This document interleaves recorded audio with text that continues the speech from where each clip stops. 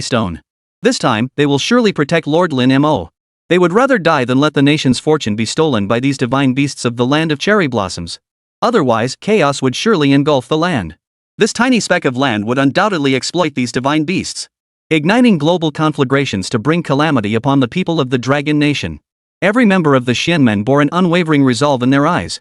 Even if it meant facing death 9 times over, unable to return their souls to their homeland, they would defend their homeland without regret, even if it meant facing death 9 times over. Thunder rolls in the heavens, earth trembles in darkness. 6 Jia, 6 Ding, upon hearing my command, dare not linger or stay. Trapping spirit array, arise. In the vast, shadowy void, heaven and earth grow dim. Thunder, lightning, wind, and fire officials, generals, and soldiers hear my name and hasten here. Drive away the dark spirits, capture the malevolent entities. Some drew talismans, others chanted incantations. Talismanic incantations and divine beast abilities collided in succession. Explosions erupted relentlessly. The Taoist practitioners were already at a disadvantage facing 6 divine beasts at once. Yet they fought with reckless abandon, relentlessly attacking. For a time, the battle became deadlocked. To swiftly eliminate these troublesome foes and seize the nation's fortune power sooner, Amaterasu watched the scene unfold and charged into the fray. You people from the Dragon Nation truly have tough bones. You'd even throw away your lives for this little thing. The Xianmen disciples were already struggling against the 6 divine beasts. With Amaterasu joining the fray, the battle swiftly turned overwhelmingly against them. We'll die before letting you succeed. Is that so? Then die. Amaterasu sneered. Then a palm strike slammed toward Wu Suowei. Wu Suowei was sent flying. Wu Suowei. Elder Wu. Seeing the scene before them, everyone's eyes turned red. In that moment, they finally understood the pain their ancestors had endured a century ago. Hatred swelled rapidly within their hearts. One by one, they fought with a bloodthirsty fury, increasingly reckless. Yet against overwhelming power, even explosive fury proved futile. Soon, the entire Xianmen faction lay gravely wounded. Amaterasu smiled with satisfaction. Overconfident fools. Let's go attack Lin Mo. Just as Amaterasu prepared to charge alongside the 6 divine beasts, unexpectedly, the first few Xianmen juniors who had been wounded charged forward. Though called juniors, they held considerable status within the Dragon Nation. Within this particular squad, however, they were still considered juniors. The moment they charged forward, they were beaten back. Just as Amaterasu and the 6 divine beasts prepared to strike the divine dragon once more, more figures burst forth. They too were repelled by Amaterasu. They were like indestructible cockroaches. They kept getting severely wounded and kept coming back, completely disregarding their own lives. Even though they could no longer inflict any real damage on Amaterasu, as long as they had a breath left in them, they will protect the nation's destiny and defend Lin Mo. This is the patriotic education instilled in every Dragon Nation citizen from childhood. It is the faith held in every heart of the Dragon Nation. They are willing to sacrifice their own flesh and blood to secure the nation's peace and ensure the endless continuation of future generations. Yet to Amaterasu, this all seemed like a mantis trying to stop a cart or an ant shaking a tree. Though lacking in offensive power, these cockroaches were an unbearable nuisance to her. She simply used a skill to bind them all together. Once Lin Mo was dealt with and the nation's fortune secured, she would properly dispose of them. Now the Xianmen practitioners of the Dragon Nation were utterly powerless to retaliate. Watching the divine beast and Amaterasu relentlessly slaughter the divine dragons, a profound wail rose from their hearts. Blood and tears stained every one of them. Helpless cries rang out. Lin Mo. Big brother Lin Mo. Hang on. They shouted furiously, their eyes bloodshot. They were filled with rage. They hated themselves for being too weak to stop it. I loathe the land of cherry blossoms, from top to bottom. They're all filled with despicable, shameless genes. Even their animals have learned it down to the last detail. Deep down, they hoped Lin Mo could endure it. Yet witnessing the scene before them, despair gripped every one of them. Meanwhile, Lin Mo, in the midst of his evolution, remained oblivious to everything unfolding outside. The immense power of national fortune enveloped him. It felt as though he were being forged in a sea of fire. The excruciating pain made cold sweat pour down his entire body. No matter how he struggled, he could not shake it off. Had he not previously balanced the force of national destiny once before? Now being relentlessly scorched by such overwhelming power, this mass of national fortune energy would have reduced him to ashes. For Amaterasu and the 6 divine beasts, with the troublesome Dragon Nation mystics no longer in the way, their assault proceeded with remarkable ease. Amaterasu launched the first strike. Though she had long witnessed the formidable strength of this swarm of dragon ants, the ever-growing force of national fortune made her eyes glaze over with envy. Chapter 73, Certain Death. A massive fireball coalesced from her palm. Flames seemed to blaze from its surface. Lin Mo, though we've never clashed before. But we're still old acquaintances. It's time for you to taste the real deal. With that, she thrust her palm forward with force. The blazing fireball hurtled toward the swarm of dragon ants. Thunderclaps rumbled incessantly overhead. The Shenmen disciples' eyes grew increasingly desperate. To their eyes, Lin Mo was now undergoing the baptism of heavenly thunder, utterly weakened. This blow would take half his life, if not his entire being. Lin Mo. Big brother Lin Mo. After the fireball crashed down, everyone waited for the outcome. To their surprise, the seemingly devastating fireball only managed to kill a single dragon ant. The Shenmen disciples rejoiced. I knew big shot Lin Mo could pull it off. Brother Lin Mo is the strongest. Amaterasu's expression shifted. Even if her attack power hadn't reached its peak, it shouldn't be this weak. Lin Mo wasn't stupid. He had no time to control these dragon ants during his evolution. He would never let them wait idly to be annihilated, making pointless sacrifices. To ensure the safety of the dragon ants and prevent his own exposure, Lin Mo had made preparations before his evolution. He had long since arranged for these dragon ants to be present during his evolution, to envelop his entire body in the sun's true fire for defense. He had also instructed them to counterattack if attacked. Thus, Amaterasu, still dazed after launching his assault, suddenly found herself under assault from these dragon ants. In an instant, bolts of lightning and thunderbolts surged toward her. Moreover, she noticed that these dragon ants seemed to target only her. Though the dragon ants' attacks were fierce, without Lin Mo's guidance, they lacked agility. Amaterasu easily evaded these attacks. They caused her no harm whatsoever. Yet this also prevented her from activating her skills. What are you waiting for? Are we waiting for Lin Mo to pick us off one by one? While dodging the skills, Amaterasu roared angrily at the 6 divine beasts. The 6 divine beasts hesitated briefly before instantly joining the fray. The divine beasts and Amaterasu joined forces against the swarm of dragon ants. The tide of battle shifted instantly. A dazzling array of skills rained down. The entire volcanic region erupted in blinding white light. But the dragon ants were simply too numerous. Even if they could defeat the dragon ants unscathed, they would eventually be exhausted to death. Amaterasu soared into the sky, surveying the scene below. The intense illumination allowed her to discern something. A faint smile touched the corners of her mouth. Everyone, use ranged attacks. This must be some kind of formation. Lightning strikes are targeting this group of divine dragons. Actually, they're all hitting the very center.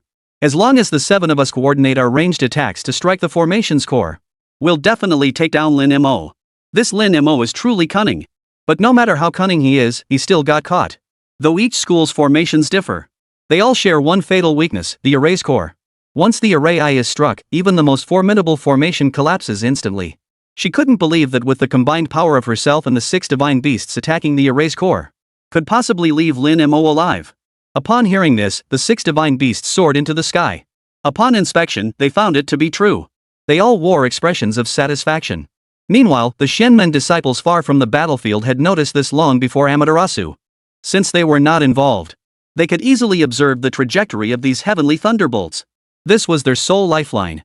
As long as the array's focal point remained undiscovered, Lord Lin Mo would surely escape. Now, these beasts have discovered it too. The Shenmen disciples were filled with anxiety. Amaterasu and the 6 divine beasts simultaneously gathered their power. 7 skills gathered, each of a different element. Like 7 rainbows, they crashed down upon Lin Mo simultaneously. Lin Mo. Big brother Lin Mo. The Shenmen disciples' shouts were hoarse and strained. Like Amaterasu, they believed this blow would surely end Lin Mo. No one had ever survived after the array's focal point was destroyed. The only difference was that they were angry and sad. Amidst this, Amaterasu and the divine beasts were filled with excitement and anticipation. Just as everyone thought they were about to witness Lin Mo's death, those 7 forces rebounded. Rebounded? Everyone present was stunned. The divine beasts and Amaterasu had unleashed their full, unrestrained power to ensure Lin Mo was struck down in one decisive blow. No one had anticipated these attacks would rebound. Naturally, no one was prepared to defend. These overwhelmingly powerful attacks bounced right back, sending them crashing down from the heavens.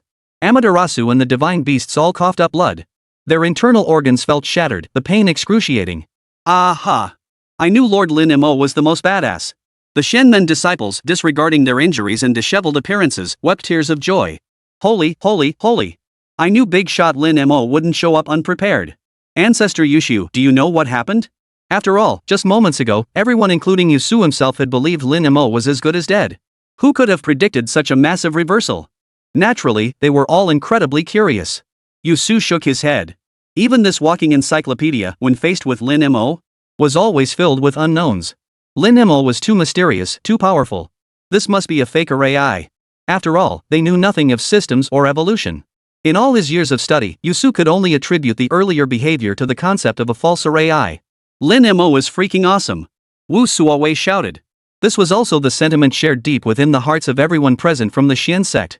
What's going on? Didn't they say hitting the array meant certain death? Mongoose's face twisted with fury. Put. Xu Xiao spat out a mouthful of blood, utterly disheartened. That old Taoist said it was a fake array core. Then where is the real array core? All 6 divine beasts turned their gaze toward Amaterasu. They couldn't care less about any guardian deity. They attacked because Amaterasu said so.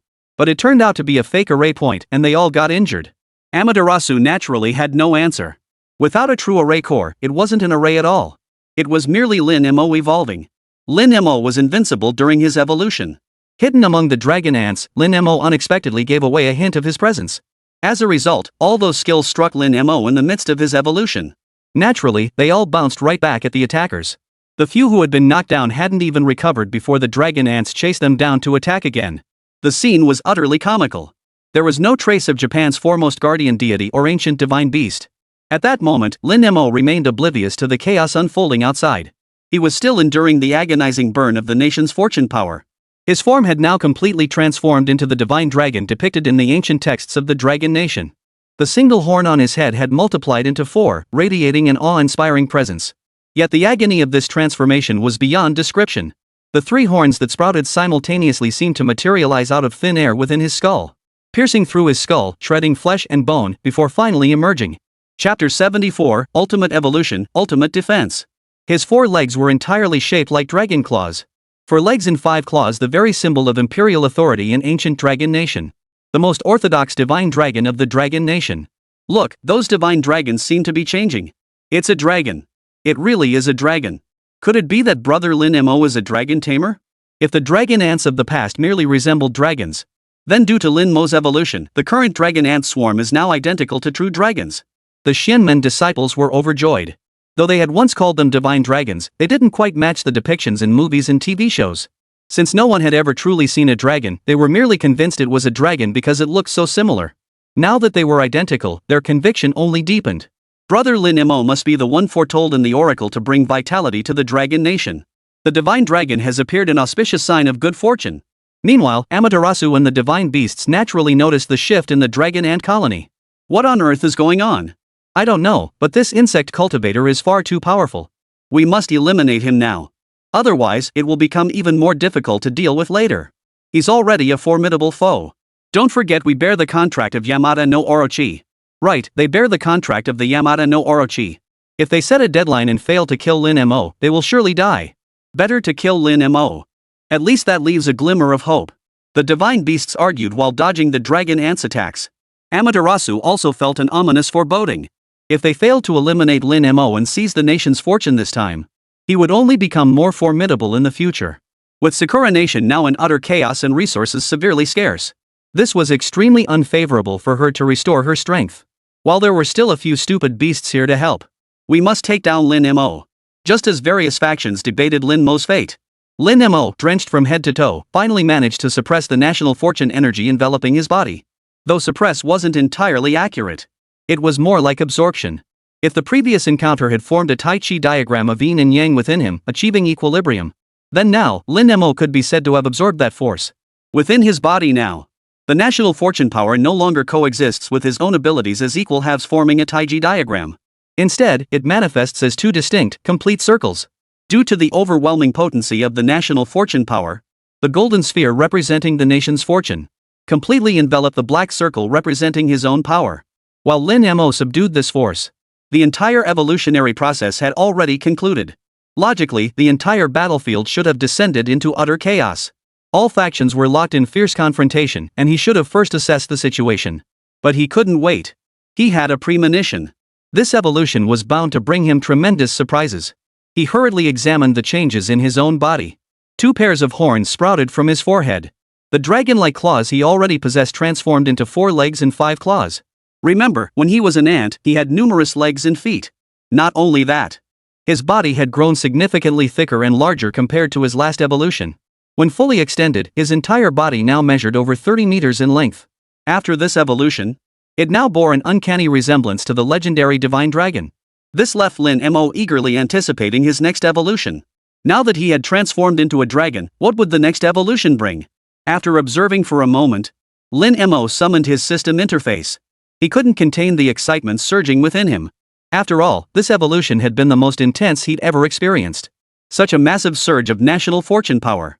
His abilities must have undergone a leap forward. Amidst Lin Mo's eager anticipation, his attribute panel materialized directly before him. Name, Lin Mo. Species, Ancient Dragon Emperor Ant Ultimate Form. Level, 1. Talent, Fission. Individual count, 740,000 primordial dragon ants fragmented. Remaining lifespan, 10,000 days. Evolution experience required, 0-100 million. Note, upon evolving into the Ancient Dragon Queen Ant, it enters its ultimate form. Each evolution completes one level up. Special Constitution, Dragon God Dao Body Ultimate Form. The sole unique constitution formed by harnessing the national fortune of the Dragon Nation, evolved to its pinnacle, achieving the strongest defense at the level of a divine beast. Active skill, Dragon Breath Ultimate Form. An attack infused with elements like Dragon Ice, Dragon Flame, and Dragon Thunder, unleashed with a single breath. Upon activation, it deals damage to everything within a 2,000-meter radius, capable of shattering rocks or collapsing mountains. Each activation randomly manifests different elements and carries a stunning effect. Upon reaching grand perfection, this skill can instantly dismantle any formation. Active skill, Dragon Roar Ultimate Form. Erupts a thunderous howl that dispels enemy buffs and instills fear. Briefly sweeps up surrounding foes. The mist formed by the roar carries inherent toxicity. Upon reaching perfection, additional unexpected effects manifest. Active skill, Time Roar Ultimate Form. A time manipulation skill that allows users to return to the past or advance to the future. Due to its overwhelming power, it can only be used on one target within a 24-hour period. Use with extreme caution. Active skill, Dragon God Illusion Array Ultimate Form. Summoning skill. Upon activation, summons an ancient dragon deity of the Dragon Nation. Currently only one deity can be summoned. As the skill evolves, multiple deities may be summoned. Before Lin Mo could finish reviewing the attribute panel, a notification instantly popped into his mind. Friendly reminder, host has evolved to the ultimate form of the Ancient Dragon Emperor Ant. The system grants an additional perk, host may freely alter their body size within physical limitations. This extra perk was incredibly useful to Lin Mo. His current form was far too massive, making him an obvious target. While the massive form offered many advantages, it also came with certain trade-offs. Many tasks he could perform before were now impossible. But with this new ability to freely adjust his size, that made many things much more convenient. Lin Mo closed the friendly reminder with satisfaction and studied his attribute panel closely. His ultimate form would likely be that of a dragon from now on. But based on the earlier notification, he guessed his size would change as his level increased. Upon seeing his constitution stat, Lin Mo couldn't help but rejoice. Divine Beast Tier Maximum Defense. He was genuinely curious now, just how powerful could it become? Dragon Breath and Dragon Roar merely expanded the area of effect and increased the toxicity. However, this poison proved exceptionally effective in large-scale area attacks. What surprised Lin Mo the most was the Time Roar skill. Chapter 75, A Bad Feeling. After entering Ultimate Evolution, Time Roar was fully unlocked. Though it could only be used once per day and targeted a single enemy each time, it was already an incredibly powerful skill. No matter how powerful the opponent, once Time Roar was unleashed, it would inevitably transform them from their prime into helpless infants. Just thinking about it was thrilling. However, since he'd already used this skill, Lin Mo's sense of novelty wasn't as strong. What he most wanted to test now was his defensive capabilities. Defense at the pinnacle of Divine Beast tier. He couldn't wait to see just how powerful that would be. The only thing that left Lin Mo slightly dissatisfied was the massive amount of experience required for this evolution. The amount of experience required for leveling up was simply too high. A full 10 times more than before. But this was proof enough of just how formidable the ultimate form of the Ancient Dragon Emperor Ant truly was. As Lin Mo's evolution concluded, the thunder and lightning in the sky subsided. What's going on? Why did the heavenly thunder vanish? Could it be that brother Lin Mo has endured the thunder tribulation and ascended to immortality? A new hope rose within the hearts of the Dragon Nation's mystics. For regardless of whether Lin Mo had truly ascended to immortality, the cessation of these heavenly thunderbolts was undoubtedly a good omen. They were naturally overjoyed. But Amaterasu and the 6 divine beasts felt quite differently. Though the dragon ants' agility remained unchanged without Lin Mo's command, they had been battling the dragon ants continuously and had naturally noticed that these creatures had suddenly grown stronger. Look, the thunder has stopped. The sky, once thick with dark clouds and rolling thunder, had unexpectedly cleared. This was once the most common weather in Sakura country. Yet the 6 divine beasts and Amaterasu sensed something amiss. Not only had disasters plagued the land of cherry blossoms lately, but such fine weather had been absent for far too long. Even if it had remained this clear, the sudden cessation of thunder and the fact that these dragon ants hadn't vanished was not a good sign. Lin Mo closed the attribute panel. He began observing the current battle situation. The entire Dragon Nation Xianmen group lay bound on the ground. They appeared to be severely injured. Meanwhile, Amaterasu and the 6 divine beasts were attacking the dragon ants. Perfect. Let them test how strong his defense had become at the divine beast tier. Lin Mo first dispatched a dragon ant to rescue the Xianmen disciples. Go, untie their ropes. Then, following the movements of Amaterasu and the 6 divine beasts' attacks, Lin Mo took a deep breath and charged straight through the swarm of dragon ants soaring before them. He pretended to be just another ordinary dragon ant, attacking Amaterasu and the 6 divine beasts. Amidst their offensive, Amaterasu and the divine beasts remained unaware. Various skills unleashed indiscriminate attacks upon the dragon ants. Lin Mo, positioned at the forefront, chose neither to activate his son's true flame defense nor to evade the attacks. Watching the ice spikes, sharper than blades, pierce toward him with blinding speed and density. Lin Mo didn't even blink. The ice spikes, which could have easily pierced skin and penetrated internal organs, shattered upon impact with the ground. This was no ordinary cold weapon. The skills unleashed by the divine beasts far surpassed those of howitzers, rockets, and the like. Otherwise, Sakura Nation wouldn't have resurrected these divine beasts and monsters. For so many years, the land of cherry blossoms had served as America's lackey. Its military might has always been formidable on the global stage. Now they harbor the foul ambition to invade other nations. This time, they didn't choose to strengthen their military forces. Instead, they poured vast amounts of time, money, and the sacrifices of their own people into resurrecting these divine beasts and demons. One can only imagine how formidable these creatures' offensive capabilities will be. Lin Mo was highly satisfied with his defensive capabilities.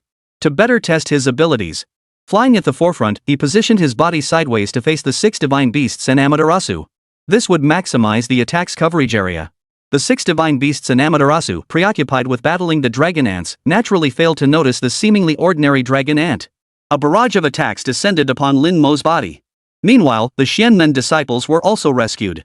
Seeing this dragon specifically come to rescue them, the Xianmen disciples believed this divine dragon was being specifically controlled by Lin Mo. They eagerly began addressing Lin Mo. Big shot Lin Mo, thank you for coming to rescue us. Brother Lin Mo, would you be willing to come home with us? Brother Lin Mo, you're just too awesome. Master Lin Mo, may I meet you? But the big shot Lin Mo before them paid them no mind. After rescuing them, he immediately turned and returned to the swarm of ants. Meanwhile, Lin Mo had finished testing these attacks. Not a single one of them can hold their own. These fierce attacks didn't even cause him a shred of pain. Test complete. You've exterminated so many of my dragon ants, it's time to teach you a lesson. Dragon breath. The moment the skill was unleashed, flames rained down from the sky. These were no ordinary flames. Infused with the power of national fortune, they radiated a golden glow upon release. Their intensity surpassed the simple sun's true flame by dozens of times. The divine beasts and Amaterasu scrambled to evade. Divine beasts struck by the flames immediately burst into blazing flames. Even water elemental skills couldn't extinguish it. Moreover, 2 of the scorched divine beasts fell into a brief state of disorientation. Though this disorientation lasted only a few seconds. If the target was not powerful enough, or merely an ordinary mortal, 3 seconds of scorching by the sun's true fire, enveloped in the power of national fortune, would reduce them to ashes. Devour. At the command, the 2 stunned divine beasts were devoured by the dragon ants in less than 3 seconds. The speed was beyond compare. Lin Mo commanded the dragon ants to devour the remaining divine beasts. Seeing Lin Mo's overwhelming power, Amaterasu knew he was no match for him. Once Lin Mo had devoured these 6 divine beasts, he would surely come for him next. Better safe than sorry. Amaterasu turned to flee. At that moment, Lin Mo had just finished devouring the 6 divine beasts. His speed after evolving was too swift. Having just dealt with Amaterasu, he witnessed the god beast's desperate attempt to flee. Trying to escape? Lin Mo wasn't about to give her that chance. The apocalypse was imminent. Once it arrived, Amaterasu would surely be restored to peak strength by the alien race, perhaps even surpassing her former might. Lin Mo never forgot. In his previous life, Amaterasu had become one of the world's greatest threats. Back then, it had been resurrected by the land of cherry blossoms and was already immensely powerful. After the apocalypse, it became an even more formidable force. The despicable tactics of the little sun were vividly embodied in Amaterasu, amplified to new extremes. Even nations that had already sided with the alien race in the previous era refused to see Amaterasu. In this new era, Lin Mo would never allow such a scourge to emerge again. In an instant, Lin Mo blocked Amaterasu's path. His speed had grown even faster now. Lin Mo, know your place and get lost. Amaterasu assumed the dragon ants before her were also under Lin Mo's control. Lin Mo wasted no words with her. A bad feeling was urging him to finish this quickly. Chapter 76, The End approaches. Just as Lin Mo prepared to launch his attack, suddenly the world shifted violently. A tremendous tremor shook the ground beneath his feet, and tiny cracks began to appear on the surface. The moment they appeared, the cracks rapidly widened. Everything on the ground began to sway violently. The sky darkened ominously, and the wind howled incessantly. Distant animals let out uneasy howls. A massive vortex appeared in the sky, as if the heavens themselves were about to tear open. Lin Mo stared at the scene before him, completely stunned. Just as he stood there in a daze, Amaterasu vanished from her spot with a single skill. Within the crumbling ruins of the Yasukuni shrine, Amaterasu spat blood. This Lin Mo was simply too powerful. The speed at which Shenlong had just appeared beside her was practically teleportation. Fortunately, he had been momentarily distracted.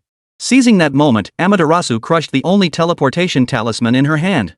She had obtained it a century ago from an Onmyoji. Since it was her only one, it was incredibly precious. She had never used it. It was meant to be kept as a lifesaver, yet she never imagined she'd use it while in Lin Mo's grasp. Moreover, this talisman inflicted immense damage on its user. It would take years to recover from the damage.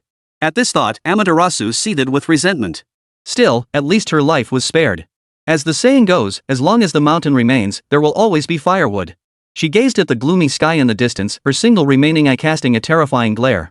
Lin Mo, sooner or later, I'll make you wish you were dead. You'll fall into my hands sooner or later. Lin Mo had no intention of fleeing from Amaterasu. He swiftly commanded the dragon ants to use their claws to haul the severely wounded Shinmen disciples off the ground. How could this happen? There were still days left. Why did it come so soon? Lin Mo murmured. Indeed, this scene was deeply etched in Lin Mo's memory. Because in his previous life, he had experienced the exact same scene. It was the moment the apocalypse arrived. In his previous life, he had spent countless late nights reflecting on what had transpired before the apocalypse struck. Countless times he had imagined what preparations he would make for the apocalypse if he could start over. It wasn't out of pity for humanity, but because the blow the apocalypse dealt to mankind was simply too devastating. Those formidable alien races assimilated fellow humans, all manner of demons and monsters. And humanity was far too fragile and insignificant to stand against them. Countless people died every day. Food was scarce, water was scarce, medicine was scarce. The wails of human suffering echoed everywhere. At first, everyone either endured helplessness and despair or perished. Lin Mo still dared not dwell on those days. So when heaven truly granted him a second chance, he raced against the clock to grow stronger, to fight against the apocalypse. But things changed. The apocalypse arrived early. Still, it was okay. Lin Mo thought optimistically. At least in this life, he was far stronger and possessed the wisdom of his past existence. This time, he would protect his family and let the blood of the alien race pay tribute to his fallen comrades. Meanwhile, the members of the Dragon Nation Xianmen knew nothing of this. Holy, what the hell is Lin Mo up to? What's going on with this weather? Could something even more powerful be emerging? Hong Jinhua speculated based on previous appearances of great demons in Sakura Nation. FCK, you little SHT. Are they ever going to stop? How twisted must a nation be to conjure up so many monstrous things? Yusu snapped his fingers in a ritual gesture, his voice filled with lament. The one I warned you about, it's here. What? You know, that dire omen you mentioned, the one about the world descending into chaos and humanity facing extinction? Holy, what do we do now? Wu Suowei blurted out. The sky grew increasingly overcast, then suddenly erupted with thunder and lightning. Lin Mo retracted most of the dragon ants and led the Xianmen disciples and Yuzua to the nearest dilapidated temple. Once inside, he dropped them off. The Xianmen disciples had barely sat up from the ground when a torrential downpour began outside. It truly felt as if the heavens had sprung a leak. The rain from above didn't feel like natural rainfall at all, it was as if someone were continuously pouring buckets of water from above. Lin Mo, would you be willing to return with us? I suppose since I can divine such an ominous hexagram, you must already know. Though I don't know what purpose you had lingering in the land of cherry blossoms, or if you achieved it. But now the Dragon Nation needs you. Your compatriots need you. This isn't moral blackmail, it's a plea. I implore you to save the Dragon Nation. With that, Yushu knelt directly before him. He had first calculated that a glimmer of hope had emerged for the Dragon Nation amidst this catastrophe. Based on the circumstances at the time, he deduced that this glimmer was Lin Mo. Then he witnessed the profound, fateful connection between Lin Mo and the nation's destiny, which only reinforced his conviction. Now, witnessing Lin Mo's formidable power firsthand, Yushu felt compelled to plead with him for the sake of the Dragon Kingdom. Even if he was mistaken if Lin Mo wasn't the lifeline he'd seen in the oracle. But with Lin Mo's formidable power, he would undoubtedly become the Dragon Nation's strongest ally. The Shenmen disciples, privy to certain secrets, naturally knelt alongside him. Brother Lin Mo, come home with us. Yes, we need you. Brother Lin Mo, if you're willing to return with us, I wouldn't mind serving you like a beast of burden, I'd never complain. Led by Yushu, the entire group willingly bowed their heads to Lin Mo. Seeing such profound deference, Lin Mo was utterly unwilling to accept it. He quickly had the dragon ants lift several people back up to prevent them from continuing to kowtow. Brother Lin Mo, you don't want to come back with us? Someone asked, their eyes brimming with disappointment, though they refrained from saying anything excessive. Lin Mo's choice was his own affair. They had no intention of morally coercing him, much less forcing him. Even if he had the power to do so, they wouldn't force him. They were willing to sacrifice their lives for their country and fellow citizens, but they would never force others to do the same. Lin Mo watched the group, their faces set as if heading straight to their deaths, and felt a pang of helplessness. He hadn't said he wouldn't return, yet they hadn't given him a chance to speak. Lin Mo sighed. I'm willing to go back with you. Lin Mo commanded several dragon ants to speak in unison. The Dragon Kingdom is also my homeland, and its people are my kin. Rest assured. Lin Mo immediately put the Shenmen disciples at ease. Really? Brother Lin Mo, you're truly willing to return with us? That's wonderful. Then let's set out immediately. With this apocalyptic weather, how are we supposed to get back? Planes definitely won't fly, and using magical artifacts in this downpour isn't practical either. The Shenmen disciples began chattering among themselves. They weren't ordinary people, they possessed a certain sensitivity to such dangers. Now, each person felt a deep sense of urgency, desperate to return home. To see their loved ones and friends, to be by their side. Chapter 77, Unconditional Trust. This group was far too noisy, leaving Lin Mo no chance to speak. A thunderous clap of thunder erupted, silencing the Shenmen members momentarily. Once the thunder passed, Lin Mo spoke slowly. I can go back with you, but not now. Then when? The moment Lin Mo opened his mouth, the Shenmen disciples immediately tensed up again. They dreaded the possibility that he might suggest waiting 3 to 5 years before returning. Forget 3 to 5 years, they couldn't even afford to wait 3 to 5 months. Sakura country was already plunged into immense disaster, and now this bizarre weather had compounded the crisis. Everyone's phones showed zero signal, unable to receive any news from the Dragon Kingdom. An unprecedented sense of panic gripped their hearts. I wonder how things are going over in the Dragon Kingdom. I must eliminate both Amaterasu and the demons of the land of cherry blossoms. Lin Mo must eliminate these threats before they defect to foreign powers. Otherwise, they'll become a massive problem for the entire world. Though they didn't know why Lord Lin Mo spoke with such certainty, they were willing to trust him unconditionally. Alright, we're with you. Lin Mo naturally preferred to act alone, but he suspected these stubborn souls wouldn't agree anyway. Oh well. Lin Mo tossed down several bottles of pills. See what you can eat. These were all obtained from those divine beasts earlier. Thanks, big shot Lin Mo. The Shenmen practitioners had sustained numerous injuries during the earlier battle. Just holding out this long was impressive enough. These pills are top-notch. Yusu concluded after sniffing each one. However, the herbal ingredients were clearly unique to the Dragon Nation. The mystics possessed considerable knowledge of herbal medicine. Damn it, these little bastards only know how to steal and plunder others' belongings. Divine beasts never placed much importance on external injuries, so naturally, there were no ointments suitable for treating wounds here. This damn weather without medicine, these wounds will definitely get infected in 2 days. Wu Suowei sighed, gazing at the downpour outside. It won't.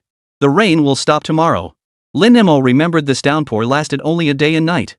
However, due to the immense rainfall, many coastal cities suffered significant damage. Yet it seemed the downpour in Sakura country was even heavier than the one that had hit Dragon country years ago. I have some external wound medicine here. As a beautiful female demon, Tamamo no Mae cherished every inch of her skin. Thus, she possessed a considerable supply of remedies for treating external injuries. Tamamo no Mae spoke cautiously. She was truly afraid Lin Mo would lose his temper. Ever since the Yamada no Orochi appeared, she had been hiding. Later, when Lin Mo underwent his evolution, she knew he was in no danger and still did not show herself. Even when the Shenmen disciples suffered severe injuries, she remained hidden. She was truly terrified. As a demon, even one as renowned as herself, she dared not provoke divine beasts or Amaterasu. She reasoned that although Lin Mo and these people were all citizens of the Dragon Nation, only Lin Mo was her master. Unless he gave orders, the lives of these people were none of her concern. But now, seeing how close Lin Mo and his group had become, fear gripped her. After all, Lin Mo could decide her fate with a single thought. Wu Suowei and the others had naturally seen Tamamo no Mae before. When they saw Lin Mo take her away, they were naturally curious, but refrained from asking questions out of deference to the situation. Now that she'd spoken up, their curiosity was piqued once more. Big shot Lin Mo, how come you're keeping a little fox spirit around? What do you know? A little fox spirit, once cleaned up, is actually quite nice. Having her around to interpret flower language isn't bad either. The group shared a knowing chuckle. The first time they met Tamamo no Mae, she wore a traditional Japanese makeup style. Not only did Lin Mo find it unappealing, but it was something none of them could appreciate. Now, at Lin Mo's request, she'd washed away the makeup. Surprisingly, she now exuded a pure yet alluring charm. Stop imagining things. Watching everyone's thoughts spiral off track, Lin Mo was utterly speechless. He was swamped with work right now. Who had time for such thoughts? Yamatsu was now my servant. The moment those words left his mouth, the expressions on everyone's faces became even more obvious. They all wore expressions that said, I get it. Add to that Tamamo no Mae's coyly bashful expression. What's there to be shy about for a century-old demon? She just wants everyone to misunderstand. Lin Mo didn't bother to argue with her. Let them think whatever they want. After all, this kind of scandalous gossip doesn't affect men anyway. Lin Mo instructed Tamamo no Mae to bring out the healing medicine for everyone to use. Sakura country was situated on an island in the vast ocean. Its original ecological environment was already in dire straits. Lin Mo believed this crisis might spell the nation's complete collapse. We must prepare early. We can't wait for the rain to stop. Form pairs. One team heads to Lingya Bay to locate the Dragon Nation's garrison and order their immediate evacuation. The remaining teams will fan out across the region to eliminate the demons. The demons left behind now aren't particularly powerful. Two-person teams will suffice. I'll leave a dragon ant with each team for communication and support. I'll go find Amaterasu. Lin Mo, why are we withdrawing the troops? Lingya Bay was the territory ceded as reparations to the Dragon Nation by the Prime Minister of Sakura Nation just days ago, before the eyes of the entire world. Now it's swarming with Dragon Nation citizens and troops. The feeling back then was indescribably satisfying. They'd longed for this day for so very long. Truthfully, the land held little practical significance for the Dragon Nation, yet it carried immense symbolic value. So abruptly withdrawing the troops now demands an explanation. I suspect Sakura Nation will sink completely into the ocean. A bolt of lightning split the darkness, flooding the room with sudden light. The room fell instantly silent. Yu Su was the first to speak. I'll go. As a high-ranking member of the Xianmen, his words carried greater authority. After all, withdrawing troops wasn't something just anyone could order. I'm going to slay the demon now. Me too. An indescribable excitement surged within each of them. Crush the little days, annihilate the little days. It was the most common phrase among every Dragon Nation citizen. They never imagined this plan would one day come to fruition. Because they would never initiate aggression against any nation. They hated the little days, wishing every last one of them dead. After all, the blood feud runs deep, unforgettable for all eternity. But they would never initiate such actions, for to do so would make them no different from those beasts. The people of the Dragon Nation are the most ardent advocates for world peace. They fear no enemy, yet they will never initiate aggression. Yet now that heaven has made the choice for them, how could they not be stirred? At last, they can deliver these petty creatures before their ancestors. Let them face their ancestors and truly repent. No one questioned Lin Mo's decision. They trusted him unconditionally. Braving the torrential downpour, the Xianmen disciples stepped out of the dilapidated temple. The rain couldn't dampen their excitement. They waited to see what would become of Xiao Rizi. Heaven's net is vast, yet nothing escapes its grasp. Retribution is not delayed, it is merely awaiting its hour. Chapter 78, Heaven's justice is clear, retribution is inevitable. After all the Xianmen disciples had left, Lin Mo shrank his body. This unexpected perk felt incredibly comfortable and made movement remarkably convenient. Yamazusan, go find Amaterasu. Amaterasu must be dealt with before he returns to the Dragon Kingdom. In the land of cherry blossoms, these native yokai were still the most efficient at tracking people down. Understood. How shall I contact you, my lord? I'll have a dragon ant follow you. Report any discoveries directly to me. Understood, my lord. Lin Mo finalized all arrangements and stepped out. The rain in the sky grew heavier and heavier, showing no sign of stopping. Many houses were washed away, and the streets were filled with displaced people. Rivers and seas continued to rise, their waters overflowing their banks.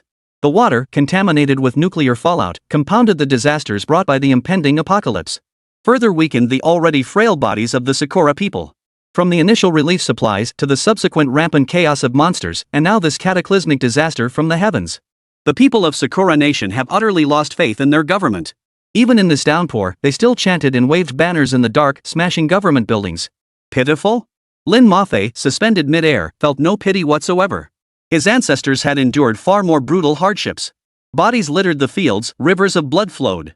And all that suffering was caused by Sakura Valley. They were selfish, despicable, violent. Negative words alone could never fully describe their vile deeds. What the people of Sakura Nation endure now is entirely of their own making. Their government's inaction. They dumped nuclear waste everywhere, polluting the global environment. They resurrected mythical beasts and monsters, seeking to ignite war, only to have it backfire on their own people. Lin Mo gazed upon the scene before him, finding only the words "they deserve it" to describe it. Divine justice is clear, retribution is swift. These little darlings who grew up drinking the blood of their dragon nation finally tasted the bitter fruit of their own actions. Lin Mo dispatched most of the dragon ants to various regions of the land of cherry blossoms to devour the demons. He aimed to devour them completely before the foreign race could reclaim them. As dawn broke, the rain ceased just as Lin Mo had predicted. Yet everywhere, washed-out buildings, collapsed skyscrapers, a sodden environment, cracked earth, and humans with weakened immunity. Under these conditions, the death toll among Sakura Nation's people surpassed even last night's rain-soaked toll. Nationwide power and water outages were widespread, with only the internet still functioning. Lin Mo led the dragon ants, relentlessly devouring the demons. These minor demons were but a drop in the bucket for the experience he now required. Still, every little bit counts, at least there were plenty of them. During the devouring process, he paid no attention to the people of Sakura Country. He knew these people were doomed to die anyway. Even if Sakura Nation didn't sink completely as he had predicted, these people couldn't withstand the relentless succession of disasters. Lin Mo had no time to dwell on those facing death. What he didn't know was that the citizens of Sakura Nation didn't see it that way. These divine dragons quickly became internet sensations worldwide. Countless Sakura Nation citizens took to the internet, claiming that when they were about to be devoured by monsters, it was these divine dragons who saved them. At first, netizens were skeptical, especially those in the Dragon Kingdom. Divine dragons were traditional deities of the Dragon Nation. How could they possibly go save ordinary people? The internet erupted in an instant. You guys are hilarious. Are you delusional? How could our dragon country's divine dragons possibly save you? If divine dragons went to Sakura Country, they'd devour you beasts. Rescue? Ha! How could a dragon possibly appear in that dump called Sakura Country? Netizens from various countries chimed in too. Good heavens, so the Dragon Nation really does have dragons. That's how it should be. Humankind is one community. When any nation faces disaster, people from other countries can't just turn a blind eye. I don't believe it. A despicable country like Dragon Nation couldn't possibly have good intentions. All sorts of opinions flooded in. Naturally, the netizen who called Dragon Nation despicable received a warm welcome from Dragon Nation's netizens. Then someone posted a video of a divine dragon devouring a demon. Views skyrocketed instantly, and the comments section erupted. Dude, your Photoshop skills still suck. Wow. It really is a dragon. You guys live in a fantasy world. How else could you come up with something this absurd? Why not just go watch it? Excuse me? Don't you guys have anything original? Even your savior is ripped off from another country. What? Did you learn this from the neighboring thieving country? Until more and more netizens from the land of cherry blossoms started posting videos of the divine dragon saving people. Netizens in the dragon country were furious. Meanwhile, Lin Mo remained oblivious to all this. To him, these monsters from the land of cherry blossoms were nothing but easy prey, utterly harmless. Unbeknownst to him, Lin Mo had flown back to the very spot where he had first been reborn. A demon was voraciously devouring local residents. Literally eating them. These low-level demons were no different from beasts, grabbing people and shoving them whole into their mouths, chewing and swallowing. Lin Mo teleported instantly above the demon's head and seized it with his claws. He then flung the creature violently, sending the human it had been about to devour tumbling to the ground. He then instantly devoured it. It wasn't that he wanted to save this person from the land of cherry blossoms. Rather, the sight of this little fellow having an arm torn off, looking bloody and mangled, was simply revolting. The experience points gained from ordinary humans were negligible. He had a cleanliness obsession. He couldn't stomach it. But the little ones didn't see it that way at all. To them, Lin Mo now resembled a divine savior. In their darkest hour of despair and helplessness, he had saved their lives. Add to that the online rumors. The group immediately knelt down, kowtowing to Lin Mo. Thank you, Divine Dragon. Thank you, Divine Dragon, for bringing us hope. Thank you, Divine Dragon, for saving us. Lin Mo felt utterly cursed to be mistaken for a savior by these beasts. The Divine Dragon saved you? If heaven hadn't decreed your deaths, would I have spared you? Lin Mo was utterly fed up and hurried away. He needed to swallow these things quickly and get out of this disgusting place. Meanwhile, every single frame of this video was uploaded to the internet by little days. Title: Thanks to the Divine Dragon's assistance, hope comes to the land of cherry blossoms. But the content reads, could it be that the Divine Dragon has always been the guardian spirit of the land of cherry blossoms? Otherwise, why would so many come to help the land of cherry blossoms? He. Below are comments from countries around the world. Thank you, Divine Dragon. I believe you belong to our land of cherry blossoms too. Can the divine dragon come save our country? This global apocalyptic radiation disaster, it's just that no other country suffered as severely as Sakura Nation. It's entirely possible. I've studied the history of the Dragon Nation and there are many unexplained aspects. Chapter 79, The Divine Dragon has come to destroy you. I think the Dragon Nation stole it. They love stealing our Korean stuff. Dragon Nation netizens were utterly furious. You guys have no shame at all. The Divine Dragon is our national deity and its history predates your tiny country's very existence. Hilarious. You'll steal anything, huh? First you plundered our resources and property on our land, waging rampant invasions. Now you're trying to steal our deities too. You horse are dead. FCK your little lives. Dragon Nation will crush your tiny country sooner or later. You thieves of a country, and you still have the nerve to speak up? What the hell are you? Seeing how badly you've been hit this time? That's karma. Heaven itself can't stand watching you evil spirits wreak havoc on the world. In stark contrast to the fury boiling over among the Dragon Nation's people. On the Sakura Nation side, netizens felt filled with hope. With so many divine dragons coming to their rescue, what was there to fear? The disaster would pass sooner or later. But the Dragon Nation's fury presented the perfect opportunity for mockery. I know you're anxious, but hold your horses.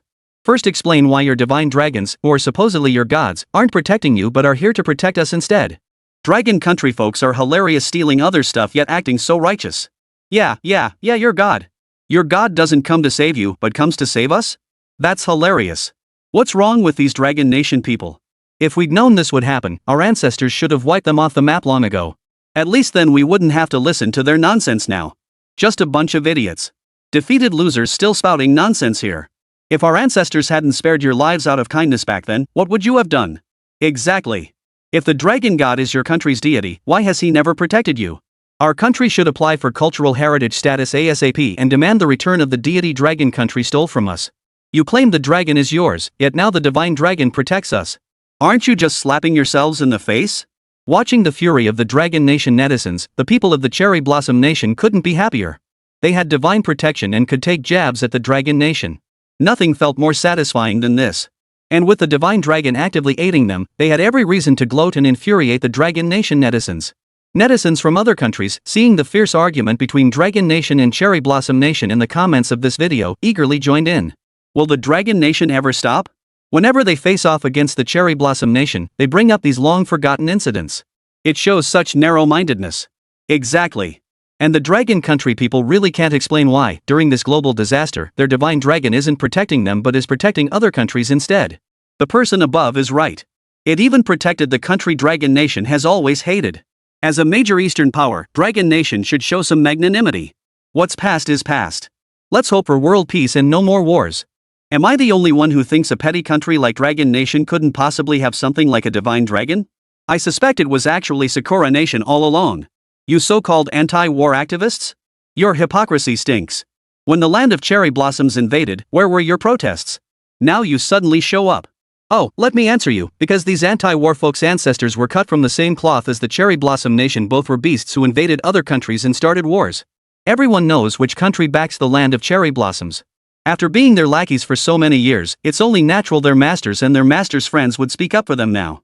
Of course, there are also those who understand the truth. Historically speaking, the divine dragon has indeed been the totem and symbol of the Dragon Nation since ancient times. As for all the online commotion, Lin Mo knew nothing of it. He had just received word from Tamamo no Mae that she had found traces of Amaterasu. Lin Mo rushed to the scene. Meanwhile, Amaterasu had long sensed the celestial anomalies. By now, the capable members of the Sakura Nation's government and its wealthy elite had already fled. The remaining government personnel had all been taken under Amaterasu's control. Lin Mo's power continued to grow, bolstered by his vast army of dragon ants. In this small land of Sakura, no matter where she hid, she would be easily found. Therefore, she had taken control of the government officials, ordering them to concentrate all military forces at a large base. She threatens them, demanding they ensure her safety. Since hiding was impossible, it was better to prepare early. Meanwhile, journalists from around the world, having seen reports online about dragons in Sakura Nation, rushed to the scene. For them, this was their job. No matter how the world changed, as long as people weren't completely wiped out, they had to report. Unfortunately, the divine dragons were too scattered to focus their coverage. Yet their keen instincts sensed another major story brewing, and word spread like wildfire. These journalists rushed headlong to this massive military base. They scrambled to document the current state of the Sakura Nation government. Yet no matter how they pleaded with the guards, the Sakura Nation government refused to open the gates. Frustrated journalists began expressing discontent toward Sakura Nation, launching live streams to expose the government's evasive tactics to the world. At that very moment, Lin Mo, having received word, arrived at the military base with a large swarm of dragon ants. He was captured on camera by the journalists. The dragon! The dragon has arrived. Could the divine dragon have come to aid the government in saving Sakura Nation? I told you the divine dragon is ours. Thank you, divine dragon. Before their screens and televisions, netizens across Sakura Nation knelt and bowed their heads, thanking the divine dragon for saving their country. If Lin Mo could hear their prayers at that moment, he would surely flash a sly grin and retort, "Wrong guess, folks. The divine dragon came to destroy you." Saving them? These little guys sure have some nerve. Lin Mo has arrived. Use every means at your disposal. Deploy your most advanced weapons to attack him. You must blow him to smithereens. But Lord Amaterasu, everyone says the divine dragon came to protect us. Useless fools. The so-called divine dragon is merely that insect cultivator Lin Mo's puppet. There is no divine dragon. Amaterasu dismissed them with contempt. If her power hadn't been weakened, she wouldn't have bothered wasting breath on these useless fools. So it's that insect cultivator Lin Mo? The Sakura Nation's high command knew full well that Lin Mo hailed from the Dragon Nation, having destroyed much of their infrastructure and killed countless soldiers.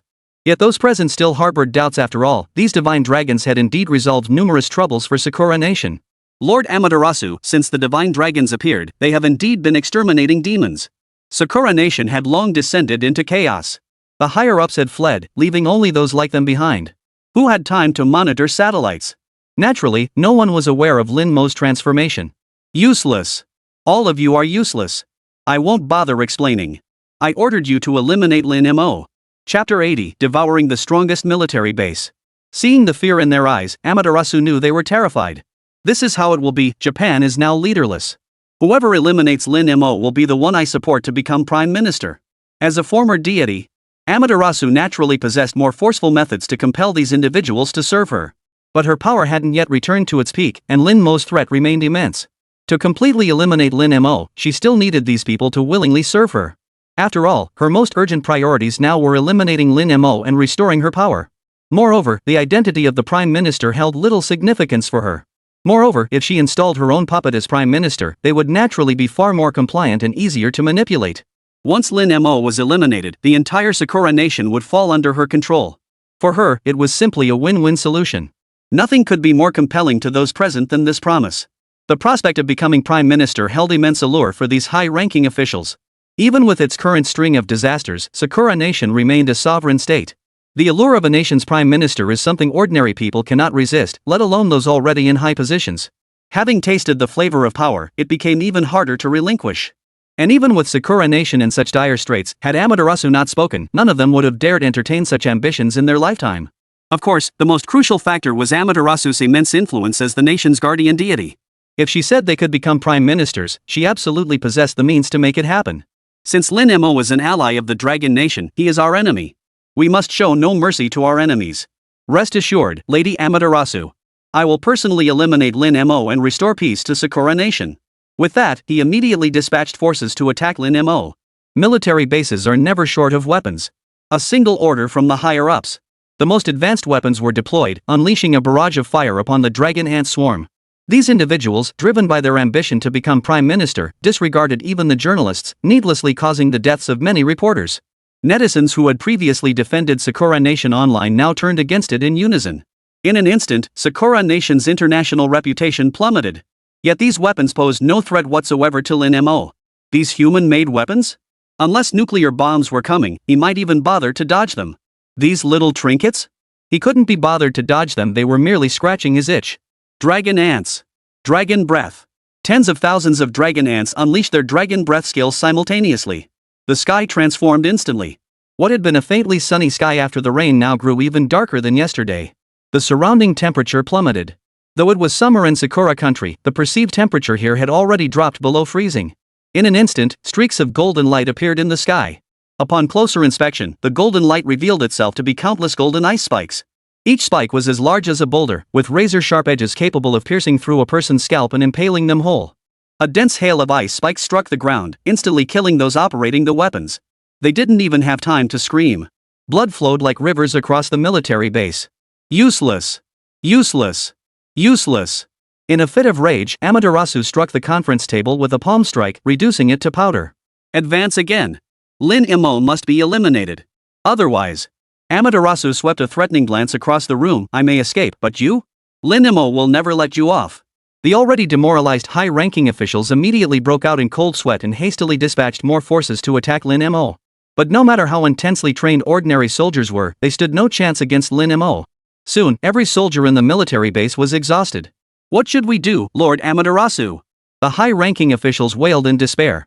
At that moment, the Prime Minister was the last thing on their minds. All they wanted was to survive. Once dead, they'd be unable to enjoy anything. Keep fighting. Amaterasu knew there were still operators inside the military base. They only needed to remotely control the weapons from within the building, and those were weapons of much greater scale. The high-ranking officials were naturally displeased. Those weapons possessed immense destructive power, and they were right here in the military base.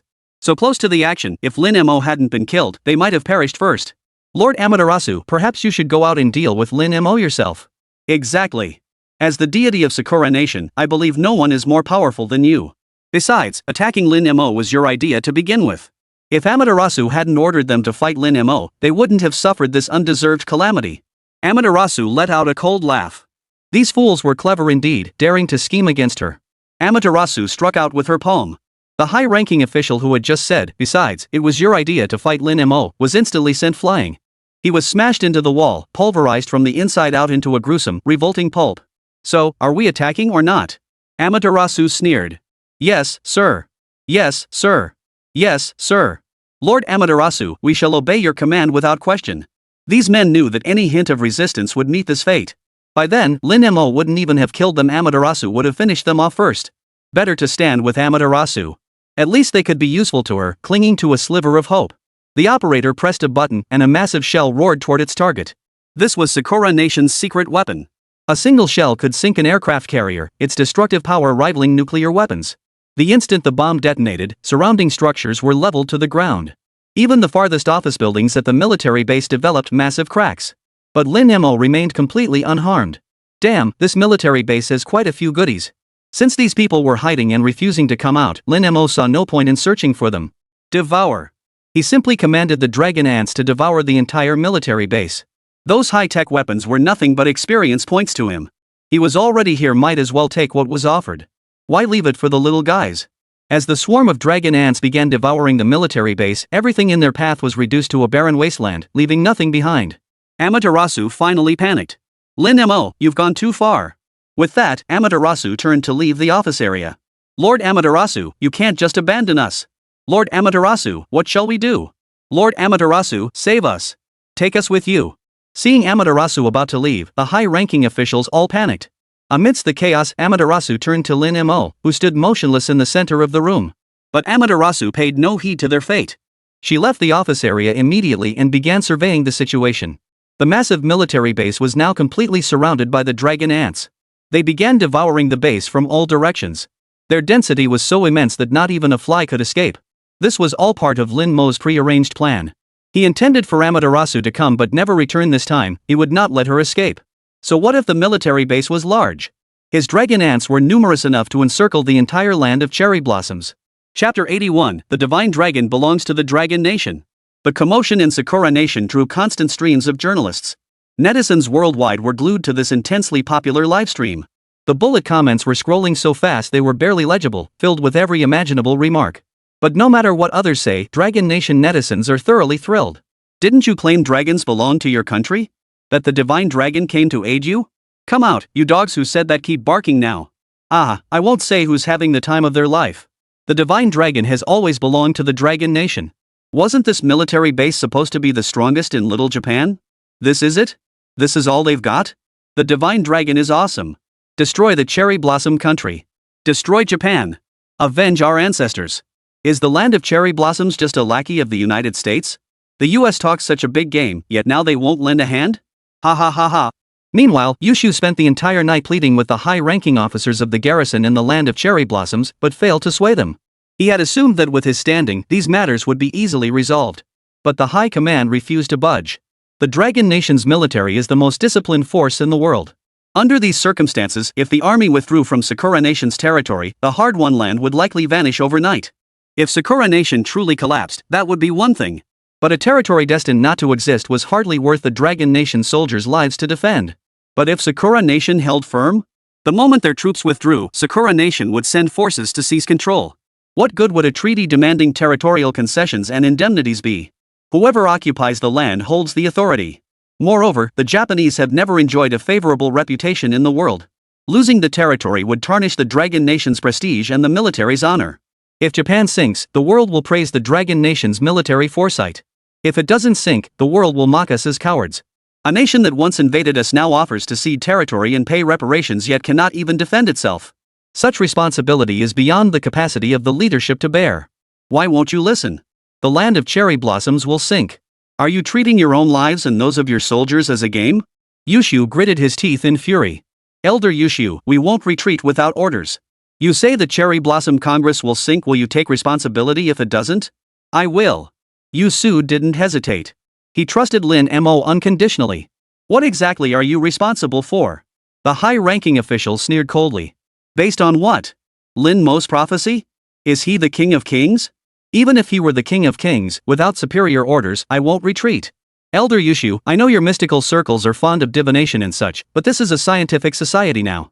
You need to keep up with the times. The soldiers actually look down on the practices of the mystical sects. Their military achievements were earned through real combat fighting with weapons and their own flesh and blood. Having slaughtered so many on the battlefield, they refused to believe in ghosts and gods. If spirits truly existed, why hadn't any vengeful souls come for them yet? Yushu had heard countless such remarks throughout the night, and now, having gone without sleep, his head ached. All right then, he said. I understand you can't make decisions about such large-scale operations on your own. Why don't we connect directly with Old Wang? The high-ranking official hesitated. His initial instinct was to refuse. He didn't believe in Lin Mo's prophecy. But he knew Yushu had the means to reach Old Master Wang. He feared the consequences of accountability. It wasn't that he feared the consequences, but his deep respect for Elder Wang made him unwilling to lose face before him. Whatever you say. The executive dispatched an assistant to contact Wang Lao's support team and arrange a video call. Soon, a middle-aged man with a gentle expression appeared on the other side of the screen. Though his face bore a smile, the innate aura of a superior figure radiating from him was impossible to ignore. Past middle age, his gaze had grown piercingly sharp, making direct eye contact difficult. The executive, who had been impatient with Yushu moments before, immediately sat up straight and composed himself. Mr. Wang. Senior Wang. Yushu, Xiaogao has already briefed me, but I'd still like to hear your perspective. Even Yushu, a seasoned leader who remained unflappable through storms, felt a rare flicker of tension in Wang Lao's presence. He first detailed the recent situation in Sakura country, then analyzed it in light of the current international crisis. Master Wang, I trust Lin Mo. We can't gamble with the lives of thousands of soldiers. The words had barely left his mouth when cold sweat broke out on Yusu's brow. He had been far too careless to utter such words. Everyone knew how deeply Elder Wang cherished his soldiers. Though the old man's face remained expressionless. The air in the room suddenly froze, as if sucked dry. The old man's imposing presence, commanding respect without a single word, left the two men present too intimidated to even lift their heads and check if he was angry. After about half a minute, their clothes drenched in sweat, the old man finally spoke slowly. Yushu, I didn't go to take the soldier's wager. It was a matter of utmost urgency. I understand, Elder Wang. I was just too anxious earlier. Yushu's head bowed even lower than before. This concerns the honor of the Dragon Nation and the vital interests of every citizen. To make such a decisive move, I must speak with Lin Mo myself. It's not that I don't trust you, I need to hear it directly from Lin Mo. As a high-ranking official in the Dragon Nation, Old Wang naturally knew what Lin Mo was doing. But every absolute decision he made affected the people of the Dragon Nation. Naturally, he could not make decisions based on unfounded speculation about someone he had never met. Understood, Elder Wang. Lin Mo can speak with you immediately. Oh? He's here? Old Wang was well aware of Lin Mo's activities at the military base. Could he possibly control so many divine dragons from thousands of miles away? He's not here. Please hold. Yusu pulled a cloth pouch from his pocket. Upon opening it, a golden dragon instantly shot out. This was Lin Mo's pre-arranged plan. He knew this mission wouldn't be accomplished easily. Among all the teams, he had only given Yusu and Yuzuha the ultimate form of dragon ants. Yuzakian couldn't possibly search for people while openly carrying such massive dragon ants. And Yusu couldn't operate within a military restricted zone with such a massive dragon ant. Even someone as worldly as Old Wang couldn't help but show interest upon seeing this tiny golden dragon.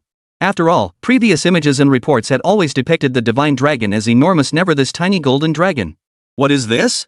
This is the device that can contact Lin Mo. Yusu finished speaking and immediately summoned Lin Mo. Lin Mo happened to be free at that moment, waiting for Amaterasu to appear. Big shot Lin Mo. Speak.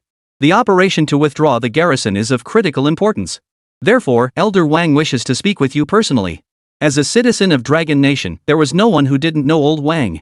Chapter 82, Troop Withdrawal. Old Master Wang. In his previous life, Lin Mo had held this venerable elder in the highest regard.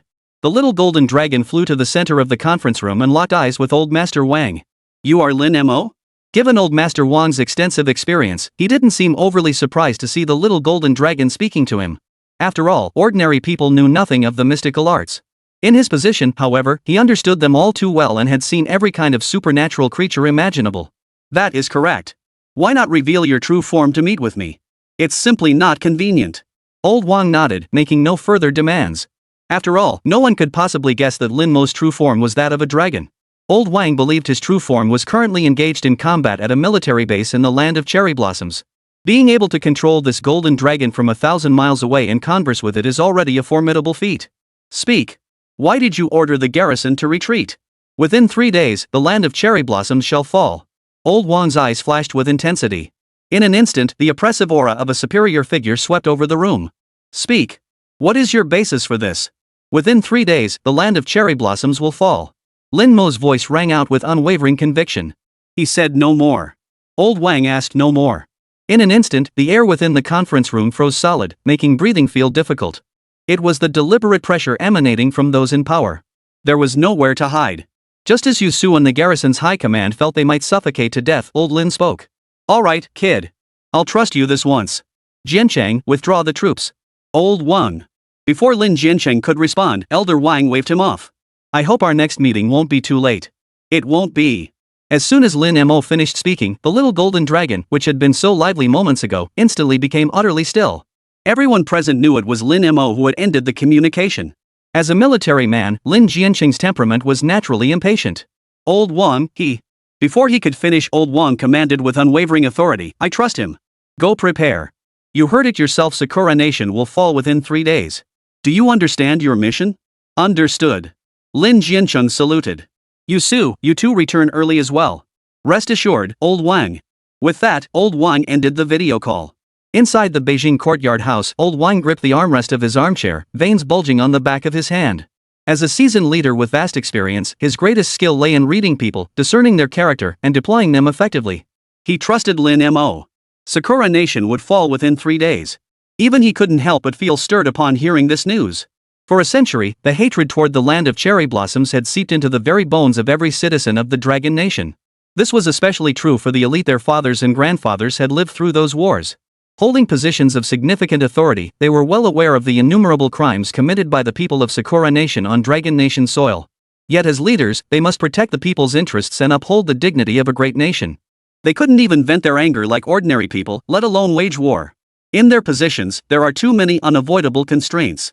Now, at last, this day has come. Let those from the land of cherry blossoms go to hell to atone for their sins. The military base was being swallowed up more and more. Those high-tech weapons all became Lin Mo's experience. Most of these weapons held far more experience points than those minor demons, and Lin Mo was quite satisfied. Amaterasu saw there was no escaping it. With no other choice, it revealed itself. You cowardly turtle, done hiding now? The dragon ants surrounding the military base roared in unison, their voices deafening. Amaterasu was furious. As the guardian deity of Sakura Nation, she had never been so thoroughly humiliated. Yet time and again, she had failed against Lin Mo. Moreover, Lin Mo's actions had utterly humiliated her in front of these commoners. She cared little for these commoners, but they were obligated to worship and respect her. Lin Mo, you've gone too far. A sword materialized in Amaterasu's hand.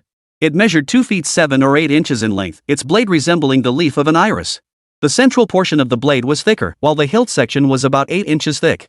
It featured multiple ridges that were uneven, resembling the spine of a fish, entirely white from top to bottom. This sword was one of the legendary 3 sacred treasures of Sakura Nation, the Aim no Kagetsuchi. Legend held it was Amaterasu's personal weapon. What a splendid thing. Lin Mo couldn't help but praise the sword as he examined it, his eyes gleaming with a determined light. Of course, he wasn't acquiring it for his own use. A dragon like him had no need for swords. Besides, he had no desire to use anything from the land of cherry blossoms. But if he could devour this divine sword, the experience points would be immense. If Amaterasu and the land of cherry blossoms ever heard of this, they'd be furious. After all, this legendary divine sword was something even the emperor himself could not freely view. Amaterasu soared into the sky. With a single swing of her sword, a commanding blade of energy shot straight toward the swarm of dragon ants. The dragon ants struck by the blade perished instantly. These dragon ants were ancient dragon ants remnants from before Lin Mo's evolution, naturally lacking such high defensive capabilities. Yet even so, the mere sword energy was enough to claim their lives. This alone demonstrated the formidable power of the Amaterasu sword. Lin Mo had no intention of using the Time Roar skill directly. Amaterasu was a formidable opponent. Since his evolution, Lin Mo hadn't encountered an opponent this formidable. Naturally, he wanted to test his current strength against her.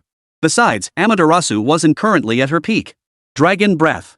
At Lin Mo's command, tens of thousands of dragon ants unleashed their abilities simultaneously. Fireballs the size of boulders, enveloped in golden national fortune energy, slammed into Amaterasu from all directions. A single one contained enough force to crush an elephant, let alone the additional damage from the scorching fire element.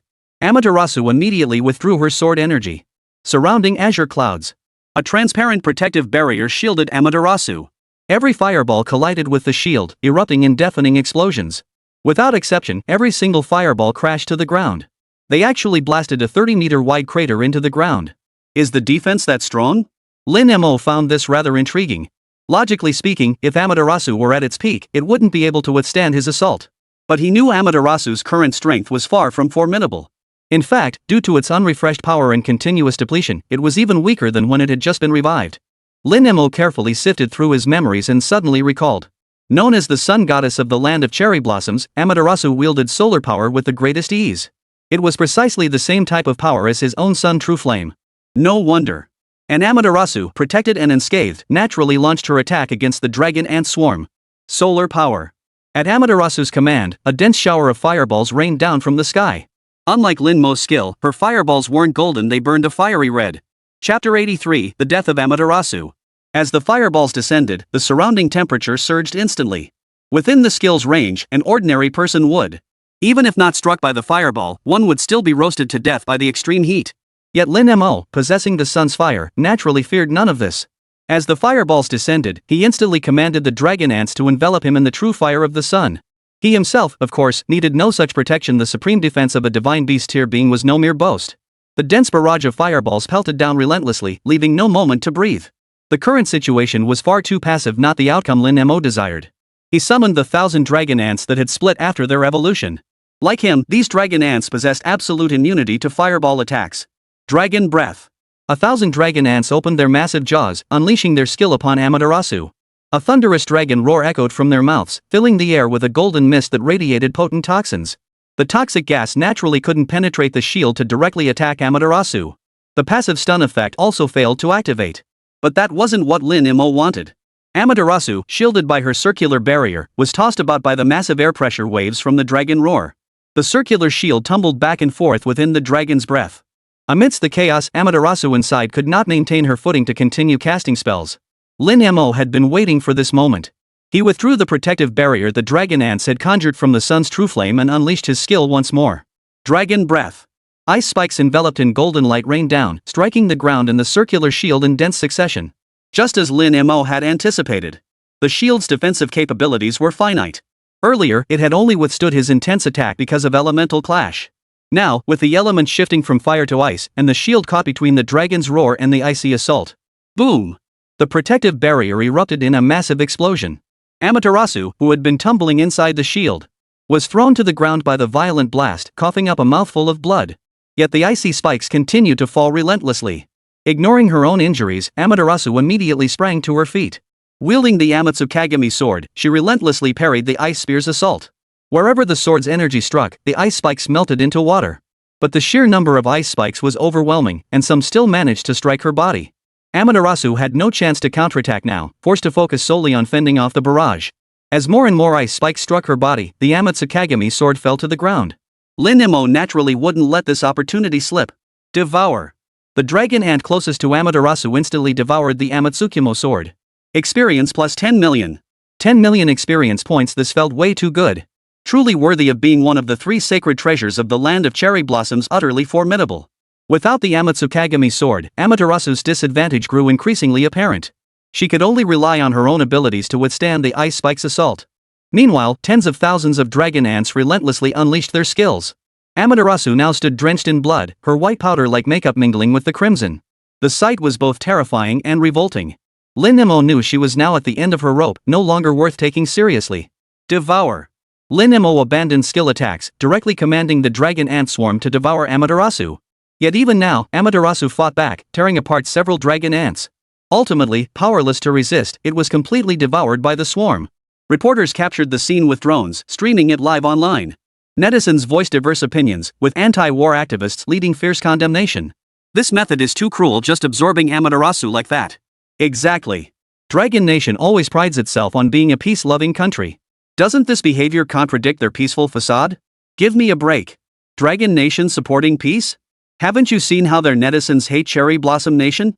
They're practically itching to launch an attack. Dragon Nation is truly the most hypocritical country I've ever seen. Serves them right for invading us back then. A nation this despicable deserves to be wiped out. Meanwhile, netizens from the Dragon Nation launched fierce counterattacks. But they aren't angry at all right now. Not only are they not angry, but they're actually feeling pretty good about it, okay?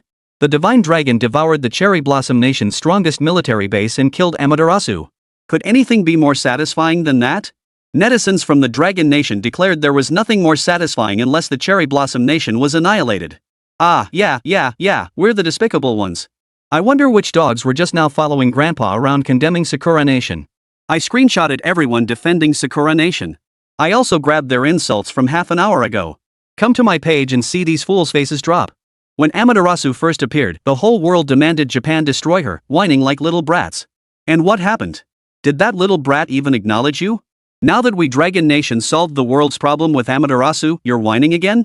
Are you dogs? I say the Dragon God shouldn't have destroyed Amaterasu. Anyway, we're not afraid. Let them go after the anti-war folks instead. Hee. This is awesome, guys. This is seriously awesome. Tonight I'm heading to my grandpa's grave to tell him the good news. Why bother with those dogs, brothers? My mom was nagging me during the livestream. I thought of every sad thing in my life, but I still couldn't help bursting out laughing. Now I'm happily getting beaten by my mom. Meanwhile, netizens from the land of cherry blossoms remained completely silent throughout. For they had witnessed Amaterasu's fall with their own eyes, and now they were prostrating themselves, bidding farewell to the sun goddess. In their hearts, Amaterasu was nothing short of a deity, the very faith of their nation. Now that Amaterasu was gone, the entire nation was drowning in immense sorrow, surpassing even the scale of a national mourning period. After all, humans have flaws. No matter how capable a prime minister is, there will always be those who are dissatisfied. But a deity is flawless in the hearts of the people. Amidst Amaterasu's demise and the nation's current plight, every citizen of Sakura country was plunged into profound despair. After dealing with Amaterasu, Lin Mo did not abandon this place. After accelerating the devouring process, he retracted the dragon ants and departed the battlefield. The remaining small teams made swift progress. After all, those minor demons were easily dealt with. Once all the demons were dealt with, Lin Mo reunited with the Xianmen group. Big shot Lin Mo, should we head back now? The Xianmen members gazed expectantly at the dragon ants. They feared Lin Mo might propose another request, delaying their return. Now that cell service was restored, though Dragon Nation hadn't suffered as severely as Cherry Blossom Nation, it had still endured considerable devastation. Everyone was eager to return first, because their homeland surely needed them, and second, to see their families. All right. As Lin Mo spoke, the joy on everyone's faces was impossible to hide. You all go ahead. Ha! Before the Xianmen disciples could even wipe the smiles from their faces, they were hit with this crushing blow. Chapter 84, The Fall of Sakura Nation. Does Big Shot Lin Mo still have business in the land of cherry blossoms? Didn't he say it was going to sink? If Lord Lin Mo has unfinished business, we're willing to accompany him. Exactly. Though our abilities are limited, there's strength in numbers. You can return however you like. Lin Mo declined their offer. Give me an address. I'll be right there.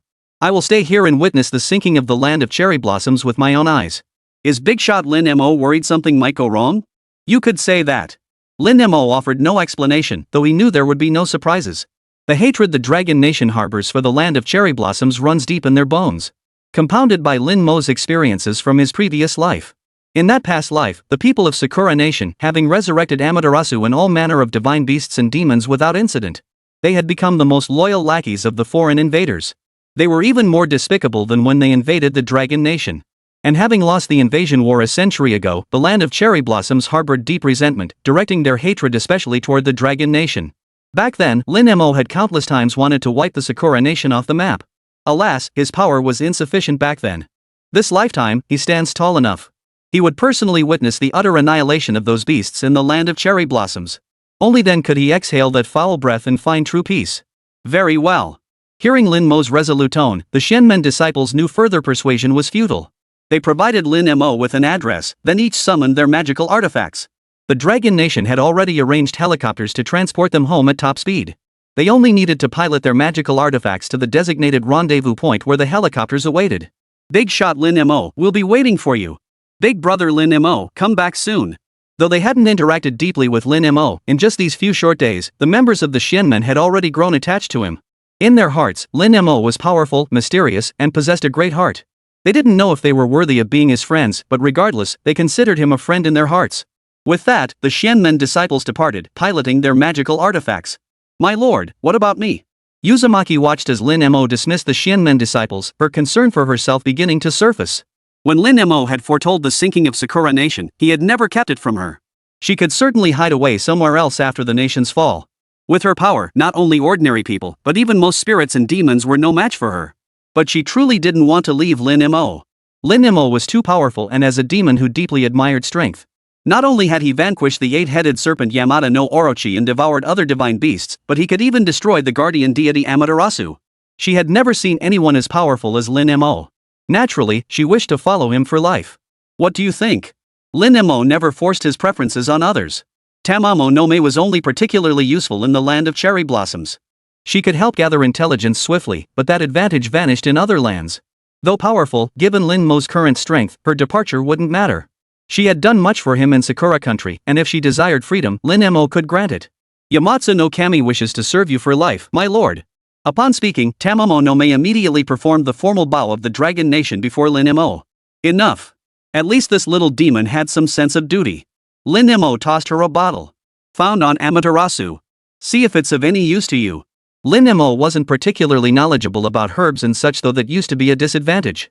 Now, however, he was immune to all poisons and possessed formidable defenses, rendering such knowledge unnecessary. If anything could injure him, then no amount of herbal knowledge would matter. Yamatsu picked up the bottle before him and sniffed it, his face immediately lighting up with delight. Amaterasu had plundered many valuable items from the Onmyoji in her early years. The medicine within this vial was one such treasure. Thank you, my lord. This will greatly enhance my power. As a demon who craved strength, the prospect of becoming ever more powerful held immense appeal for her. Yet at her level, further refinement felt as difficult as ascending to heaven.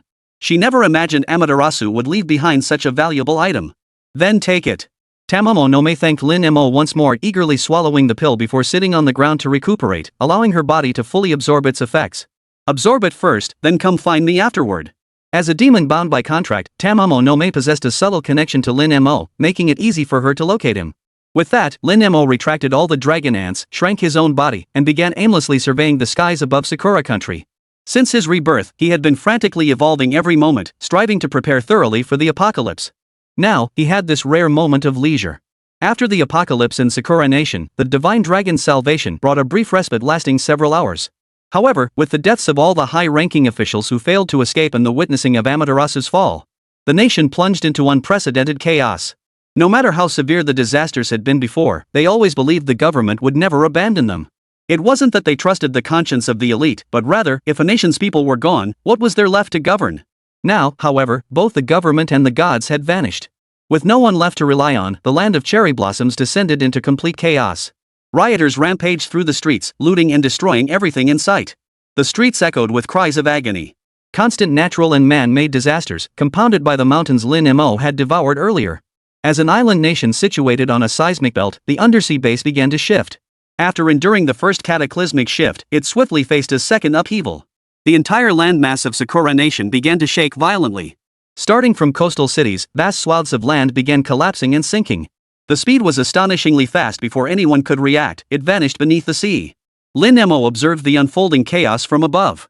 Like a deity perched high above, he witnessed the people of Sakura Nation weaving their own cocoon of self-destruction, ultimately marching toward ruin. A flood of emotions surged through Lin Mo. Yet he felt no pity. Humans often sympathize with the weak, but not a single one of these people was innocent. They were all utterly depraved beasts. He recalled how, in his previous life, after the land of cherry blossoms had aligned with foreign tribes, the martial prowess of its entire populace had surged. They committed atrocities across the world, especially in the Dragon Nation. They pillaged and plundered, treating others' pain and struggle as toys for their own amusement. Lin Mo finally exhaled heavily. He hoped the nation's demise might offer some solace to the souls of those who died unjustly. The path to a nation's prosperity is often arduous, yet nature finds it remarkably easy to erase it. In just over an hour, the entire island nation sank beneath the sea. Thus, the land known as the Land of Cherry Blossoms ceased to exist on this earth. Chapter 85, Truth lies only within the range of cannons. The sinking of the Land of Cherry Blossoms dominated front-page headlines worldwide. Environmental scientists, geologists, and others continuously analyzed the causes of its submersion. Combined with the global upheaval that had occurred earlier, many began to speculate whether the end of the world was approaching. Expert analyses and opportunistic conspiracy theories circulated non-stop across the internet. Regardless of what others said, netizens in the Dragon Nation were thrilled. Holy, did my mouth get blessed or something? I just said the only thing more satisfying than destroying their military bases in Amaterasu would be seeing Sakura Nation wiped off the map, and now it's actually happened. Woohoo! Ancestors, did you see that? Those bandits who looted and pillaged in China finally got their comeuppance. Damn it, guys, I feel like crying and laughing at the same time like a total lunatic. Upper floor, I totally get you.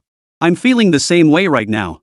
The crying comes from remembering those dark days when the invaders came, all the martyrs who sacrificed themselves, the nation in turmoil. That period wasn't much better than the apocalypse itself. Even though we ultimately won back then, we paid a terrible price. The laughter comes from knowing that no matter how hard it was, we still won. Now our enemies have gotten what they deserved. A century of hatred can only be settled with their deaths. From now on, we just need to keep pushing forward. Our future will only get brighter, but our enemies have no future left. Brother upstairs, you've said it perfectly. I'm so moved I can't even listen anymore. Even as the entire nation of Dragonland wept tears of joy, conspiracy theories about Dragonland never ceased. The sinking of the Land of Cherry Blossoms certainly had environmental and geological causes, but could it be entirely unrelated to Dragon Nation? Exactly. We all witnessed what the Dragon Nation's divine dragon did in the Land of Cherry Blossoms. My God, could this be a complete and utter conspiracy by the Dragon Nation? I've said it before, Dragon Nation is the most despicable country. How long ago were those past events? They just can't let it go. I seriously suspect the sinking of Cherry Blossom Nation was something Dragon Nation had been plotting for ages. If that's true, it's terrifying. The Dragon Nation people are so treacherous. Let us mourn the fallen people of the Cherry Blossom Nation. May you find peace in paradise. Naturally, Dragon Nation netizens wouldn't tolerate this smear campaign. Tears barely dried, they entered battle mode. Oh, so conspiracy theories count as evidence now? All you've done is type away on your keyboard. Where's the proof? Yeah. May you also find peace in paradise. The sinking of Sakura Nation was clearly shown on satellite footage. Are you brainless and blind? Oh, beautiful country people, I get it. When your son dies, the father goes mad like a rabid dog, perfectly normal. Hold your horses. If you find proof we did it, we'll own up, no question. But if we really pulled it off? That'd be awesome. Regardless of the online uproar, high-level officials across nations plunged into deep concern, with every country initiating martial law. They had, of course, seen the conspiracy theories about Dragon Nation. Rationally, they refused to believe the Dragon Nation was responsible for the Cherry Blossom Nation's downfall. If true, it would mean the Dragon Nation was far too powerful. After all, Sakura Nation was a globally renowned superpower. Yet emotionally, they couldn't help but guard against the Dragon Nation. Western nations have always harbored curiosity about the mysterious Eastern Dragon Nation. Yet over the years, even after invading that land a century ago, they've failed to unravel its mysteries. Now, their apprehensions have deepened. Even if the Dragon Nation wasn't behind the Sakura Nation's downfall, those swarms of divine dragons people had seen them with their own eyes. Each of these divine dragons possessed formidable combat prowess, let alone their sheer numbers. This apprehension from other nations is starkly evident in the international landscape. For the Dragon Nation today, this apprehension is a positive thing. As the apocalypse approaches, every ounce of fear their enemies harbor translates to an ounce of safety for them. After all, truth lies only within the range of cannon fire. Lin Mo gazed out at the vast ocean below him and finally exhaled in relief. But he knew this was only the beginning. Those alien races were far more cunning and troublesome than the Land of Cherry Blossoms. Every nation in the world would be forcibly dragged into this war. The situation would grow far more complex. All he could do now was keep devouring and evolving. The stronger he grew, the more hope humanity would have. Where are we headed now, my lord? Tamomo no Mei followed behind Lin Mo. The fall of Sakura country did not leave her entirely unmoved. But she had found a new home. No matter how beautiful her homeland was, it belonged to the past. Lin Mo's path was the one that held her future. The next step was naturally to return home. Before departing, Lin Mo opened her attribute panel once more. Name, Lin Mo. Species, Ancient Dragon Emperor Ant Ultimate Form. Level, 1. Talent, Fission. Individual count, 700,000 primordial dragon ants fragmented, 5,000 primordial dragon ants ultimate form. Remaining lifespan, 10,000 days. Evolution experience required, 26,847,100 million. Note, after evolving into the Ancient Dragon Emperor Ant, it enters its ultimate form. Each evolution completes one level up. Special Constitution, Dragon God Dao Body Ultimate Form. The sole unique constitution formed by harnessing the national fortune of the Dragon Nation, evolved to its pinnacle, achieving the strongest defense at the level of a divine beast. Active skill, Dragon Breath Ultimate Form. An attack infused with Dragon Ice, Dragon Flame, Dragon Thunder, and other elements. Can be unleashed with a single breath. Upon activation, it deals damage to everything within a 2,000-meter radius, capable of shattering rocks or collapsing mountains. Each activation randomly manifests different elements and carries a stunning effect. Upon reaching grand perfection, this skill can instantly dismantle any formation. Active skill, Dragon Roar Ultimate Form. Erupts a thunderous howl that dispels enemy buffs and instills fear. Briefly sweeps up surrounding foes. The mist generated by the roar carries inherent toxicity. Upon reaching perfection, additional unexpected effects manifest. Active skill, Time Roar Ultimate Form. A time manipulating skill that allows users to return to the past or advance to the future. Due to its extreme power, it can only be used on one target within a 24-hour period. Use with caution. Active skill, Dragon God Illusion Array Ultimate Form. Summoning skill. Upon activation, summons ancient guardian deities of the Dragon Nation. Currently only one deity can be summoned. As the skill evolves, multiple deities may be invoked. My lord? Seeing Lin Mo didn't respond, Tamamo no Mei spoke again. Return to the Dragon Kingdom. Lin Mo spoke, then flew toward the Dragon Kingdom without waiting for Yuzuwa's response. Though her speed was slower, Lin Mo wasn't worried she wouldn't find him. Chapter 86, Long Awaited, My Homeland. Lin Mo felt a peculiar mix of emotions on his journey to the Dragon Kingdom. Since his rebirth, he had never once returned. Every day he worked tirelessly since his rebirth was for the sake of returning better prepared. Now, flying toward his homeland, he felt a strange mix of excitement and apprehension. Because of his rebirth, this life had diverged significantly from the last. The once mighty Sakura Nation, the strongest power after the apocalypse in his previous life, no longer existed. What transformations awaited the Dragon Nation after this apocalypse? Upon entering the Dragon Nation's territory, Lin Mo shrank himself smaller than an ant, ensuring no one could see him. Surprisingly, the Dragon Nation's current state was significantly better than in his previous life. While some areas were still affected by disasters, the casualties appeared to be less severe. The relaxation on the people's faces was undeniably genuine. Moreover, everyone had just learned of the little days sinking. It felt like the entire nation was celebrating. Seeing this, Lin Mo felt reassured. Long time no see, homeland. Lin Mo murmured in midair, then accelerated toward the address Yusu had given him. Meanwhile, the Shenmen disciples who had just witnessed the sinking of Sakura Nation were overcome with emotion. Holy, little days is really gone. Damn it. We gotta celebrate tonight. This is the best feeling I've ever had in my entire life. Damn little days. That's what you get for evil deeds. Am I the only one who thinks big shot Lin Mo is seriously awesome? He said little life would sink, and it actually did. Yeah. We trusted brother Lin Mo unconditionally back then, but honestly, we didn't have any real proof. But now that Sakura country's sunk, big shot Lin Mo should be on his way, right? He must be on his way. The Shenmen members were thrilled by the news of Lin Mo's impending return. When do you think big shot Lin Mo will arrive? I'd say at least a week. Even though Sakura Nation isn't far from Dragon Nation, we're in Kyoto, not a coastal city. With Sakura Nation gone, we've lost all means of transportation. I bet Lord Lin Mo will be here in 5 days. With Shenlong's immense power, he can't possibly be that slow. I say 3 days. No way. Everyone thought Wu Suowei's claim was utterly absurd. Even if you idolize Lin Mo, you couldn't possibly idolize him that much. Yet the very Lin Mo they were speculating about meeting days later had already arrived outside the building. Truly, the great sages hide in plain sight. Who would have imagined that within this massive building in the capital city resided the official Shenmen Association, an organization most people dismissed as superstitious nonsense? Lin Mo flew to a blind spot in the surveillance system and summoned 10 ancient dragon ants in their ultimate forms. He had no intention of revealing his identity, not because he distrusted those of the mystical arts. Rather, the more people who knew, the worse it would be. Besides, their ignorance served their own interests. He then kept his form within half a meter, allowing him to move freely while ensuring he'd be spotted immediately. Otherwise, Lin Mo wouldn't have the time to search the entire building for Yusu and the others. Lin Mo led the dragon ants as they flew high profile into the Shenmen building. Holy, a dragon! It's a dragon! The first person to spot Lin Mo stumbled backward in astonishment, nearly falling to the ground. Hearing the exclamation, everyone turned their heads. Holy, it really is a dragon! Holy crap, dragons really exist in this world. Old Gao, pinch me, is this real? Could this be the legendary dragon from the news, the one that savagely attacked Japan's guardian deity Amaterasu and devoured the military base? Yeah, it really is a dragon. Lin Mo strode confidently through the Xianmen building. A large group of Xianmen practitioners, their astonishment bordering on hysteria, followed close behind. Seeing no one was going to call Yusu and the others, Lin Mo could only fly up to one of them and ask.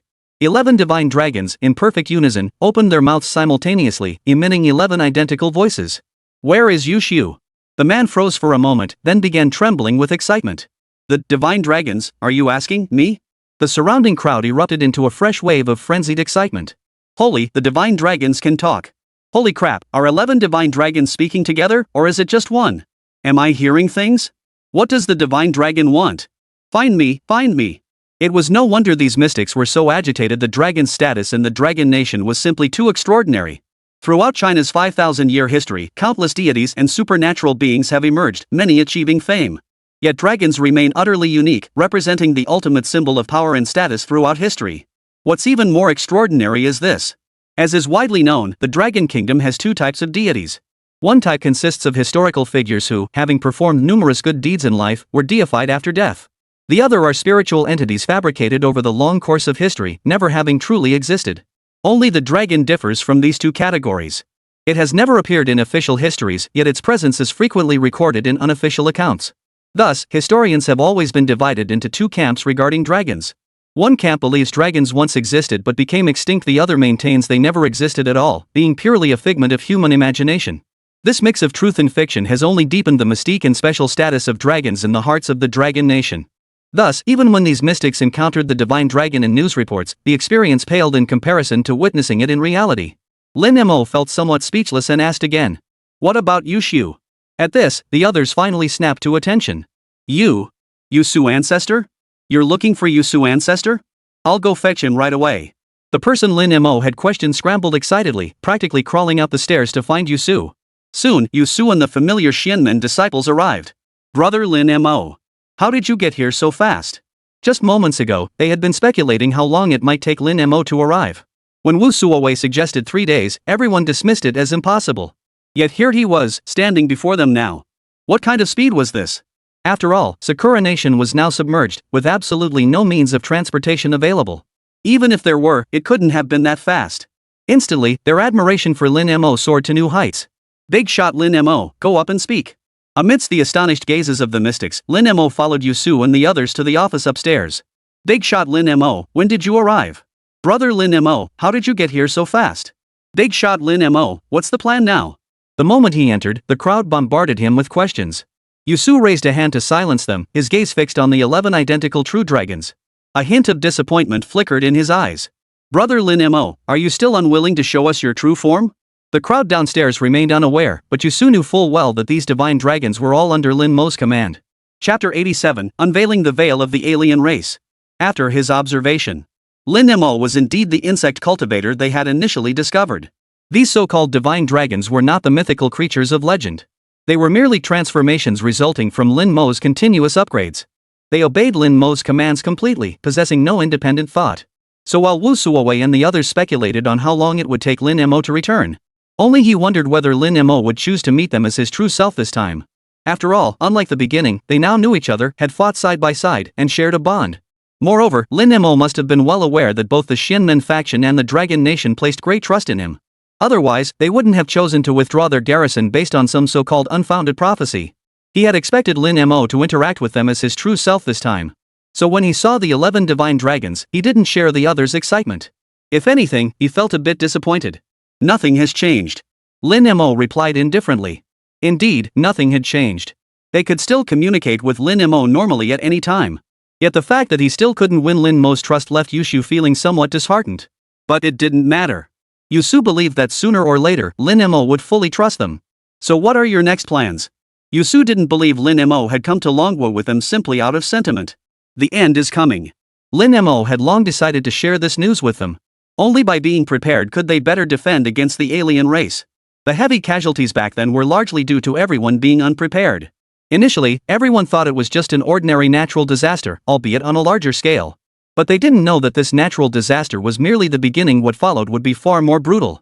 Lin Mo's 4 simple words exploded like a thunderclap in the hearts of the crowd. Had anyone else spoken such words, they would have dismissed it as the ramblings of someone obsessed with sensationalist content. But these words came from Lin Mo, the very same Lin Mo who had predicted the Cherry Blossom Congress would sink, and it did. The expressions on everyone's faces immediately turned serious.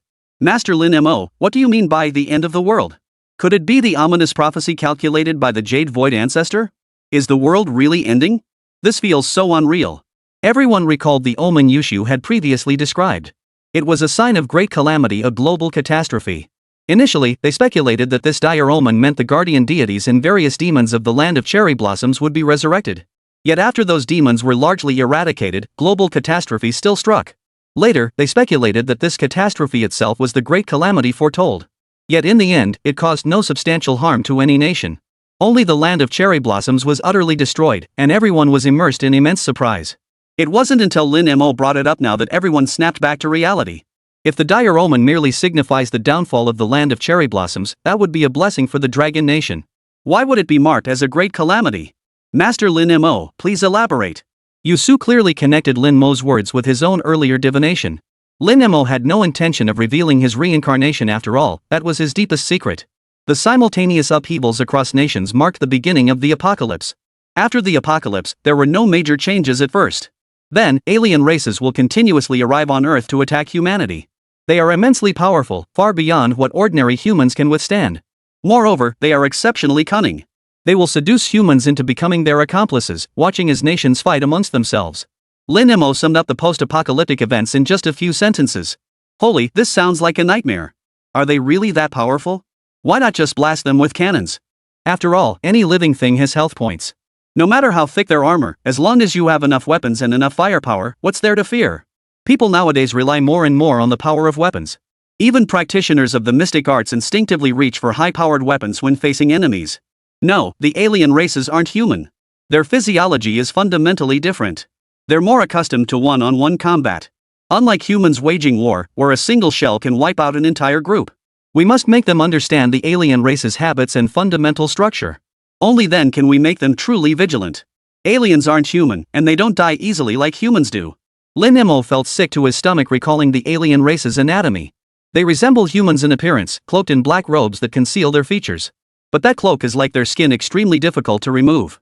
If you ever manage to remove it, their entire bodies are composed of countless worms. To kill them, you must eliminate every single worm.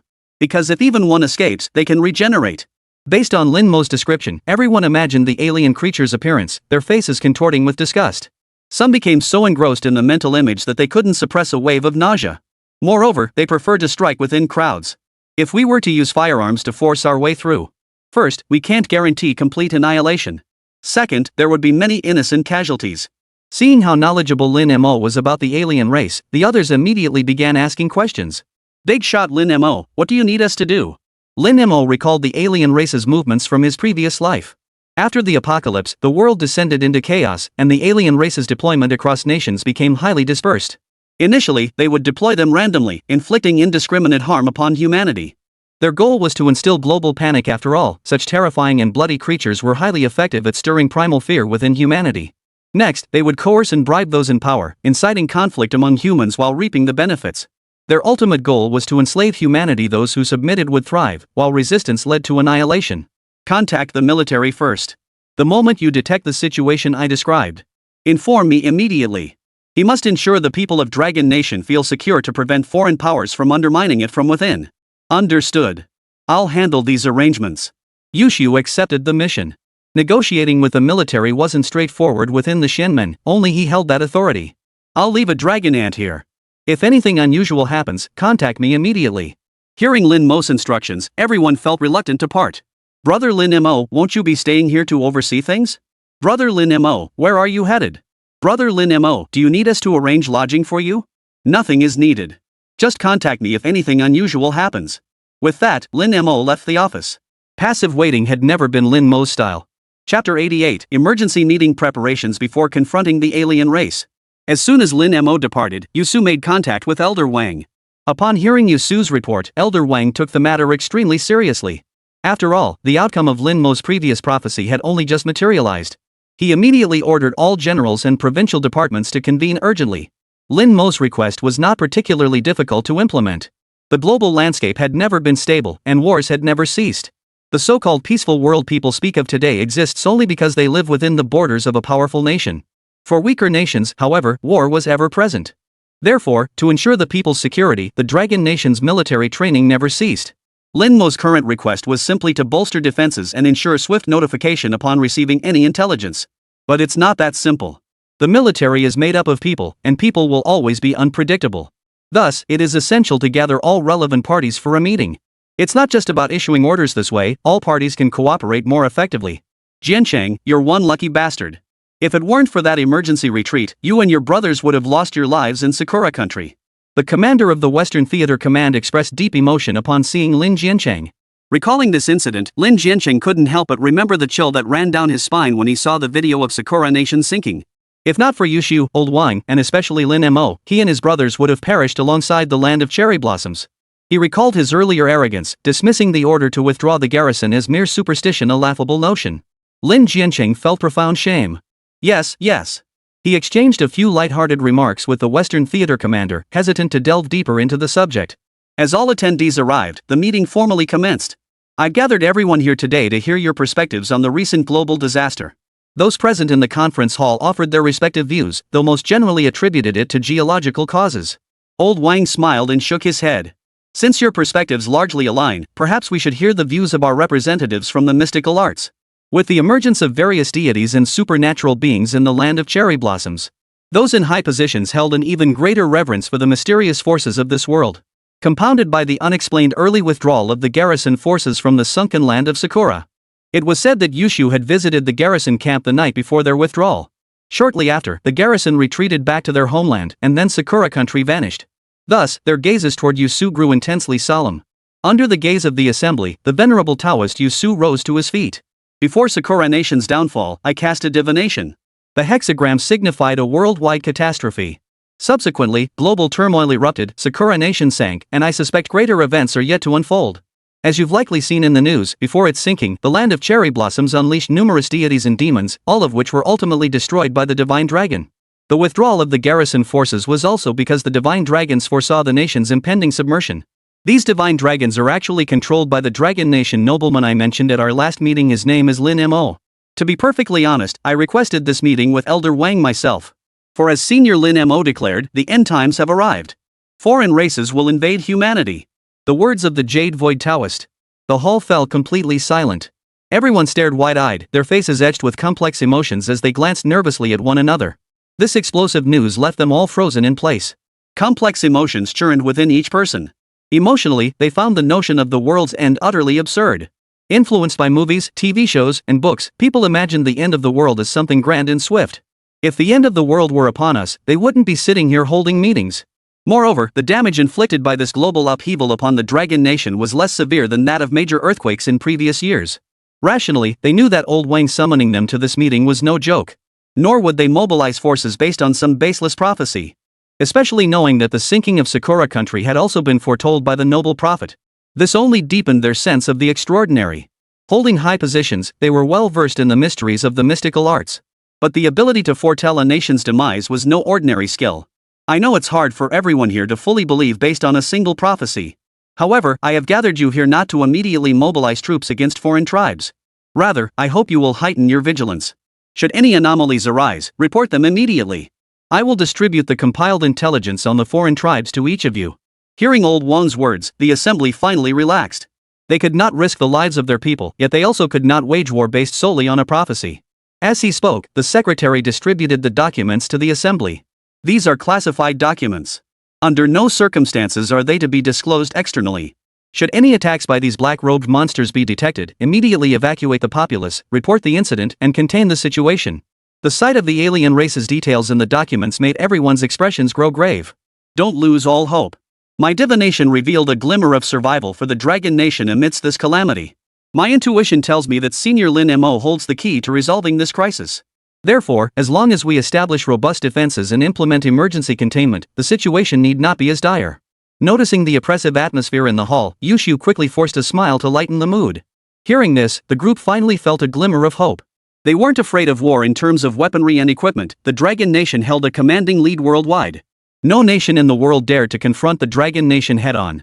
However, if the prophecy proved true, while they could handle wars among humans, these demonic creatures and alien races were beyond their capabilities. Fortunately, there was a so-called benefactor. They had witnessed his abilities firsthand on the news. If he could accurately foretell the sinking of the land of cherry blossoms and vanquish its supernatural forces, then his power must be formidable indeed. Their mood naturally eased considerably. After a brief moment of adjustment, Old Wang issued his final command. The 4 major military districts must prepare for combat and intensify training to counter foreign invasions at any moment. Local public security departments must intensify patrols, and reporting any suspicious activity must be reported immediately. Mobilize all practitioners of the mystic arts within the civilian population to closely monitor the movements of the alien races. Should any signs of rebellion emerge, counterattack and eliminate them immediately. Especially in border cities, significantly increase patrols by border defense forces to prevent neighboring nations from taking advantage of the chaos. As each order was issued, the entire Dragon Nation secretly entered a state of military readiness. The common people went about their lives undisturbed, seeing no difference from ordinary days. Yet world leaders collectively felt a sense of shock, unable to comprehend the Dragon Nation's motives. Chapter 89, Heading to the Land of the Morning Calm. This was different from the previous incident. That time, the Dragon Nation's military deployment stemmed from a conflict with the land of cherry blossoms. The entire world was well aware of that. But now, Sakura Nation had sunk. Logically, the Dragon Nation should be celebrating and relaxing. Yet why does the military seem to be on edge? Especially the nations bordering the Dragon Nation. The increasingly frequent patrols and growing numbers along the borders are evident. Coupled with the conspiracy theories circulating online linking the nation's submersion to the Dragon Nation, an unprecedented sense of tension has permeated the air.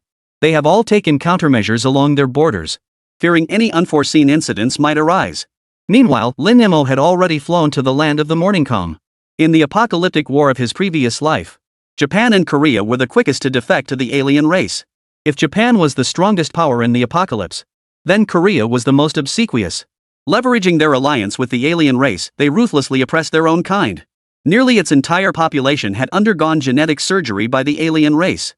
Since no alien presence has been detected yet, Lin Mo intends to scout out the Korean peninsula in advance. After the apocalypse, the genes of many plants and animals have also undergone changes. Those with heightened intelligence and combat abilities played crucial roles in the apocalypse. More importantly, Lin Mo desperately needed experience to fuel his own evolution. He had no intention of consuming resources from the Dragon Nation. Thus, his mission to the Korean peninsula served a dual purpose.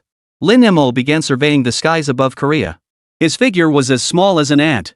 Lin Mo couldn't afford to be too conspicuous right now.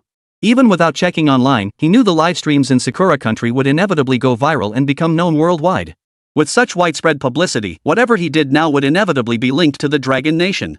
The entire world would interpret it as the Dragon Nation's doing. Therefore, he could not act as he had in Sakura country, devouring resources without restraint. For if anyone were to uncover his actions, the entire world would interpret it as a conspiracy orchestrated by the Dragon Nation. He himself cared little about others' opinions of him, but he couldn't afford to disregard the Dragon Nation. Lin Mo's combat prowess is utterly terrifying to ordinary humans. Other nations, aware of his existence within the Dragon Nation, would hold it in greater fear and respect. But if anyone discovered he was attacking other nations without cause, then the entire world would unite against the Dragon Nation for their own survival. This was the simplest of truths. Lin Mo would never allow the Dragon Nation to be plunged into such peril because of him. After circling around, even Lin Mo couldn't help but curse under his breath. Damn it, this tiny country makes it hard enough to find something to devour. Lin Mo found a relatively remote area. He released the dragon ants to begin devouring. The dragon ants were now quite large, so Lin Mo dared not release too many. The mountain range began to rapidly descend, reaching the mid-slopes. The dragon ants devouring the mountainside were suddenly entangled by vines covering the slopes. The thorns on the vines pierced the dragon ant's skin, instantly draining them dry. Lin Mo, patrolling mid-air, spotted the situation and teleported instantly to the base of the tree. It was a willow tree that had undergone mutation. No wonder this mountain range had no flora or fauna. It had all been absorbed by this mutated willow long ago. The willow's trunk appeared incredibly thick. It would take 10 grown men to barely encircle it. Its branches were covered in dense, sharp thorns. Recalling the bizarrely mutated plants from his previous life, instead of fear, Lin Mo's eyes gleamed with greed. I was just worrying about where to find experience points, and here you come, delivering them right to my doorstep. The mutated willow tree paid Lin Mo no mind whatsoever. It absorbed the dragon ants with utter recklessness. As one of the first plants to mutate after the apocalypse, it naturally reigned supreme here. It had no idea of Lin Mo's true power. The dragon ants, mere mindless clones. Upon receiving Lin Mo's command to devour, they would only consume with reckless abandon. Even when attacked, they did not fight back. They obeyed commands without question. To the mutated willow trees, these creatures were nothing but a free buffet. The entire mountain range had already been nearly absorbed by it. Dragon breath. The once clear skies instantly darkened with gathering clouds. Massive icicles plummeted from the sky. After being attacked, Willow released the bound dragon ants. While dodging, he lashed out at the surrounding dragon ants. The sharp spikes sliced through the dragon ant's skin, revealing horrific wounds. It seemed these natural disaster elements caused minimal harm to the willow. After all, trees grow in environments battered by wind and rain. Lin Mo recalled his third eye. It seemed like ages since he'd last used it. If the tree isn't afraid of ice spikes, how could it possibly fear fire? Lin Mo abruptly opened the third eye in the center of his forehead. Searing flames erupted from it. Soon, the flames enveloped his entire body. The relentlessly billowing flames seemed to set everything around him ablaze. To the uninitiated, it might seem he was about to immolate himself. The sun's true fire blazed at an extreme temperature. Even the surrounding air warped from the intense heat. Lin Mo hovered mid-air, surrounded by these flames yet completely unharmed. Were an ordinary person to witness this scene, they would undoubtedly kneel before him. There was no other reason. His current appearance was too much like a deity looking down upon all living things. Yet the mutated willow was the sole mutant entity across the entire mountain range. Having never tasted defeat, he remained utterly unfazed. In fact, Lin Mo's actions were downright infuriating to it. If he understood human language, he would have cursed Lin Mo as a pretentious jerk. He summoned the willow branches from his body. Thousands of willow branches twisted into a single strand. He lashed out at Lin Mo. No joke, this strike. With the inherent power of the mutated willow branches, it could bring down a building. Just as the mutated willow stood there, brimming with confidence, it emitted a piercing, bone-chilling pain. Alas, it was merely a tree. Even in agony, it could not cry out. A pungent smell of burning wafted through the mountains and fields. That thick vine, woven from willow branches and vines, before it could even touch Lin Mo's body, it instantly turned to ash. For the first time since gaining consciousness, the mutated willow had encountered such a formidable opponent. It was terrified, desperately trying to flee. But it was merely a tree. Even in its mutated state, it possessed no ability to move. Lin Mo's third eye erupted with waves of scorching heat. Immediately, a pure solar flame, enveloped in golden national fortune energy, swept directly over the entire willow tree. Temperatures exceeding 1,000 degrees instantly scorched everything on the ground clean off. Devour. Hearing the command, the dragon ants instantly charged into the flames, consuming the still burning mutated willow tree entirely. The power of the third eye was overwhelming. After the mutated willow vanished, the entire mountain peak was engulfed in flames. Not my fault. Lin Mo watched the burning mountain with a hint of schadenfreude. Chapter 90, Mutant Creatures Emerge in Dragon Nation. Lin Mo hadn't intended to devour the entire mountain peak, lest someone come to investigate. It would be bad if he got caught. But who could blame him when mutated willow trees appeared here? He couldn't be blamed for that. Now the entire mountain peak was engulfed in flames. Rather than letting the sun's true fire consume it, he might as well devour it himself. 10 minutes later, what had once been towering peaks was now a completely level expanse. Lin Mo was thoroughly satisfied with the experience of devouring it. Since one mutated plant had appeared, it couldn't be the only one. Just as he was about to explore further and devour the next mutant creature, he heard Yushu calling him. What is it? Have you detected the movements of the alien race? No. Yushu's voice sounded somewhat anxious. Brother Lin Mo, spirits have been spotted in North China. There are quite a few of them. We Xianmen practitioners can't handle them all. The North China plain is densely populated. Large-scale weapons cannot be used against these spirits. Over the years, people have increasingly turned to science, leading to a dwindling membership in the mystic sects. Even so, a few spirits should still be manageable for our practitioners. Judging by Yushu's tone, this large number isn't just about quantity, they're also powerful. I'll head over immediately. I'll give you the exact address. No need. Bring the dragon ant and I'll find it myself. Understood. Senior Lin Mo, for the sake of the innocent lives of the Dragon Nation's people, please hurry. Lin Mo felt not the slightest tension, but rather a surge of excitement. Experience delivered right to his doorstep, why pass it up? If the apocalypse had been underway for some time, those mutated flora and fauna might have warranted Lin Mo's caution. Indeed, Lin Mo believed these were mutated creatures. Truthfully, the world has never lacked supernatural beings, it's just that ordinary people remain unaware, and their numbers are exceedingly rare. But now, even the mystics found these creatures troublesome. They were clearly no ordinary spirits. They were plants and animals mutated after the apocalypse. Lin Mo had forgotten to remind them of this point at the time. Lin Mo rushed over swiftly with the dragon ants. Every member of the mystic sect bore wounds, blood still fresh at their mouths. Their injuries looked quite severe. Big Brother Lin Mo. Brother Lin Mo, you finally arrived. The severely wounded Shinmen disciples visibly relaxed upon seeing Lin Mo arrive. Just 2 leopard demons? Brother Lin Mo, you don't know these 2 leopards are incredibly fierce. Someone withdrew from the battlefield and explained to Lin Mo. Extremely fast and highly aggressive. Most importantly, orders have been issued to avoid detection by nearby residents whenever possible. Since the founding of the nation, the number of spirits and monsters had been scarce to begin with, and they typically appeared in remote, uninhabited areas. Throughout the Dragon Nation's century-long history, few ordinary people had ever witnessed these supernatural creatures. Allowing people to see them now could easily cause panic. These 2 panthers appeared near the city, and their attack power was already formidable.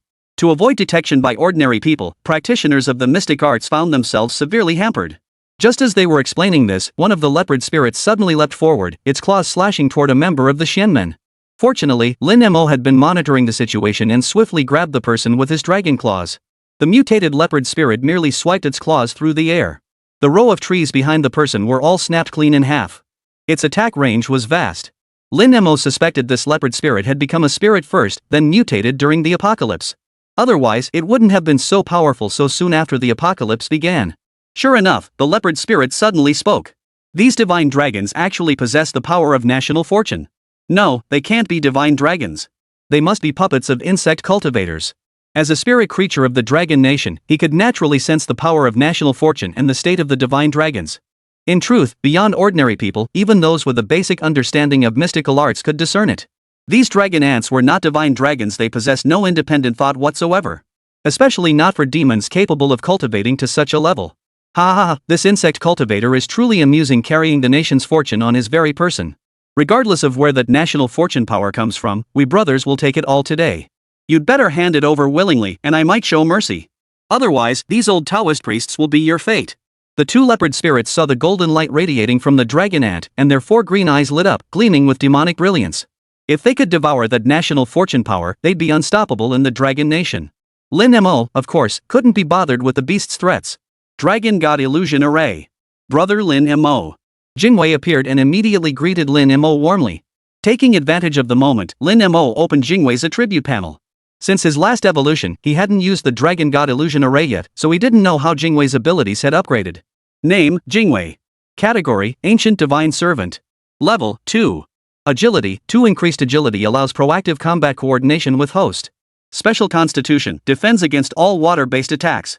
Active skill, Celestial Flood, summon nearby water sources to bind multiple enemies together and launch an attack. Higher levels yield more abundant water sources and bind more enemies at once. Active skill, Spirit of the Mountain, summons surrounding rocks to attack enemies. Higher levels yield more rocks and greater damage. The attribute panel doesn't explain Jingwei's abilities well enough. Take flexibility, for instance. Jingwei, how much flexibility do you need to coordinate with me in battle? While split entities like dragon ants, which obey his commands completely, are indeed convenient to use. But having a ritual spirit capable of flexible combat and coordinating with him is also crucial. Because when fighting, Dragon Ant was too rigid and overly reliant on him. Take the battle against that mutated willow tree earlier. Without his explicit command, the Dragon Ant would never initiate defensive maneuvers. It would only charge headlong to devour, becoming the mutated willow's meal instead. As more alien races gradually arrived, he couldn't afford to focus solely on single targets every time. Against powerful enemies, employing the same strategy when facing multiple combat targets becomes impractical. This was the Dragon Ant's weakness. If the summoned deities could actively coordinate with him in battle, it would be immensely advantageous. Brother Lin Mo, I only need my agility to reach level 5 before I can fully coordinate with you in battle. The higher the flexibility, the more seamless our coordination will become. Alright. Damn it, fighting me and still trying to flirt with girls. Don't you think that's a bit disrespectful to us? Since you're so ungrateful. Then I'll take the nation's fortune and the girl stays with me. The leopard demons naturally didn't recognize Jingwei as an ancient deity, they practically drooled at the sight of her. Beasts are beasts, always in heat, anytime, anywhere. Chapter 91, Lin Mo is awesome. Sky-piercing multiverse. As the skill activated, Jingwei twisted her wrist. Water ropes shot from afar, swiftly binding the two leopard demons. Go, attack him. Yes, Brother Lin Mo. Jingwei flashed a sweet smile. As an ancient divine spirit, she could never tolerate such beasts prying into her affairs. But she knew she had been summoned by Lin Mo, so she couldn't act on her own. Now that the opportunity presented itself, Jingwei teleported instantly before the leopard spirit. Smack! Smack! Smack! Several slaps landed, leaving deep scratches across both sides of the leopard demon's face. Blood flowed from their mouths. The sheer force behind the blows was evident to everyone present just from the sound. Though Lin Mo called her Jingwei, she had only appeared in bird form upon her first emergence. After that, whenever Lin Mo summoned her, she materialized directly. Naturally, no one considered ancient deity worship. Holy moly, such a delicate-looking girl packs such a punch. She's a leopard spirit. I just tried my swallowing cloud sword and couldn't even scratch her skin. Big shot Lin Mo, where did you find this girl? She's incredible. The Xianmen disciples, who had initially looked down on her, now regarded Jingwei with nothing but respect. They were ordinary mortals. A single slap like that could easily knock an entire head off. Lin Mo, of course, noticed Jingwei's extraordinary strength. Earlier, those two leopard demons had spoken lewdly. He'd only intended for Jingwei to seek revenge, but unexpectedly, he'd discovered a delightful surprise. Jingwei, you're incredibly strong? Brother Lin Mo, you call this strength? I was summoned by you, so my current abilities are limited by my level. This is less than 10% of my true potential. After this explanation, Lin Mo was thoroughly satisfied. The stronger Jingwei became, the more beneficial it would be for him. This conversation took place through Lin Mo's telepathic link with Jingwei. The fewer others knew about his trump card, the better. The two leopard spirits were furious at being humiliated like this by a woman they had toyed with, especially in front of so many people. Damn it, you little. Let go of me if you've got the guts. Once I've beaten these old Taoist priests to death, I'll make you submit and go home to bear me little leopards. The two leopards struggled relentlessly. The water ropes binding them only tightened further with each violent jerk. Now both leopard spirits' eyes were bloodshot. It seemed that after Jingwei's upgrade, the skill invading the heavens had grown stronger. Dragon Breath. For the sake of convenience, Lin Mo brought only 1,000 fully evolved ancient dragon ants with him. As the skill activated, 1,000 ancient dragon ants opened their mouths simultaneously. A golden-hued dragon's roar swept through the air. A colossal dragon head materialized in the sky. As if the wind itself had taken form. The surrounding trees whistled in the gale. Thinner tree trunks snapped clean off. As the dragon's roar swept past the two leopard demons, it swiftly engulfed them. The leopard spirit, tightly bound by water ropes, rolled and thrashed within the dragon's roar. Golden mist rose from the dragon's roar, carrying deadly poison. Within mere moments, the two leopard spirits slammed to the ground, spitting blood and utterly unable to resist. Master, please, spare us. Cough cough. Please, please spare us. The two leopard spirits' bodies were already extremely weakened. Yet they refused to accept their fate. Becoming a spirit beast was an arduous journey. It took over a century of arduous cultivation to reach their current state. We were, cough cough, just following orders. Who? Lin Mo had hoped to hear news of other races. It was a snake spirit. It's right up on the mountain. If you just let me go, ahem. I can lead you to it. How could Lin Mo possibly believe the words of two spirits? A mere snake spirit? He didn't need them for that. Devour. At his command, the dragon ants charged forward in waves. Within seconds, nothing remained on the ground except two pools of blood. Holy! Boss Lin Mo is so badass. Lin Mo is just too awesome. The Xianmen disciples' admiration for Lin Mo soared to new heights. Unlike in Sakura country, where they had witnessed Lin Mo's combat prowess firsthand. But most of them had only participated in support roles. They'd never seen him go toe-to-toe with those things alone. So while they knew he was formidable, they lacked a concrete sense of just how powerful he truly was. This time, however, was different. The Xianmen disciples had engaged in a prolonged battle with these two leopard demons. They exerted every ounce of strength, unleashing their most formidable techniques, yet only managed to scratch the surface of the two leopard demons. Not only that, but every single one of them suffered severe injuries. They weren't new to dealing with supernatural creatures and knew full well the power of these two leopard spirits. But after Lin Mo arrived, he used a few skills and spent just a few minutes. The two leopard spirits vanished instantly, leaving not even a corpse behind. Ancestor Yushu, what about that snake spirit? Yusu glanced toward the deep mountain's location. These two leopard spirits were already formidable. Yet they obeyed the serpent spirit's commands. One could only imagine that the snake spirit possessed even greater combat prowess. But no matter the cost, we of the Xianmen must not allow these spirits to harm the mortal world. All members of the Xianmen, heed my command. Yes. Rest and tend to your wounds here. In 15 minutes, we enter the mountains to surround and eliminate the serpent spirit. Yes. The Xianmen disciples showed not a moment's hesitation. Though they could not appear openly before the people, their role was identical to that of soldiers. Soldiers resist foreign enemies, defend their homeland, and face other nations' armies. They, however, confront spirits, demons, and monsters, yet they too strive to protect the common people. Though lacking the military's formidable scale and discipline, they were no less willing to risk life and limb. They feared neither bloodshed nor sacrifice. Lin Mo looked at the Xianmen members, their eyes filled with despair, as if they were ready to go to their deaths at any moment. He was at a loss for words. Go back and tend to your wounds. I can handle this place on my own. Truth be told, facing formidable foes, Lin Mo could perform better without them in tow. It spared him the distraction of having to protect them against cunning foes. Senior Lin Mo. Gratitude welled in Yushu's eyes. He knew Lin Mo was powerful, but that was Lin Mo's own strength, not a reason they could exploit him at will.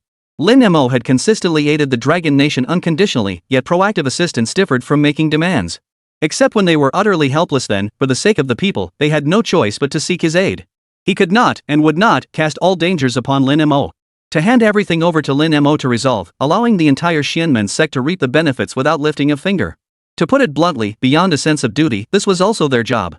The state provides the Xianmen organization with substantial benefits, funding, and even salaries. It provided these aging Taoists, lacking both organization and resources, with a sense of belonging. But Lin Mo was different. His dedication was entirely selfless. Chapter 92, Declining the position of head of the Xianmen. Alright, you may all return now.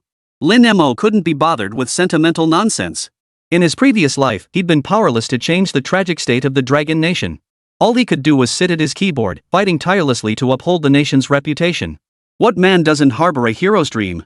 And which man, seeing his nation in peril, could fail to step forward? Defending one's homeland is the purest hero's dream for every man.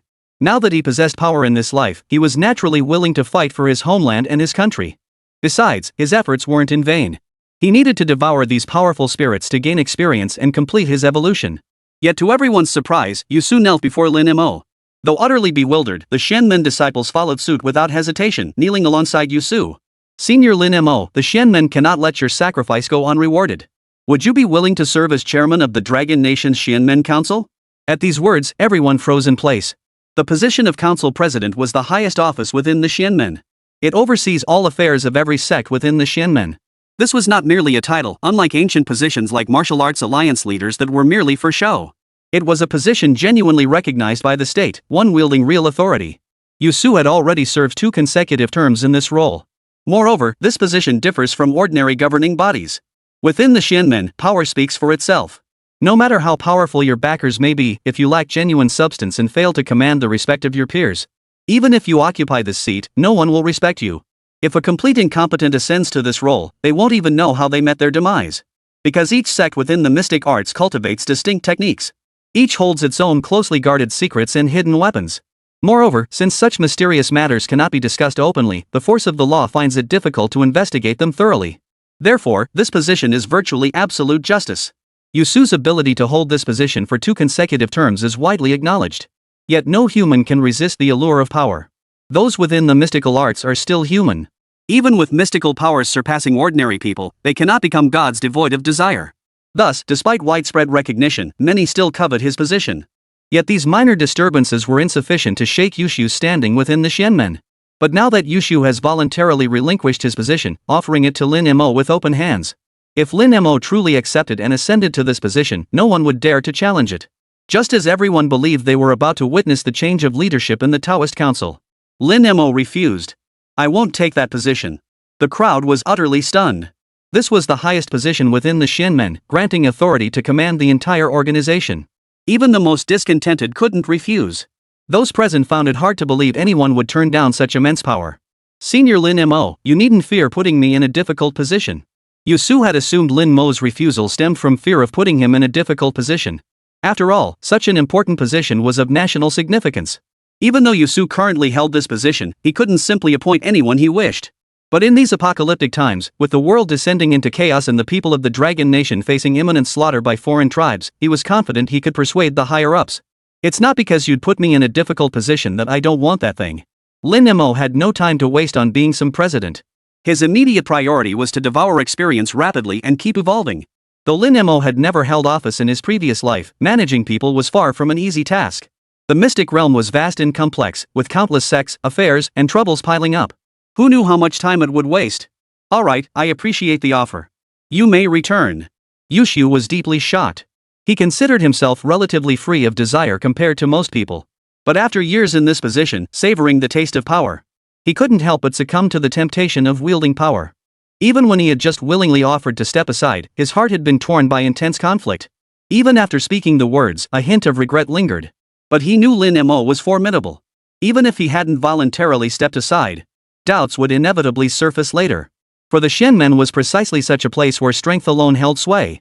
He hadn't expected Lin Mo to refuse without a moment's hesitation. Yusu glanced at the group of divine dragons, a flicker of understanding crossing his eyes. Some people were born for greatness, unwilling to compromise their principles for petty gains. Even if Lin Mo didn't ascend to this position, so what? With his own absolute strength, no one in the Shenmen would dare to defy him. And even if there were, Lin Mo himself probably wouldn't care. Then this place is entrusted to brother Lin Mo. Yusu finished speaking, watching the swarm of dragon ants climbing the mountain. He made a silent vow he would absolutely secure a position for Lin Mo. One that would allow him to openly utilize members of the Shenmen, without having to deal with the sect's trivial matters. This mountain was neither large nor small. If that snake spirit had cultivated its power within these mountains, and deliberately hid itself, Lin Mo would find it no easy task to locate her. He decided to order the dragon ants to search separately. If this were in the land of cherry blossoms, it wouldn't be so troublesome. He'd simply devour the entire mountain range. Uprooting the snake spirit's lair, wouldn't that force it out? But in the dragon kingdom, it wouldn't work. Excessive disruption of the geological environment could easily trigger natural disasters. Brother Lin Mo, are we going to find that snake demon? That's right. Let me handle it. Lin Mo found this amusing. He'd never encountered any records suggesting Jingwei possessed the ability to locate people. Sensing his confusion, Jingwei offered an explanation. Brother Lin Mo, I am an ancient sacrificial spirit. Our kind possesses a natural, powerful affinity for detecting demons. Lin Mo noticed Jingwei seemed less rigid this time compared to her previous appearance. Moreover, Jingwei often seemed to intuitively grasp his arrangements. He wasn't sure where this change in Jingwei came from. Jingwei, do you sense my commands now? Of course I do, brother Lin Mo. The higher my flexibility, the stronger my response to you. For example, when flexibility reaches level 5, I can directly coordinate with you in battle. But even below level 5, each upgrade in flexibility strengthens my connection to you. At the very beginning, I followed your commands completely. Now at level 2, I can sense your intentions and doubts through the fluctuations in your mind. But that's the limit. I can't discern more clearly. If you need to attack a target now, I can only sense it, not your specific strategic intent. Therefore, I cannot act rashly. Lin Mo understood. It seemed Jingwei could still serve as an encyclopedia. For any unclear annotations on the system interface, Jingwei could provide explanations. Chapter 93, News of the Alien Race. Lin Mo followed Jingwei through the mountain forests. Finally, Tamamo no Mei from the land of cherry blossoms caught up. My lord, what brings you here? That's a strong fox scent.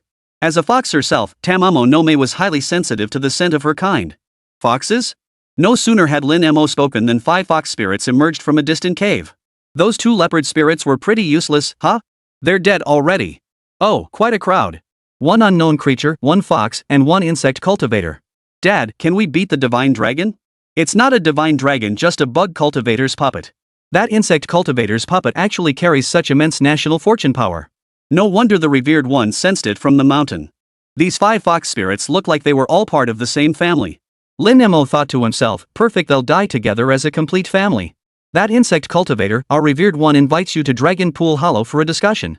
Though the 5 fox spirits coveted this potent national fortune energy, the serpent spirit's power was too formidable for them to covet its possessions. Back on the mountain, the snake spirit had already sensed the national fortune's power. Fearing the 2 leopards might disrupt matters, she had sent them instead. Very well. Lin Mo knew full well this was a trap. But he had come to devour the snake spirit in the first place. Why not take the guided path? 5 fox spirits led Lin Mo and the others to Longtan Valley. Who knows how the Taoist sect usually patrols these areas? In the mountains not far from the city, there were actually so many demons. As Lin Mo hurried toward Longtan Valley, he pondered how to deal with these demons without arousing suspicion. After all, the dragon ants were too large now. Summoning too many would easily attract the attention of passers-by. Upon reaching Longtan Cave, Lin Mo realized it was merely a larger than average mountain hollow. He wondered how this snake spirit managed to enslave its minions. The cave's interior was lined with smooth, seamless stone slabs. Deep within the cavern, a massive serpent coiled in a tight coil. Hearing the intruders enter, it slowly opened its eyes. Lin Mo thought to himself, quite the show-off. Master, I've brought the item. Oh? So the one possessing such potent national fortune power is merely an insect cultivator. The great serpent extended its body, circled the dragon ant once, then retreated back into the depths of the cave. Insect cultivator? Humans cannot absorb the power of national fortune. This power is useless in your hands. If you are willing to surrender that national fortune power to this sovereign, I shall grant you everything you desire. The serpent spirit's tone was arrogant. During his cultivation, he had seen all manner of people. Human greed was remarkably similar, nothing more than money, power, and women. He naturally assumed this insect cultivator would be no exception. Lin Mo knew full well that humans couldn't absorb the power of national fortune, but the key point was that he wasn't human anymore. Moreover, as someone possessing normal human thoughts, he found reptiles like snakes utterly repulsive. Under normal circumstances, Lin Mo would have devoured this snake spirit long ago, never letting it spout such nonsense. But Lin Mo sensed this snake spirit was undoubtedly connected to the alien races. After all, in the Dragon Nation today, no spirit creature could possibly cultivate to such a level. What connection do you have to the alien races? Lin Mo suddenly demanded. The snake spirit blinked its eyes, then immediately adopted a solemn expression.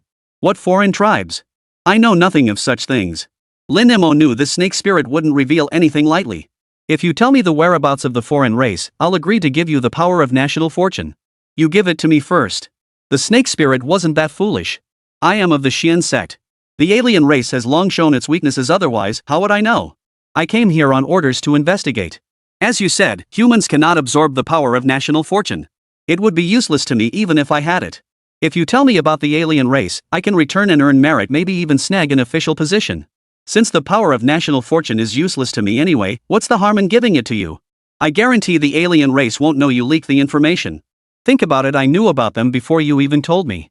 Lin Mo deceived the serpent without a flicker of guilt. The snake's vindictiveness was formidable, a trait well documented throughout Dragon Nation's history. If Lin Mo resorted to force, he could only devour the snake spirit, it would never reveal the information, even in death. Conversely, once he obtained the foreign race's intelligence, Lin Mo could then devour it. The great serpent was somewhat tempted, yet it wasn't swayed so easily. If I tell you, what if you don't give me what I demand? Hand over the nation's fortune power first, then I'll tell you. The great serpent wasn't incapable of taking it by force. He didn't consider this insect cultivator a worthy opponent, but he was unwilling to risk a direct confrontation. One who possessed the power of national fortune could not be an ordinary being. He preferred to outweed rather than overpower. That won't do. Even as a member of the Xian sect, I remain merely human. You are a great demon. With the aid of other races, your power would surely surpass mine. What if I give it to you and you renege? Conversely, if you give it to me, I won't renege, I can't defeat you anyway. I won't risk my life for something that's useless to me. This time, the great serpent was completely flustered by Lin Mo's words. Beasts, even if they possess thoughts, remain beasts. How could they possibly outsmart humans? Otherwise, if all those ancient demons who attained spiritual enlightenment were stronger than ordinary humans, they would have conquered the earth long ago. The great serpent found Lin Mo's reasoning sound. He doubted this insect cultivator dared deceive him. If he did, he would have him torn limb from limb. Very well. If you deceive this sovereign, I shall ensure your remains are scattered to the winds. I won't deceive you. Speak. Lin Mo watched the foolish serpent take the bait, feeling thoroughly pleased. The alien race came seeking this sovereign 3 days ago. That meant the alien race had already appeared when the apocalypse began, though unnoticed by humans. In his previous life, Lin Mo had been an ordinary man, possessing little knowledge of the alien race. Everything he knew, he had already shared with the Xian Men practitioners. He wore a black robe, but this master could tell by his scent alone that he was neither demon nor human. That must be the alien race you spoke of.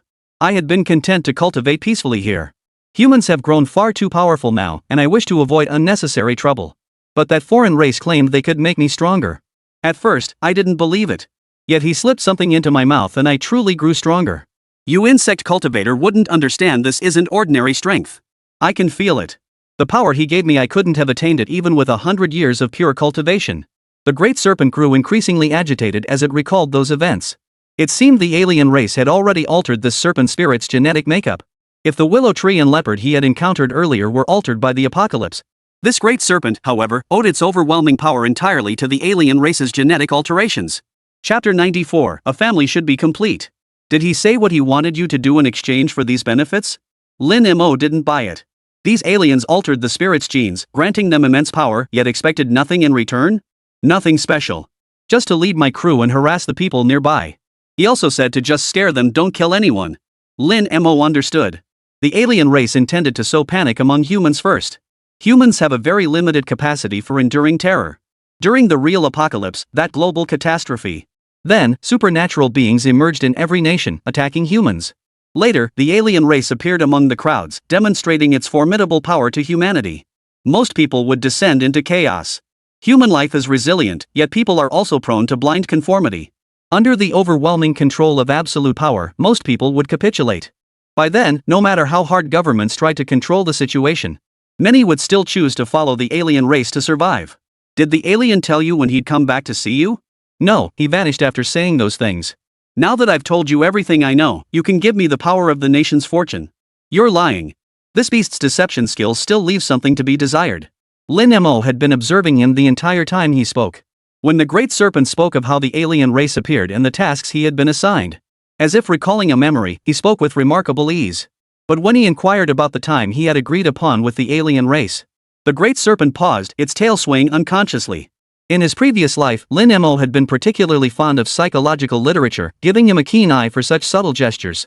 After all, even if beasts possessed some semblance of thought, they could never match human intelligence. I know you're afraid that once you speak, we'll come to hunt down the alien race. Then, when the outsiders discover you're the one who revealed their secrets, you'll lose your life. But trust me, I have a way to make the outsiders believe this has nothing to do with you. The Great Serpent pondered for a moment, unwilling to take such a risk. If he couldn't even defeat practitioners of the Mystic Gate, how could he hope to stand against the alien race? If these fools went and hunted down the alien race, and the alien race got angry, he'd be paying with his life too. I told you, I didn't. I've told you everything I know. Now hand over the power of the nation's fortune. The Great Serpent's impatience was palpable. The foreign tribes will return for you tomorrow, correct? The Great Serpent's tail, which had been swaying impatiently, suddenly halted. Lin Mo understood immediately. All right, I understand. He had intended to blow up the serpent anyway, but hadn't expected his plan to be figured out so quickly. You bastard. Now I won't settle for just the nation's fortune, I want you dead. The Great Serpent was utterly enraged. He was terrified this insect cultivator might return and report to the Xian sect, triggering a full-scale purge against the alien race. If he killed this insect cultivator, no one would ever know he had betrayed the alien race. And no one would uncover the alien race's secrets. Jingwei. Invasion of the heavens? Before the Great Serpent could strike, water ropes snapping from the distance bound them to the spot. Only a small fox managed to escape. The little fox was very small. The Fox Spirit clan, seeing both sides about to clash, instinctively sent the little fox out through a hole. It wasn't that Lin Mo was slower than them, but rather that the Fox clan had grown accustomed to protecting this little fox. Yomazan, you go. Lin Mo would never let an enemy slip away. Yes, sir. With that, Yamatsu turned and gave chase after the little fox. Lin Mo ordered Jingwei and all the dragon ants to retreat from the cave. Upon entering, Lin Mo had already discerned the purpose of this stone cave. The snake had likely chosen this location to prevent its prey from escaping. Apart from the exit, the entire cavern offered no other escape routes. Moreover, the thick stone walls completely isolated the cave's interior environment from the outside world. Lin Mo had never intended to spare these spirits. He had already devised his strategy the moment he entered. As Lin Mo pushed toward the cave entrance, he abruptly opened his third eye. The energy of the sun's true fire surged forth instantly. Enveloped in flames, Lin Mo resembled a colossal fireball. Jingwei was utterly transfixed. At that moment, Lin Mo resembled a deity about to be reborn through fire. It was impossible not to be drawn in. As a deity of the dragon nation summoned by Lin Mo, she naturally obeyed his commands. Yet obedience to a host and genuine recognition of that host were two entirely different matters. As a deity, she naturally possessed her own pride. Yet from this moment onward, Jingwei truly acknowledged Lin Mo from the depths of her being. He was truly formidable, possessing a power that commanded her respect. The temperature around them surged violently. The trees at the cave entrance, scorched by the intense heat, quickly turned into charred stumps. The sun's true fire, enveloped in golden light, surged into the cave according to Lin Mo's command. Gushed into the cave. The burning serpent and fox spirit both let out agonized howls. This was all part of Lin Mo's original plan. Before arriving at Longtan Valley, Lin Mo hadn't figured out how to eliminate the snake spirit without being detected. Whether it was heavenly thunder or ice spikes, sudden, drastic changes in the weather were easily noticed by passers-by. The more damaging the skill, the louder the commotion it caused. Setting it ablaze hadn't been part of his original plan. Once the sun's true flame was unleashed, the entire mountain would be devastated, an outcome Lin Mo wished to avoid. But the Great Serpent had chosen such a prime location for itself. This cave was practically a giant incinerator. After unleashing the sun's true flame, the stone walls effectively isolated the flames from the surrounding environment. In a way, the serpent spirit had chosen its own grave. Devour. With a single command, the dragon ants charged into the cave, braving the sun's true flame, poised to devour the snake demon and fox demon. At that moment, Tamomo no May appeared before Lin Mo, clutching a fox's tail. The little fox spirit was clearly mortally wounded. Gazing at the raging flames within the cave, hearing the wails of her kin echoing from within, it instantly began wailing. No! Father! Mother! Grandfather! Grandmother! No! Lin Mo felt his experience points rise, immediately realizing the dragon ants inside had finished devouring everything. Alright, a family should be complete. Lin Mo instantly devoured the little fox spirit, thus reuniting them with their family. Next, Lin Mo needed to quickly inform the Xianmen faction. He had no intention of letting the Xianmen faction handle tomorrow's confrontation with the alien race. Even for the Xianmen, confronting the alien race would be like hitting a stone with an egg. But he still needed to inform them, just in case something unexpected happened. Jingwei, come back first. Yes, brother Lin Mo. After arranging for Jingwei, Lin Mo turned his attention to Yuzua. Taking her to the Xianmen headquarters would prove inconvenient. It was better to have her stay here, just in case the alien race showed up early. Yuzuria, stay here and keep watch. Report any developments immediately. Understood, sir. When will you return? Just wait. Yes, sir. Lin Mo had no intention of returning immediately after settling matters with the Xianmen. Unless something unexpected happened, the foreign tribe was scheduled to arrive tomorrow according to the agreement. He might as well use this time to patrol the area. The Dragon Nation couldn't possibly have only these spirits and monsters. Chapter 95, From now on, we're family. Lin Mo recalled most of the dragon ants and returned to the Xianmen Tower with the remaining ones. The journey felt a bit tedious. Lin Mo hadn't even checked his character stats, so he had no idea how much experience he currently had. He sensed that the giant snake had granted him a substantial amount of experience. Could this mean he was close to leveling up? With a tinge of excitement, Lin Mo opened his attribute panel. Name, Lin Mo. Species, Ancient Dragon Emperor Ant Ultimate Form. Level, 1. Talent, Split. Individual count, 698,000 ancient dragon ants due to large quantity, only counted to the thousands incomplete, 7,000 ancient dragon ants ultimate form. Remaining lifespan, 10,000 days. Experience required for evolution, 58,761,240 100 million. Note, after evolving into the ancient dragon emperor ant, it enters its ultimate form. Each evolution completes one level upgrade. Special Constitution, Dragon God Dao Body Ultimate Form. The sole unique constitution formed by harnessing the national fortune of the Dragon Nation, evolved to its ultimate limit, achieving the strongest defense at the level of a divine beast. Active skill, Dragon Breath Ultimate Form. An attack infused with elements like Dragon Ice, Dragon Flame, and Dragon Thunder, unleashed with a single breath. Upon activation, it deals damage to everything within a 2,000-meter radius, capable of shattering rocks or collapsing mountains. Each activation randomly manifests different elements and carries a stunning effect. When fully evolved, it can instantly dismantle any formation. Active skill, Dragon Roar Ultimate Form. Erupts a thunderous roar that dispels enemy buffs and instills fear. Briefly sweeps up surrounding foes, while the mist formed by the roar carries poison. Upon reaching perfection, it unlocks additional unexpected effects. Active skill, Time Roar Ultimate Form. A time manipulating skill that allows users to return to the past or advance to the future. Due to its overwhelming power, it can only be used on one target within a 24-hour period. Use with extreme caution. Active skill, Dragon God Illusion Array Ultimate Form. Summoning skill. Upon activation, summons ancient guardian deities of the Dragon Nation. Currently only one deity can be summoned. As the skill evolves, multiple deities may be invoked. Lin Mo glanced at his experience panel, feeling reasonably satisfied. Before the alien race appeared, he planned to devour a few more spirits and monsters. Then, after consuming one alien, that should be enough to trigger another evolution. The information Lin Mo possessed about the alien race was common knowledge to everyone in his previous life. In his previous life, lacking significant power, he couldn't uncover more details about the alien race. He didn't know how powerful the alien race truly was, nor whether he could devour one with his current abilities. Lin Mo couldn't help but feel some apprehension, but he currently had no better solution. He could only strive to evolve and grow stronger. For the entire Dragon Nation, if he couldn't handle the alien race, then no one else could either. In mere moments, Lin Mo arrived at the Xianmen Tower. To avoid the crowd gathering like last time, Lin Mo flew directly through the air and entered the conference room where Yushu and the others were gathered. Big shot Lin Mo. Lin Mo saw uncontrollable joy spread across every face that recognized him. He wondered what these people had been up to during their time apart. Senior Lin Mo, I have some good news to share with you. What good news? Even the usually stern Yusu couldn't help but curve his lips upward. Didn't you previously decline the position of president of the Xianmen Council? I applied to the higher-ups for you to serve as special assistant to the Xianmen Council, and they've approved it. These people just can't stand having nothing to do, can they? He was swamped with work. Who had time for the Schwanman's trivial matters? Just as Lin Mo was about to refuse, Yushu spoke up. Senior Lin Mo, please don't rush to refuse.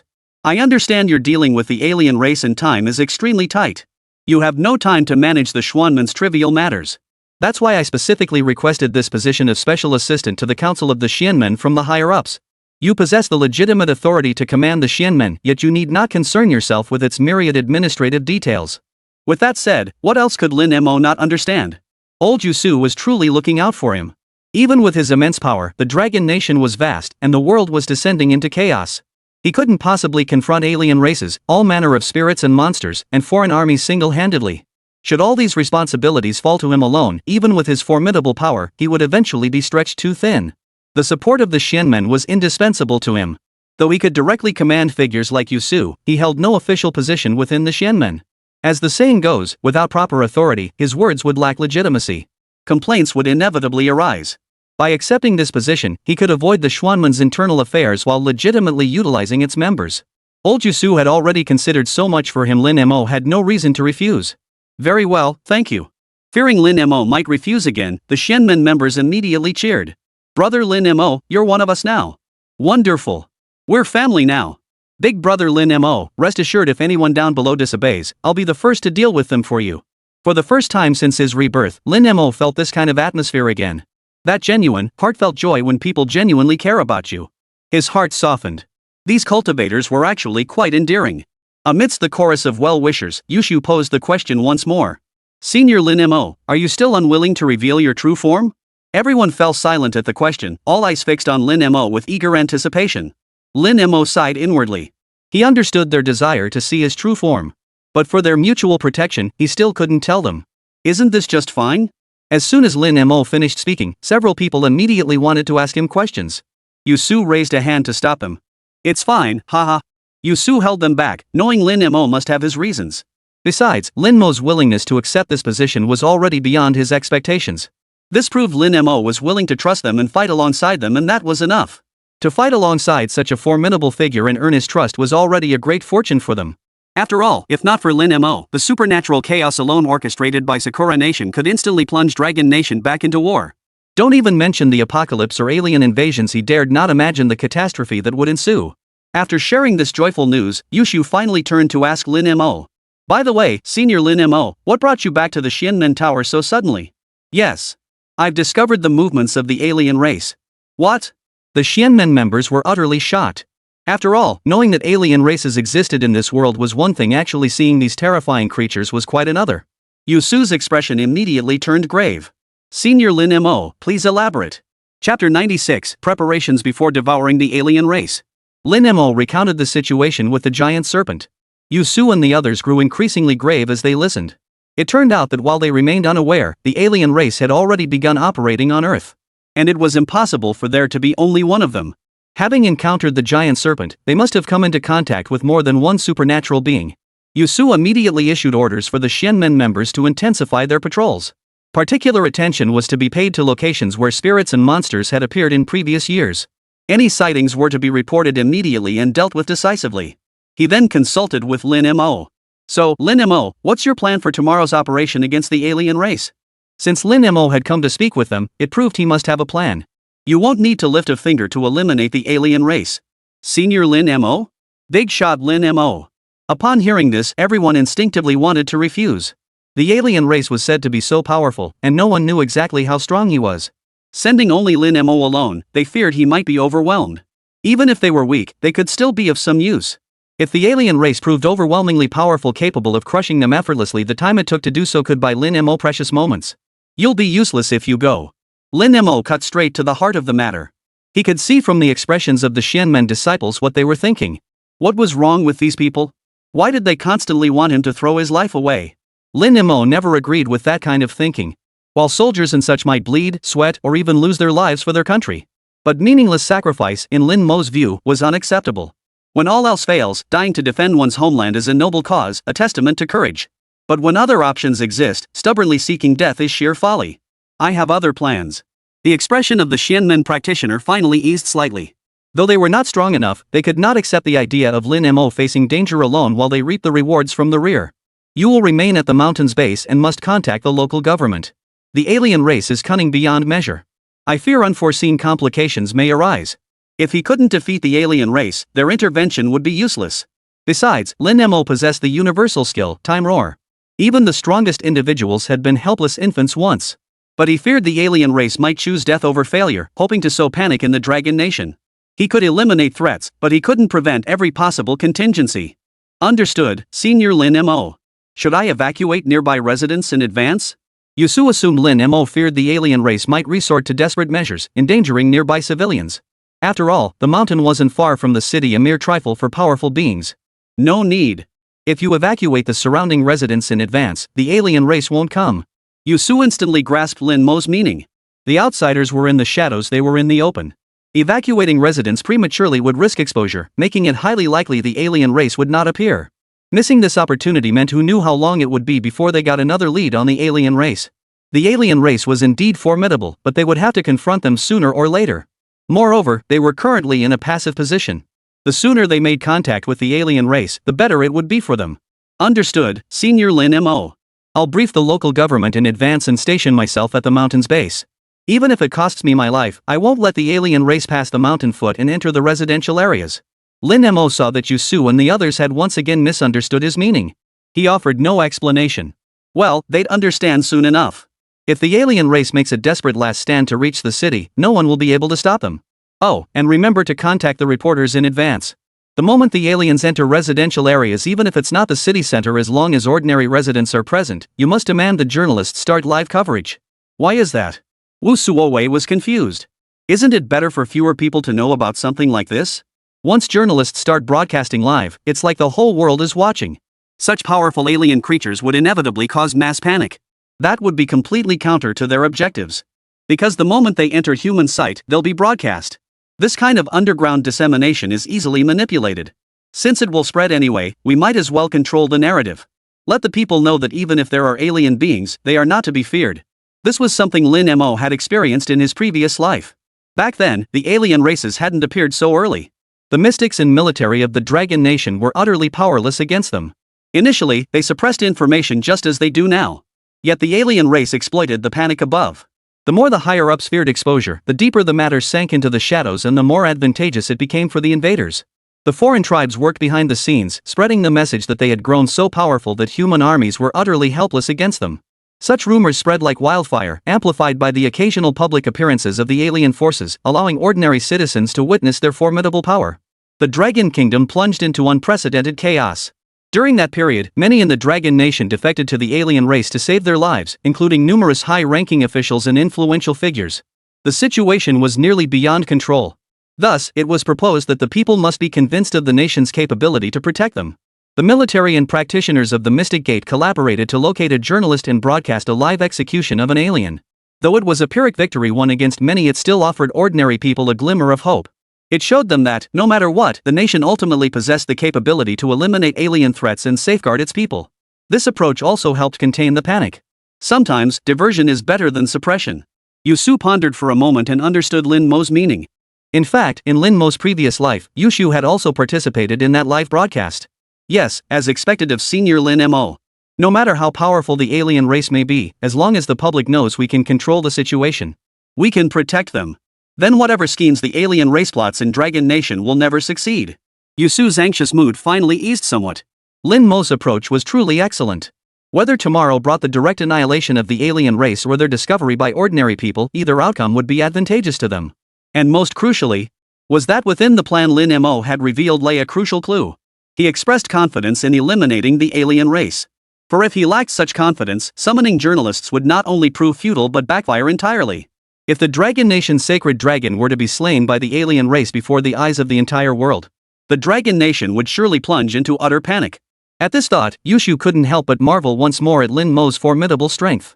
Facing such an adversary, they had mobilized the entire nation's strength, yet even before encountering the alien race, they dared not claim they could annihilate it.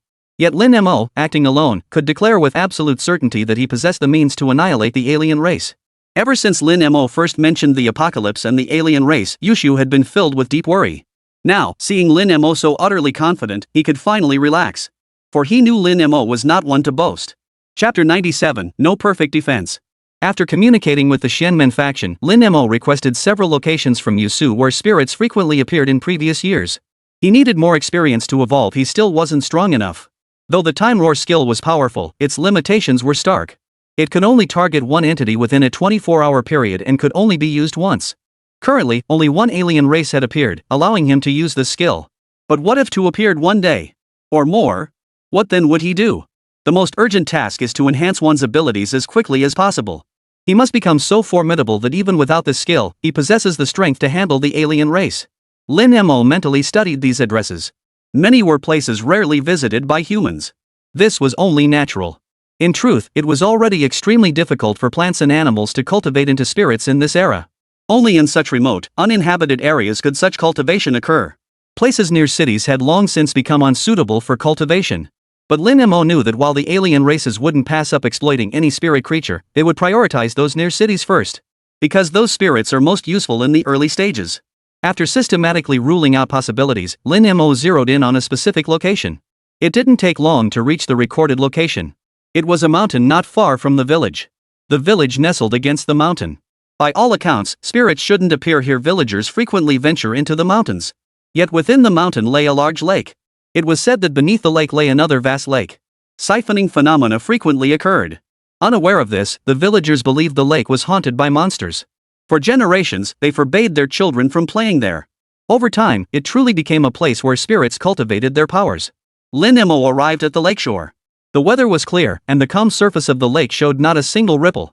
He had no experience in underwater combat, especially since this was the spirit's lair. It seemed he'd have to blast the thing out first. Dragon Breath. As the skill activated, a dozen miniature dragon ants instantly opened their mouths. They looked rather cute. This was because Lin Mo had deliberately shrunk their size for convenience during his journey. Their performance remained completely unaffected. In an instant, the previously clear sky darkened with rolling thunderclouds. Within a breath, rolling thunderclaps exploded across the sky. Lightning bolts continuously struck the lake's surface, forming what appeared to be a vast thunderous net across the water. Fish that had been near the surface had no time to escape and were all left floating lifeless on the lake's surface. After the thunderclaps subsided, a massive whirlpool instantly formed in the lake. A massive turtle spirit stood at the vortex's center. Who dares disturb this one's rest? Why do these creatures always insist on giving themselves such grand titles? If they weren't so utterly lacking in intelligence, Lin Mo would suspect they'd read too many novels. Come out. Who dares disturb this one's rest? The turtle spirit's eyesight was poor, and he couldn't see Lin Mo and the dragon ants, who were now very small. Lin Mo seized this chance to launch a surprise attack. He wasn't about to waste time introducing himself before the fight. Devouring his prey to gain experience was the real priority. Dragon Roar. A dozen miniature dragon ants opened their gaping maws once more.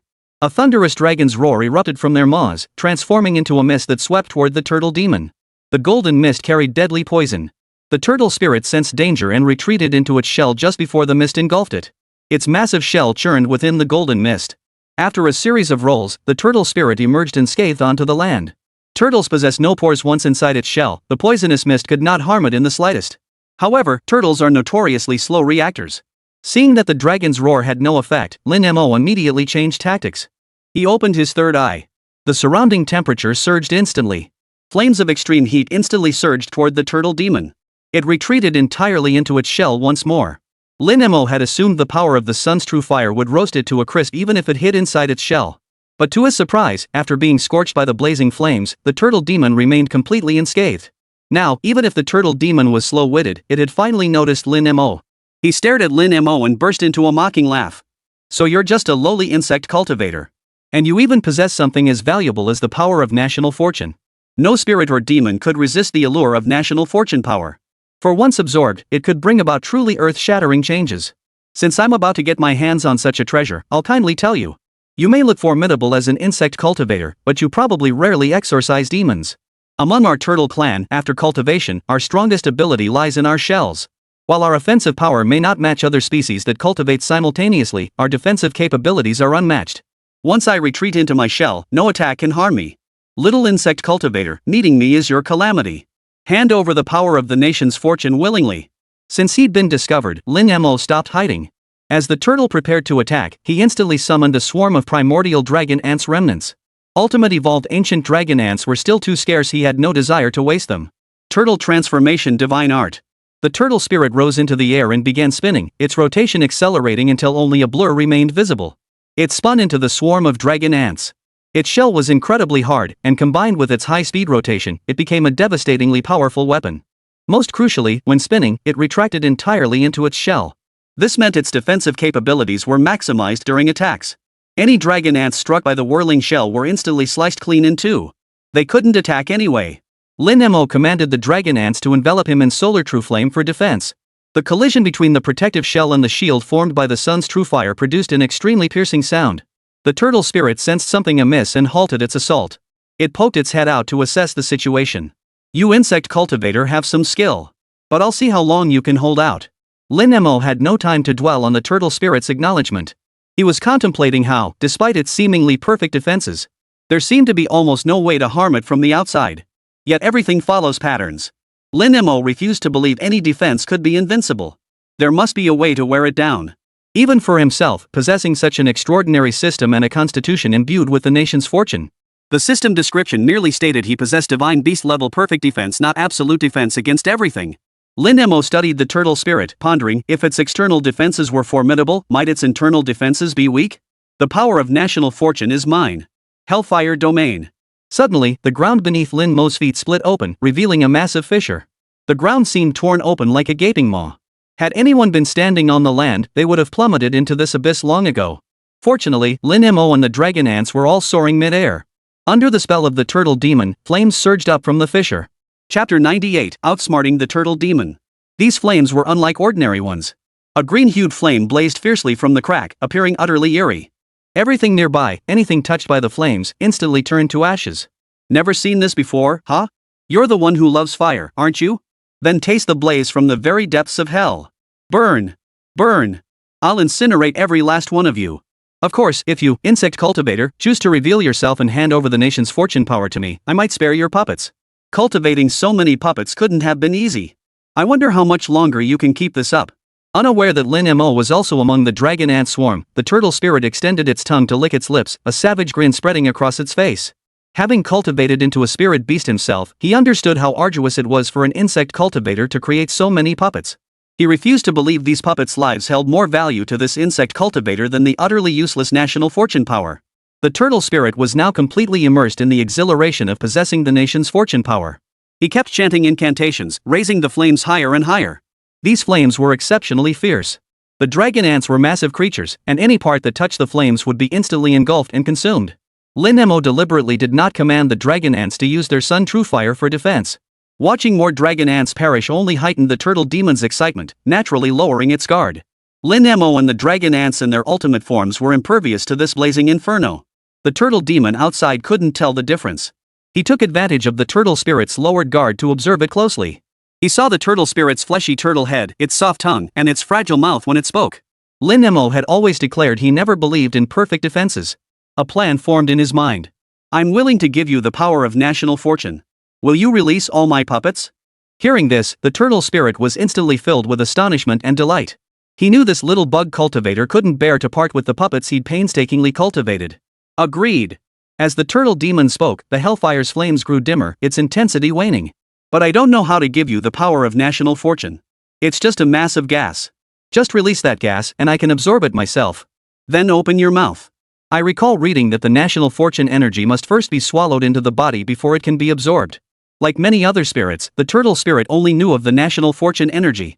Born and raised in the dragon nation, the force of national fortune was to them like their mother's heartbeat. Recognizing it was an innate gift, yet in truth, no spirit creature had ever truly swallowed the nation's fortune. Thus, he himself didn't know the exact method of absorption. Now this little insect cultivator claimed to know. The turtle spirit thought for a moment and didn't doubt that the insect cultivator was deceiving him.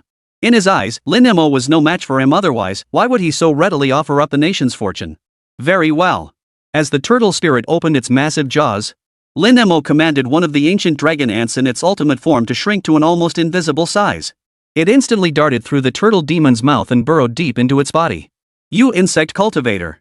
I opened my mouth. Where is the power of the dragon nation? The turtle demon, eager to absorb the nation's fortune, grew impatient. Don't be so impatient. Lin Mo chuckled cheerfully. It'll be yours soon. Then hurry up. The turtle spirit opened its huge mouth again, looking utterly ridiculous. 3, 2, 1. Boom! The explosion and Lin Mo's voice erupted simultaneously. The turtle spirit was blown to shreds. Lin Mo had already instructed the dragon ant to self-detonate upon entering the turtle demon's body. Everything in the world is interdependent and mutually restraining. Lin Mo surmised that since the turtle demon's surface defenses were nearly invincible, its interior must be equally vulnerable. Guided by this theory, he gave it a try and to his surprise, it worked. Lin Mo commanded the dragon ant to devour the turtle demon's body. The sky had completely darkened. Lin Mo observed the surroundings through the dragon ants he had left behind with Tamamo no Mei. Seeing the dragon ant that had been following him blankly suddenly become animated, Tamamo no Mei was overjoyed. Master, is that you? What's the situation around here? Nothing unusual. That snake spirit seems to have occupied this mountain for quite some time.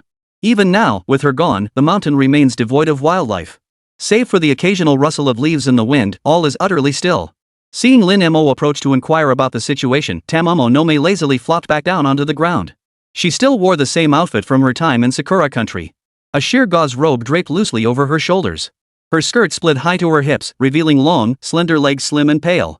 Lying casually in the mountain forest, she looked every bit the demon intent on draining human vitality. But then again, wasn't she a demon? Ever since Tamamo no Mei shed that powder-like makeup, she didn't look quite so unsettling anymore. Especially after the entire cherry blossom kingdom sank. Noticing Lin Mo's gaze, Tamamo no Mei instantly felt the urge to seduce him.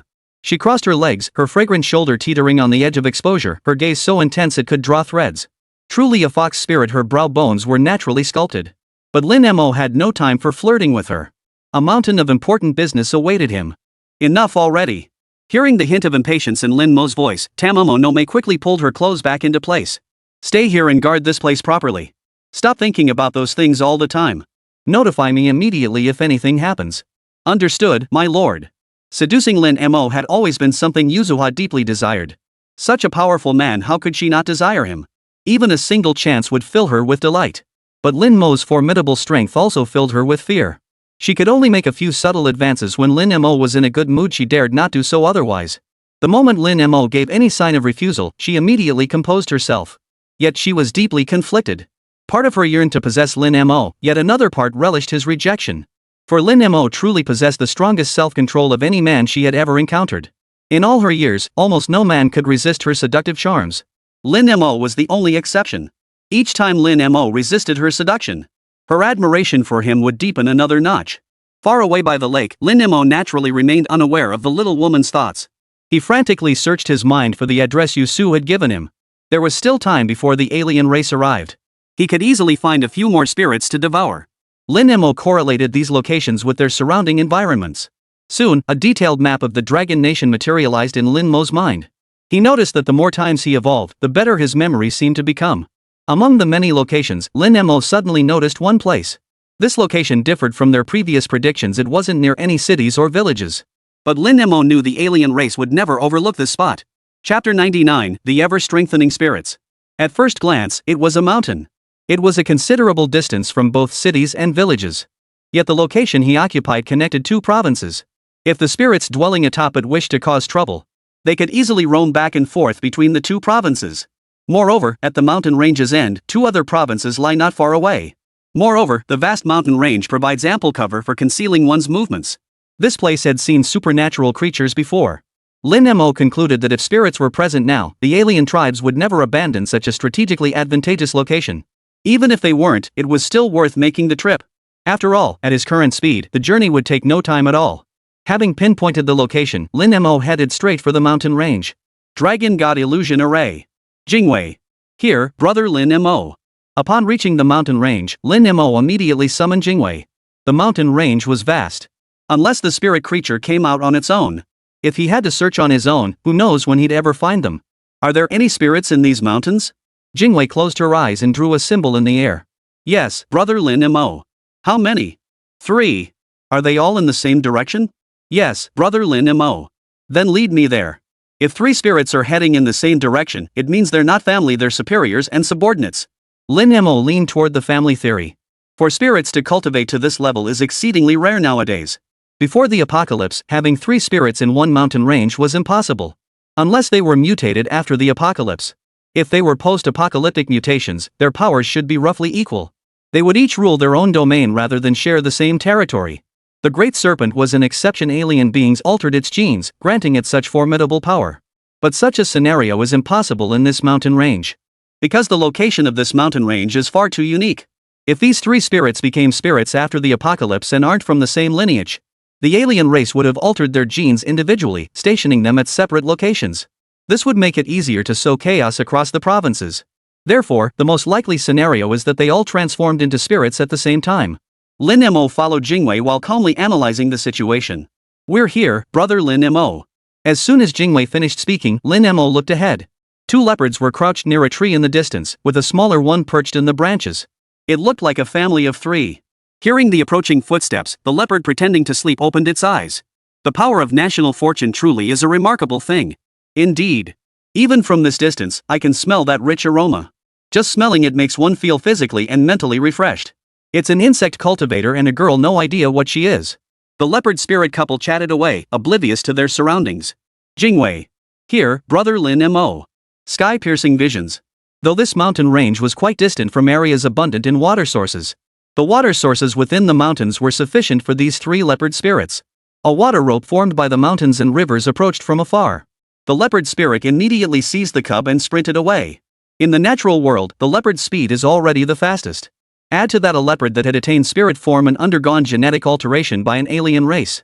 The water rope trailed behind them, unable to catch up no matter how hard it tried. The leopard spirit sprinted to a tree, suddenly thrusting all four paws against its trunk. It spun mid-air. 1,000-ton blade. Four icy gleams flashed from its claws. The icy glints lunged toward Shueisheng. Boom! A tremendous explosion echoed. The water rope instantly dissolved into a pool of ordinary water, absorbed by the earth. "Brother Lin Mo, I'm still not strong enough." Seeing this, Jingwei felt a pang of self-reproach. It wasn't Jingwei's fault. Her current abilities were limited by her level, making her power insufficient. It wasn't impossible for the leopard spirit to break through. After all, his dragon's breath could dispel enemy buffs too. But this incident led Lin Mo to a surprising new discovery. It seemed that every spirit creature he had devoured recently, without exception, had grown increasingly powerful. Lin Mo didn't believe the alien races would bother to treat them differently. Time alone held the answer. Among these recent spirit devourings, only the timing differed. This proved that the alien race had subjected them to no ordinary genetic modification. This genetic alteration wasn't a one-time process, it grew more potent over time. It seemed these spirits themselves were unaware of this. Otherwise, that foolish serpent wouldn't have waited for the alien race to come find it again. This discovery must be relayed to the Xianmen practitioners immediately. They must locate and eliminate these spirits promptly. Once they reach a certain level of power, eliminating them would become far more difficult. Insect cultivator, I won't make things difficult for you. Hand over the nation's fortune power to me, and I'll overlook your earlier insolence. The power of national fortune is something everyone covets. However, the leopard spirit intended to pass the national fortune's power onto his own son. Though the cloaked figure had granted him power, he wasn't foolish. He himself was a leopard spirit who had cultivated for ages, but his son was still just a child, naturally lacking such power. After that earth-shaking calamity ended, his son suddenly found he could speak. Amidst his joy, he knew well that celestial omens portended great calamity. Add to that the enigmatic cloaked figure, one he could never fathom, who possessed the power to grant him such immense strength. That uneasy feeling grew stronger and stronger. Though he hadn't discussed it with his wife, her face often betrayed similar worry. Facing the impending upheaval, they couldn't help but worry about their son. Acquiring the power of national fortune now was absolutely essential for their son. Lin Mo observed the leopard spirit exchange words with him, then cast a tender glance at the little leopard spirit. What else was there to understand? Both humans and animals possess the instinct to protect their young, and this was especially true for a spirit leopard with sentience. Suddenly, an idea struck Lin Mo. He released 2,000 dragon ants. Dragon breath. The skill activated. The dragon ants, with their wide open mouths, unleashed the skill. In an instant, the sky transformed. Thunderbolts rolled in, charged with the dual buffs of national fortune and solar fire. Thunderbolts as thick as wrists strike the ground in dense clusters.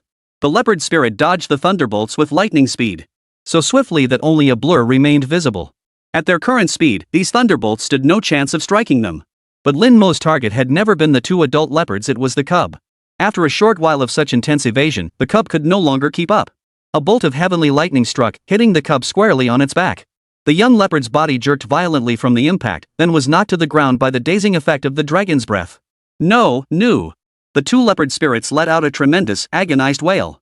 This insect cultivator was immensely powerful. His stunned son had no chance of escape. During the duration of the stun, Little Leopard could withstand no more than 2 more lightning strikes before meeting his end. But they couldn't reach him in time to save him. Meanwhile, Lin Mo had already commanded the dragon ants.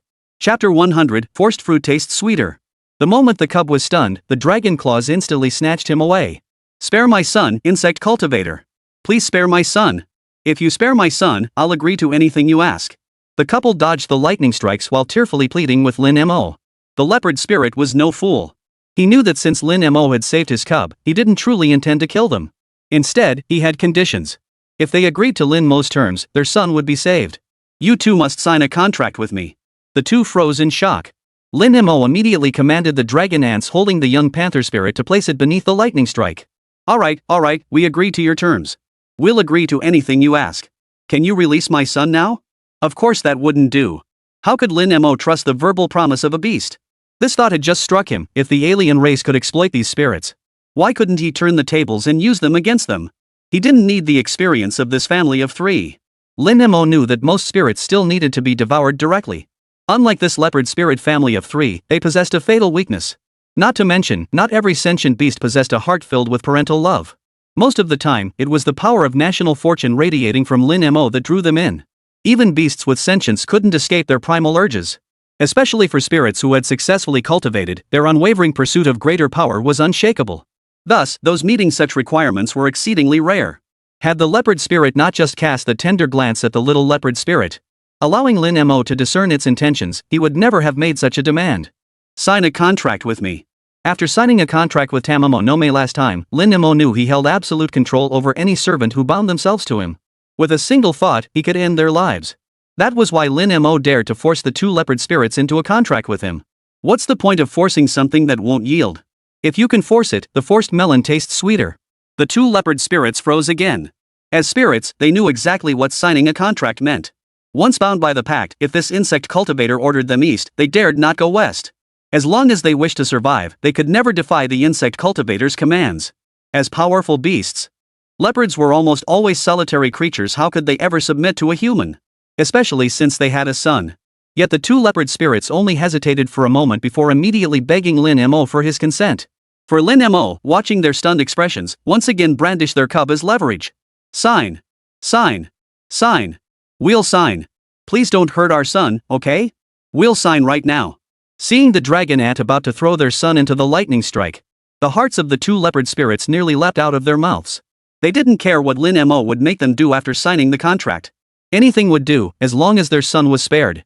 With that, the 2 leopard spirits immediately bit their tongues, controlling a drop of demon blood to fly out. Lin Mo watched this familiar scene unfold without a moment's hesitation. He guided the drop of essence blood to flow toward his own position. He swiftly integrated the essence blood of both leopard demons into his consciousness, a peculiar sensation emerging within his mind. Just then, the skill finished casting. The 2 leopard spirits lunged at Lin Mo, their eyes terrifying. But Lin Mo felt no fear.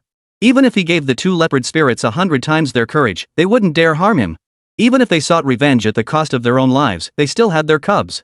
Sure enough, the 2 leopard spirits only snatched their cubs back from the dragon ant's claws. My little darling, you scared your mother to death.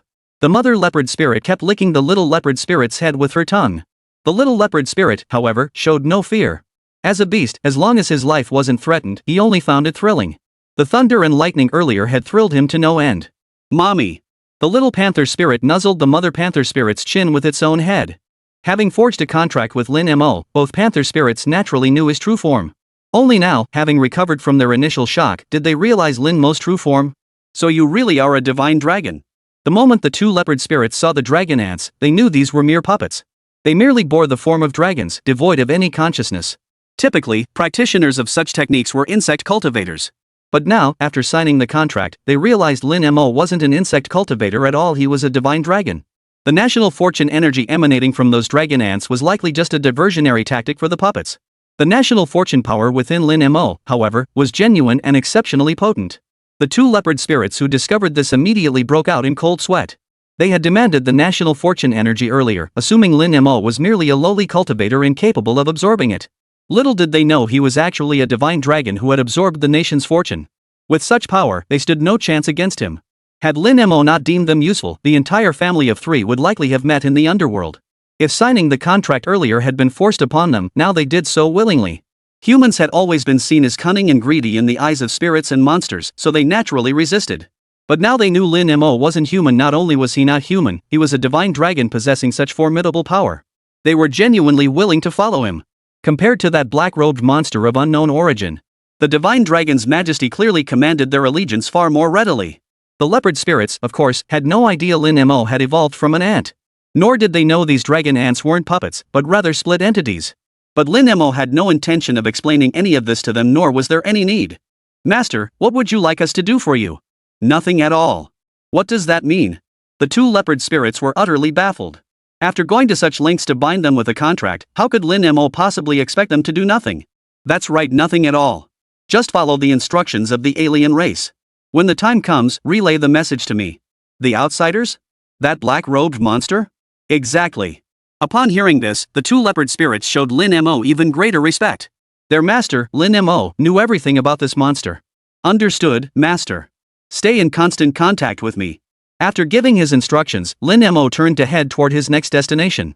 But the female leopard spirit called out to him at that moment. Master, may I make an unreasonable request? Speak. If something should ever happen to us, would you be willing to take care of things for us? The mother panther spirit stroked the cub's head tenderly, her eyes filled with worry. Though the task Lin Mo had assigned wasn't overly difficult, she knew it was called espionage among humans. The risks were immense. If discovered, both of them would surely lose their lives. That much they could bear, having bound themselves to Lin Mo through a contract. They were willing to risk their lives for him. But they simply couldn't bear to part with their child. Chapter 101, First Encounter with the Alien Race. Alright, I agree. Thank you, Master. The two leopard spirits gazed at Lin Mo with eyes brimming with gratitude. They had to trust Lin Mo. They could only trust Lin Mo. Watching their complex yet pure affection for the little leopard spirit, Lin Mo spoke for the first time, his words uncharacteristically redundant.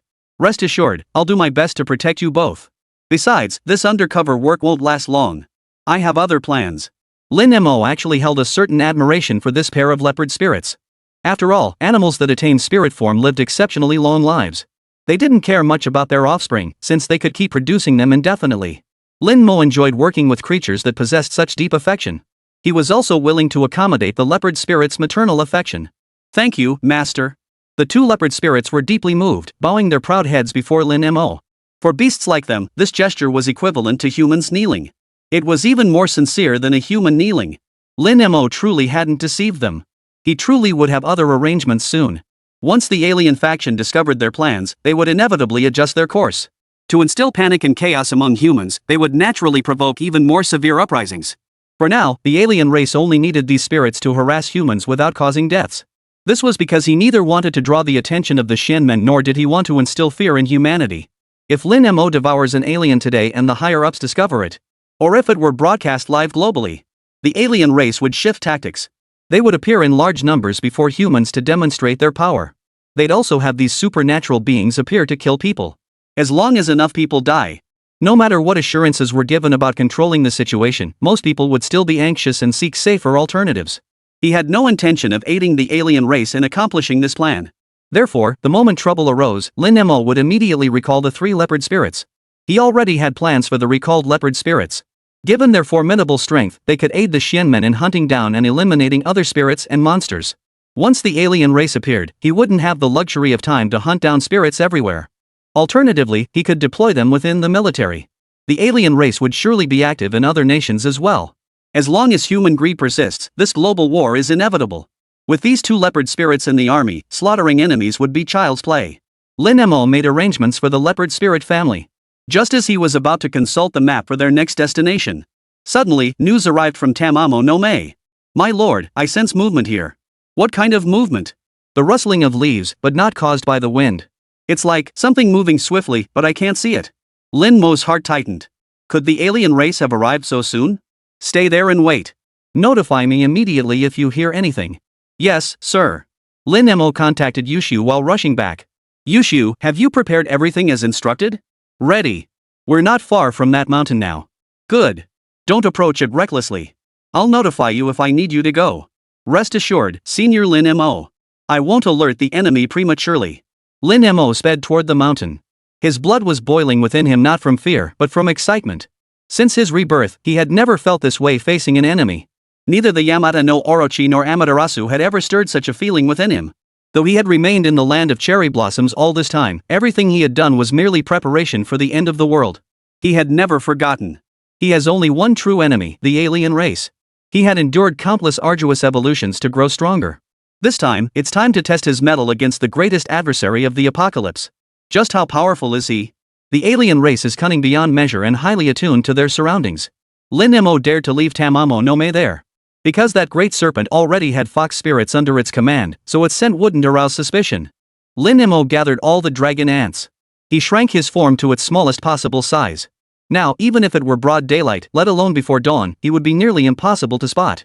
He approached the cave entrance and found Tamamo no Me nervously watching the opening. How is it? Master? Keep your voice down. Oh, I sense that power entering the cave. He's been inside for a little while now, but for some reason, I didn't sense his power when he came out. Maybe my power is still too weak. Since swallowing Amaterasu's medicine, Tamamo no Me has grown far stronger than before. It seems the foreign tribes have discovered Orochi's death. They're searching inside for clues. After all, a spirit they had personally cultivated had died so quietly. He hadn't even been put to use yet. Most importantly, his death is not a major concern. The alien race now needs to confirm whether humans have discovered them. After waiting a while, Lin Mo also sensed that force. He suddenly spoke up. Since you've come, why leave so soon? The force halted. Not far from the cave entrance. Lin Mo caught sight of its back. From behind, he looked no different from an ordinary adult male, except for the black robe he wore. Lin Mo's heart raced with growing excitement. In his previous life, he had never truly seen an alien race. All he had seen were images and videos circulating online. This was the first time in both his lives combined that he had truly come face to face with an alien race. The alien turned away, its face hidden from Lin Mo's view. Of course, Lin Mo didn't want to see its disgusting face and body either. Lin Mo enlarged his form and flew away. Did you kill the great serpent? The alien's voice was shrill and hollow, clearly an imitation of a human voice. That's right. I did. You're that insect cultivator Lin Mo? Before descending upon Earth, the alien race naturally kept a constant watch on Earth's affairs. They were well aware of Lin Mo, who had been making waves in the news. Just a bug cultivator too cowardly to show his face. The alien scoffed. They had once doubted whether Lin Mo was even human. But fueled by their own blind confidence, upon witnessing the swarm of dragon ants he had split off, they were certain he was a practitioner from the Dragon Nation's mystic sect. A rare insect cultivator, at that. For they had scoured ancient texts and found no true dragons existed in the Dragon Kingdom. These were deities conjured by the Dragon Nation's imagination. Though they had no idea how Lin Mo transformed his insects into dragon forms. But that didn't matter to them. All that mattered was understanding what Lin Mo truly was. What do you want? The alien being inquired. To his eyes, everything humans desired seemed so vulgar and easily obtained. This insect cultivator possessed considerable strength.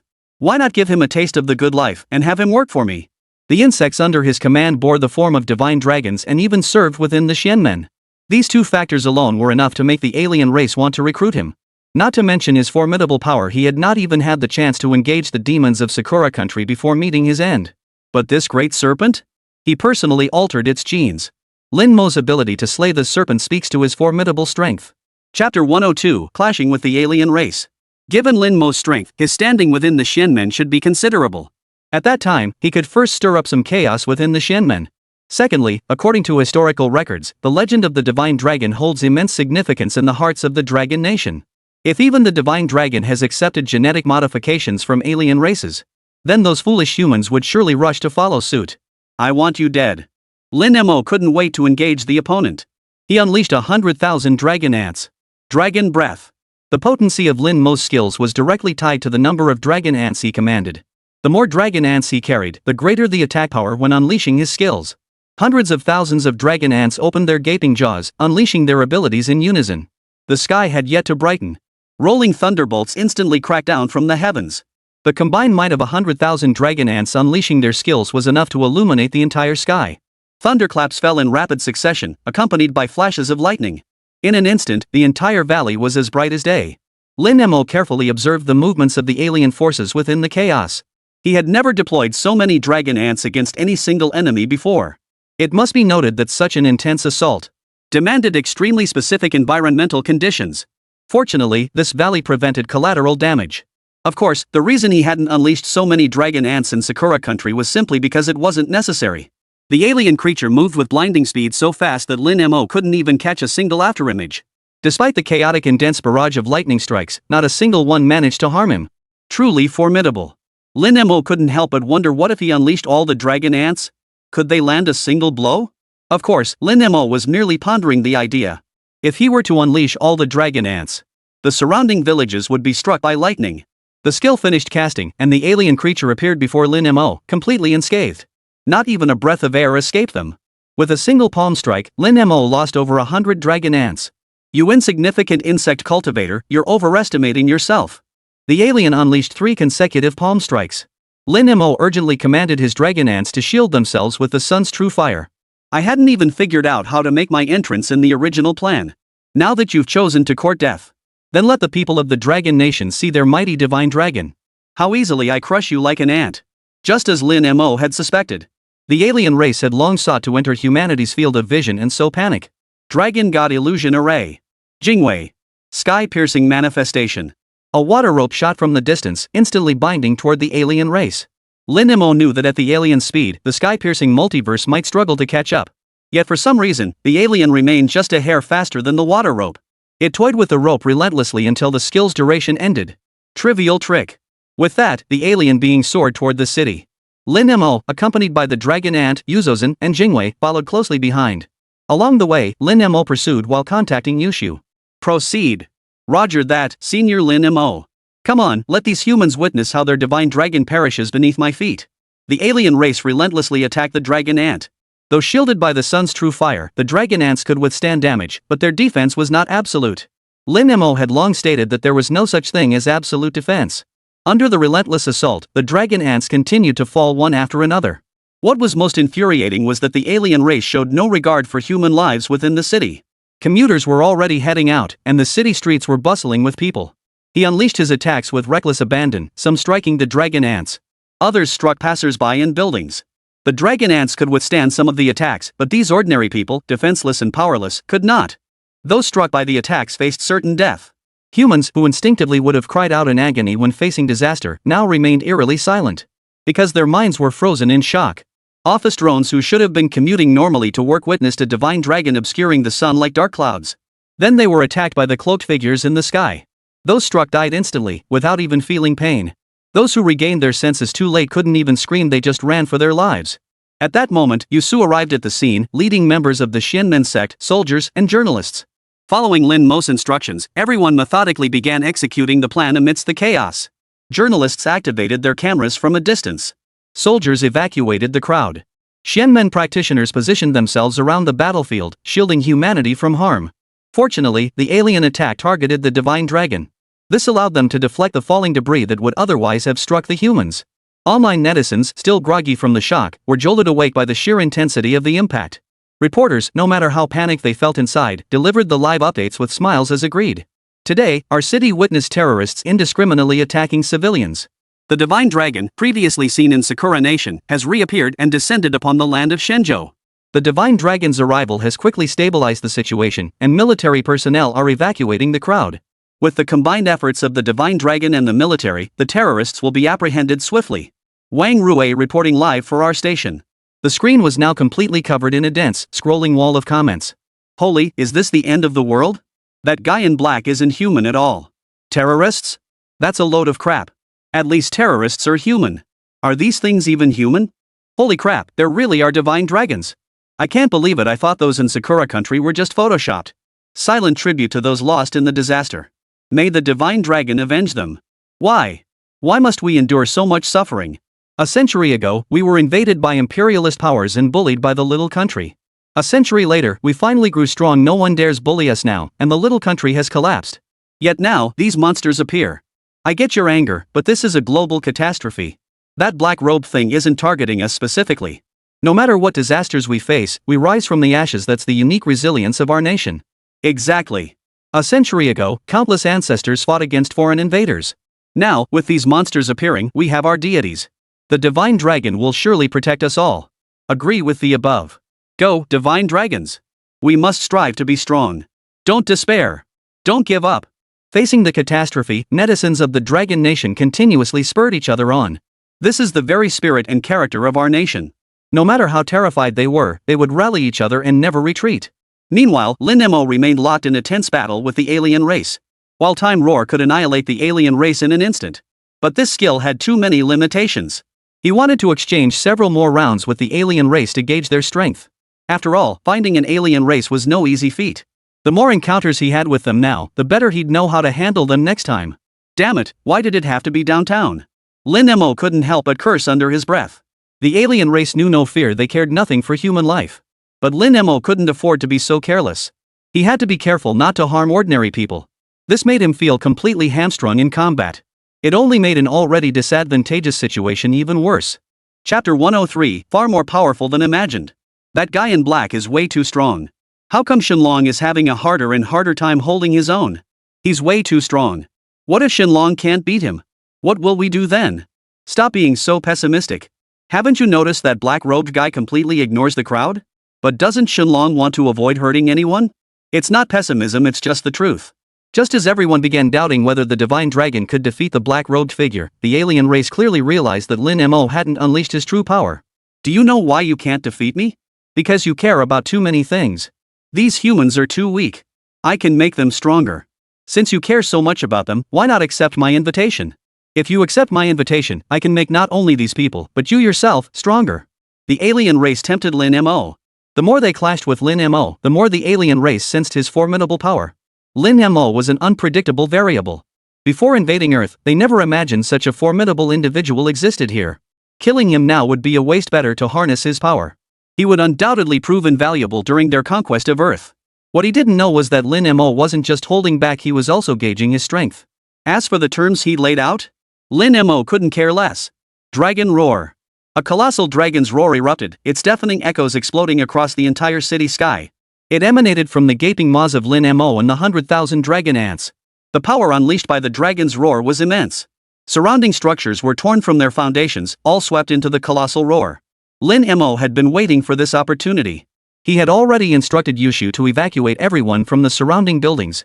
He had never unleashed the dragon roar with 100,000 dragon ants before.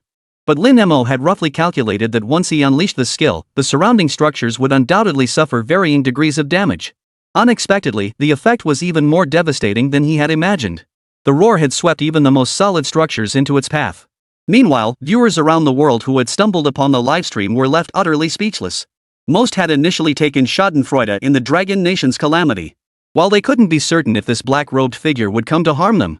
At least for now, it was the Dragon Nation that was suffering. Yet who could have imagined the Dragon Nation's divine dragon was so formidable? This revelation sent a chill of dread through them. Yet they refused to admit it aloud. What good is all this fanfare? This black-robed figure clearly isn't someone to be trifled with. Does the Dragon Nation need to explain to the international community why it's developing such a devastating weapon? What's the purpose? Just wait and see. I suspect this divine dragon won't stand a chance against the cloaked figure. The Chinese themselves believe in the principle of mutual generation and mutual restraint. How could they not understand? Cultivating such a powerful weapon of mass destruction defies the laws of heaven. That's why such an adversary has emerged. Now they're dragging the entire world into this. Exactly. If this thing appears in other countries, it'll be Dragon Nation's fault. If the Dragon Nation ultimately fails to resolve this, international organizations will absolutely step in to sanction them. Witnessing the entire sequence, netizens worldwide rushed to promote conspiracy theories and victim-blaming narratives. Of course, they didn't want this black robe threatening the world and their own countries. But they also absolutely did not want to see Shenlong kill the black-robed one, allowing the Dragon Nation to possess such a powerful figure. The ultimate outcome would be a fierce battle between the two, resulting in their mutual demise. Only then could the balance of the international community be preserved. The Xianmen disciples who had evacuated the crowd below witnessed the confrontation firsthand, yet couldn't help but grow anxious. As insiders, they knew full well how formidable this alien race was, far more powerful than they had ever imagined. At least among their own ranks. Including the venerable Yusu of Wudong, were utterly powerless against the alien race's assault when combined. Even Lin Mo, who now appeared to be mounting a fierce offensive, was no match for him. Ancestor Yushu, are we truly not going to rescue brother Lin Mo? Are we just going to stand by and watch? Surely there must be a way to help him. The Xianmen disciples, having developed more than mere admiration for Lin Mo through their time with him, now looked to Yusu with pleading eyes. But to their disappointment, the aged and frail Yusu could only shake his head helplessly before explaining. The alien race is far more powerful than we ever imagined. You've seen it with your own eyes. Even if our entire group charged in desperately, we'd only serve as cannon fodder. Do not make a futile sacrifice. Senior Lin Mo has his own plan, we must not interfere recklessly. This was also what Lin Mo had previously emphasized, fearing these Xianmen practitioners might act too impulsively. The moment they saw him at a disadvantage, they rushed in to throw themselves into certain death, forcing him to divert his attention to protect them. Yu Su was utterly stunned. Not only was Lin Mo a formidable fighter, but he also seemed to understand each person's psyche perfectly. Yu Su's words stirred considerable commotion among the surrounding crowd. So we're just going to stand by and watch Senior Lin Mo die for nothing? Yes. Even if we become cannon fodder, we must buy time for Brother Lin Mo. I'm not afraid of death, but I refuse to be heartless and ungrateful. The Shinmen disciples, their faces twisted with grief and anger, were all prepared to fight to the death, willing to sacrifice their lives to buy Lin Mo even a moment more. Yu Su hurriedly stopped them. This is what Senior Lin Mo instructed. Seeing the others still determined to join the fray despite their confusion, he could only explain helplessly. Do you remember this plan of Senior Lin Mo's? Back then, you were all too caught up in the excitement to notice the deeper meaning in his words. This win-win plan hinged on one crucial point: Senior Lin Mo had to be certain he could defeat the alien race. If he hadn't been certain, attempting something like this wouldn't just be a case of shooting himself in the foot, it would be far worse. Trust Senior Lin Mo, he has a plan. Don't go making things worse. Hearing Yushu's explanation, the others carefully recalled the original plan and finally grasped its deeper meaning. Though their hearts remained heavy with worry, at least they felt a glimmer of reassurance. What they didn't know was that at this very moment, Lin Mo felt not a shred of fear or worry. Instead, he was filled with excitement. After the surrounding crowd had been evacuated, he could finally engage in battle with the alien race without restraint. No more holding back. Let him see just how powerful this monster was that had run rampant in the apocalypse of his previous life. His dragon ants had been slaughtered by this thing earlier. This debt he would certainly repay on the spot. A thunderous dragon roar swept over the buildings, charging straight toward the alien race. A venomous mist swirled through the air, clawing and snarling as if it wanted to devour everything around it. The alien race sensed something amiss and immediately discarded their black robes. In that instant, everyone saw his true form. Chapter 104: The Despair-Inducing Alien Race. His entire body was composed of writhing insects. Each was short, resembling insect repellent, tangled together. From a distance, these insects formed a human shape on the outside. To evade the dragon's roar attack, the insects on its body scattered in a rush, swiftly scurrying outward. Those present, both Xianmen practitioners and soldiers, were subjected to a powerful visual shock. Hearing about this from Lin Mo was one thing, but witnessing it was quite another. Those with weaker constitutions vomited on the spot. Ugh! Ugh! Ugh! Those with stronger stomachs still looked like they'd eaten something foul. This. Is this really what the alien race looks like? I can't take it. This is too disgusting. What did Lin Mo say? That thing wants to alter human genes. Alter what genes? To turn us into this? Ugh. I swear I don't care, ugh. Even if I die, I don't want to become like this, ugh. Everyone present silently agreed with Wasuowi's sentiment. They'd rather die than become such a disgusting sight. Even if forced, just seeing themselves like this would make them sick enough to die. No one else needed to do it. After the skill finished releasing, countless worms returned from afar, coalescing once more. The black cloak that had been shed returned to the alien's body. But those who had seen the alien's true form could not help but dwell on the horrifying visage concealed beneath that black cloak. Lin Mo, however, grew more fierce with each strike, leaving the alien no chance to catch its breath. Dragon breath. Over 100,000 dragon ants opened their mouths in perfect unison, unleashing a 1,000-meter-long, multicolored river of breath toward the alien. Boom! Boom! Boom! Rumble! Rumble! Wherever the river touched, it obliterated every trace left behind by the dragon's roar. The alien creature once again scattered the insects covering its body to evade Lin Mo's attack. The dragon's breath unleashed devastating force, carving a crater nearly 10 meters wide into the ground. Once the skill concluded, the alien creature returned seemingly unscathed, just as before. Lin Mo, with his exceptional memory, knew. The black-robed alien before him had shrunk. In just a short span of time, it had shrunk by a full 10 centimeters. It was obvious that the dragon's breath had dealt a fatal blow to the insects on its body. Now, deprived of those insects, his body had shrunk upon returning. This time, the alien race was utterly enraged. If he hadn't realized it before, he certainly felt it now. Lin Mo had been testing the alien race's strength. The entire process had been a mockery. Moreover, during this process, he had lost a portion of his abilities. Indeed, the number of insects on an alien's body signified their strength. The taller and fatter the alien, the stronger they were. Not only that, those insects also represented their health points. To draw a human comparison, the damage Lin Mo inflicted on the alien race, equivalent to severing both his feet. Although the insects on their bodies can gradually return, The time and effort required were immense. How could he not be furious? Heaven shattering, earth shattering. The alien creature raised both arms and pulled with all its might in the opposite direction. The entire sky instantly darkened. The section of sky he had yanked away seemed torn asunder, revealing a vast rift in the heavens. Lightning flashed and thunder roared within the rift. Bug cultivator, you should never have angered me. I'll make you and this entire city pay with your lives for my precious ones. No sooner had the words left his mouth than he began murmuring incantations. The torn expanse of sky suddenly filled with water. Then, as if pierced by a hole, a torrent of water poured out from the fissure. No! Dragon breath! 100,000 dragon ants unleashed their dragon breath once more, spewing sharp ice spikes. But this time, their target wasn't the alien race, it was the gaping hole in the sky. The dense ice spikes collided with the water column. The outermost layer of the water column, overwhelmed by the sheer number of spikes, temporarily solidified into a thin sheet of ice. The water within was temporarily contained. The surrounding temperature plummeted instantly from midsummer heat to below freezing. Yet anyone could see that this fragile balance depended entirely on Lin Mo continuously spewing ice spikes to maintain it. Should any unexpected event occur, whether someone damages the thin ice layer encasing the water column, or if the skill were interrupted, or if the alien race's spellcasting grew stronger, in any of these scenarios, the water column would instantly begin to leak outward. At that point, the torrential flow would be unstoppable, potentially submerging the entire city. The Xianmen disciples nearby naturally observed this situation. Yushu immediately gave orders. Ice elemental adepts, advance. Beyond the various sects of cultivators, the Xianmen also included individuals possessing such specialized abilities. However, their numbers were extremely scarce, and they belonged to no school or sect. They were directly under the jurisdiction of the Xianmen Council. Several ice elemental psychics soared into the air upon receiving the order. Yet they only managed to thicken the originally thin ice covering the water column. Meanwhile, the alien race continued chanting their incantations. The remaining Xianmen members, whose hearts had just stabilized, felt their composure begin to fray.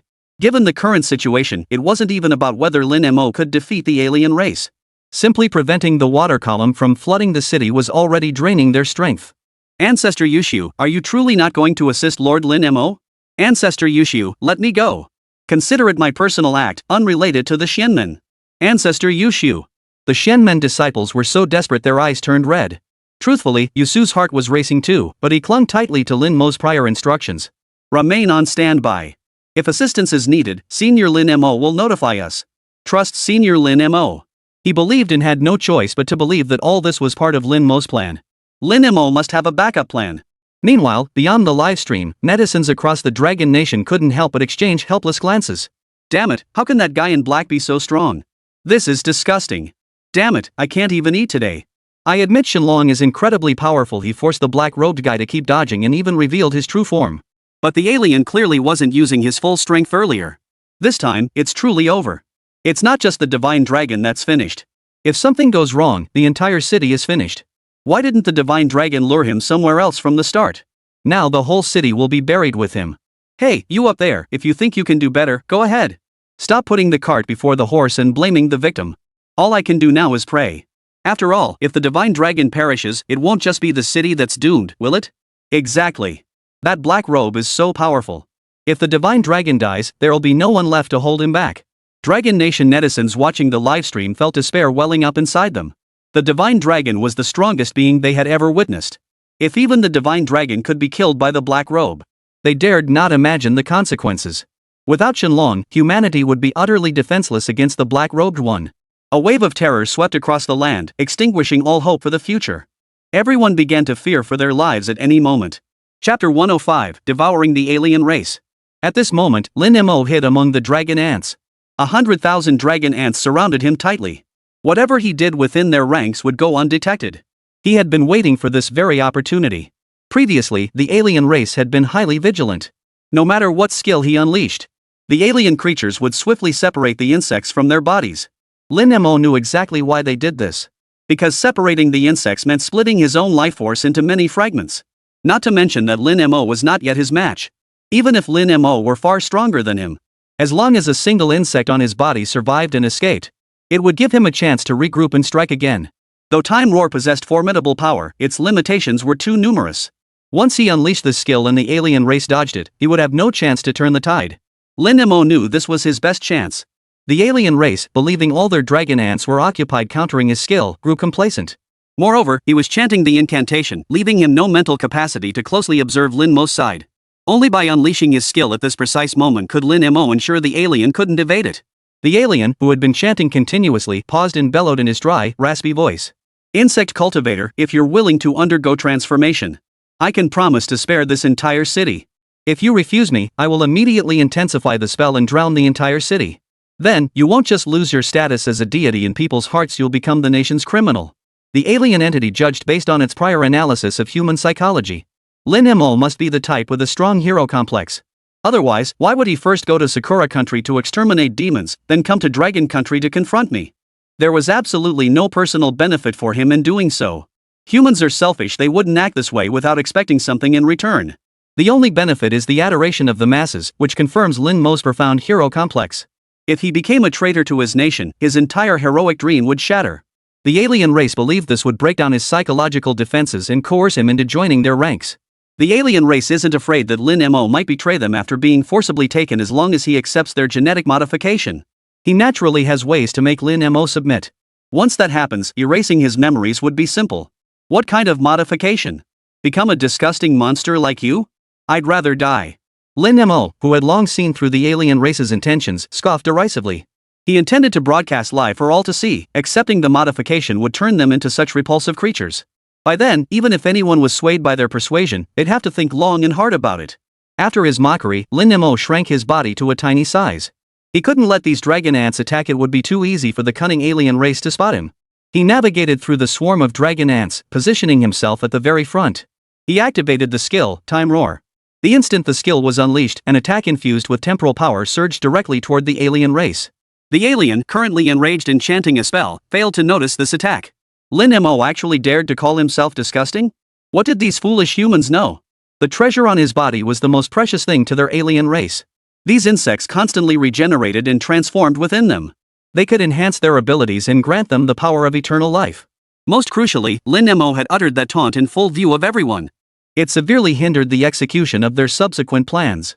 Only by eliminating this insect cultivator could they dilute humanity's guard against them and accelerate the transformation process. As the alien race chanted their incantations, they suddenly sensed an attack bearing down on them.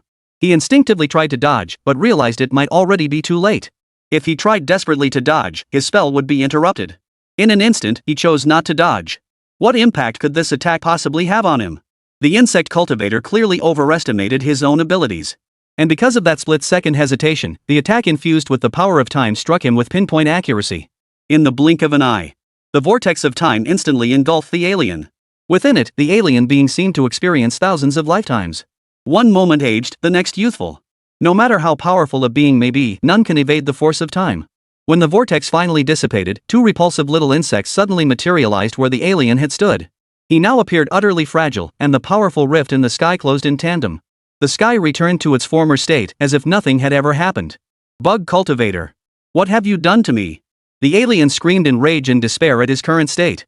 Their desire to invade Earth and enslave humanity stemmed not only from their need for a vast, cost-free slave population. Beyond acquiring vast numbers of effortless slaves, the more crucial reason was their own weak reproductive capacity. The formation of an alien race originally required the union of one male and one female insect from their homeworld. Moreover, these two insects required an extremely high compatibility level, followed by continuous mating and reproduction. Finding two such insects was already extremely difficult. The time required for a single alien race to fully develop is exceptionally long.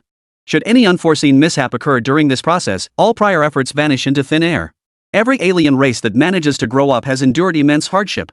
So when the alien creature saw itself reverting to its original form, it completely broke down. Oh, so they're just two disgusting little bugs after all. Who do you think you are, calling my name like that? Lin Mo, now relaxed, deliberately had the dragon ants pass the two insects back and forth with their claws to dispel humanity's fear of the alien race. Before the eyes of the entire world, the alien race that had radiated such formidable power moments ago now appeared utterly fragile and vulnerable, as if anyone could crush it. Enough. Devour them. Lin Mo, who had nearly played the two insects to death, immediately gave the order. Though the power of time had reverted the alien race to its original form, preventing it from unleashing abilities, its inherent strength remained hidden within.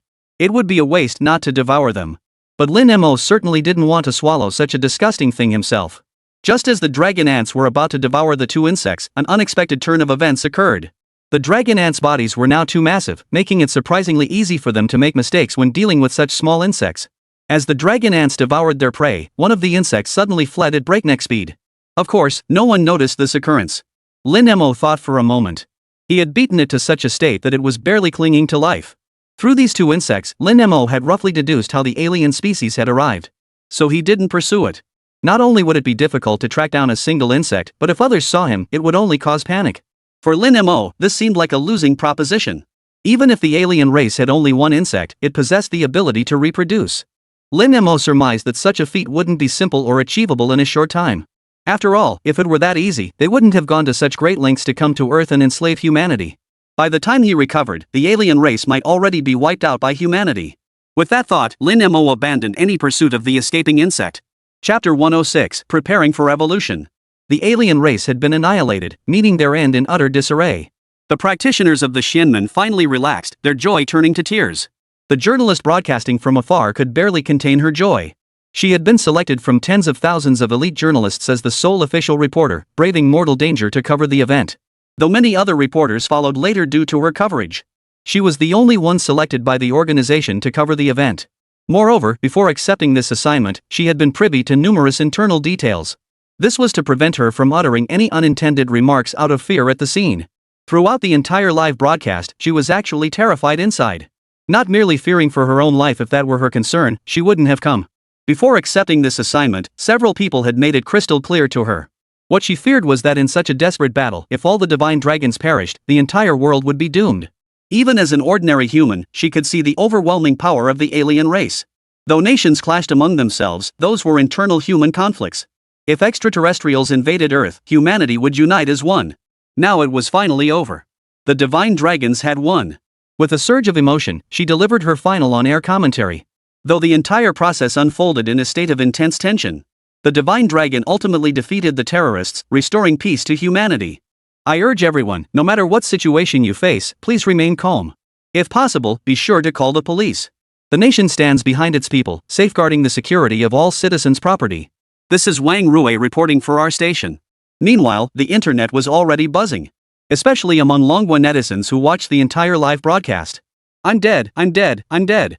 That dragon is way too cool. The dragon is unbeatable. Help! That black-robed guy looks so tough at first, but now he's just two little bugs. I'm dying. Truly a god of our nation. This is insane. Guys, did you catch the black-robed guy calling the divine dragon Lin Mo during the livestream? I have a wild theory. Could this divine dragon be someone in disguise? Like, the same Lin Mo who avenged us in Sakura country and wreaked havoc at that shrine? I totally agree with you, bro. Same here.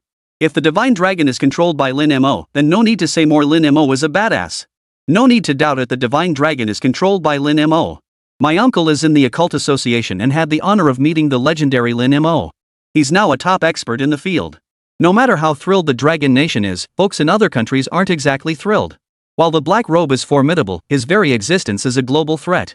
But the fact that Dragon Nation possesses someone capable of eliminating the Black Robe makes everyone wary.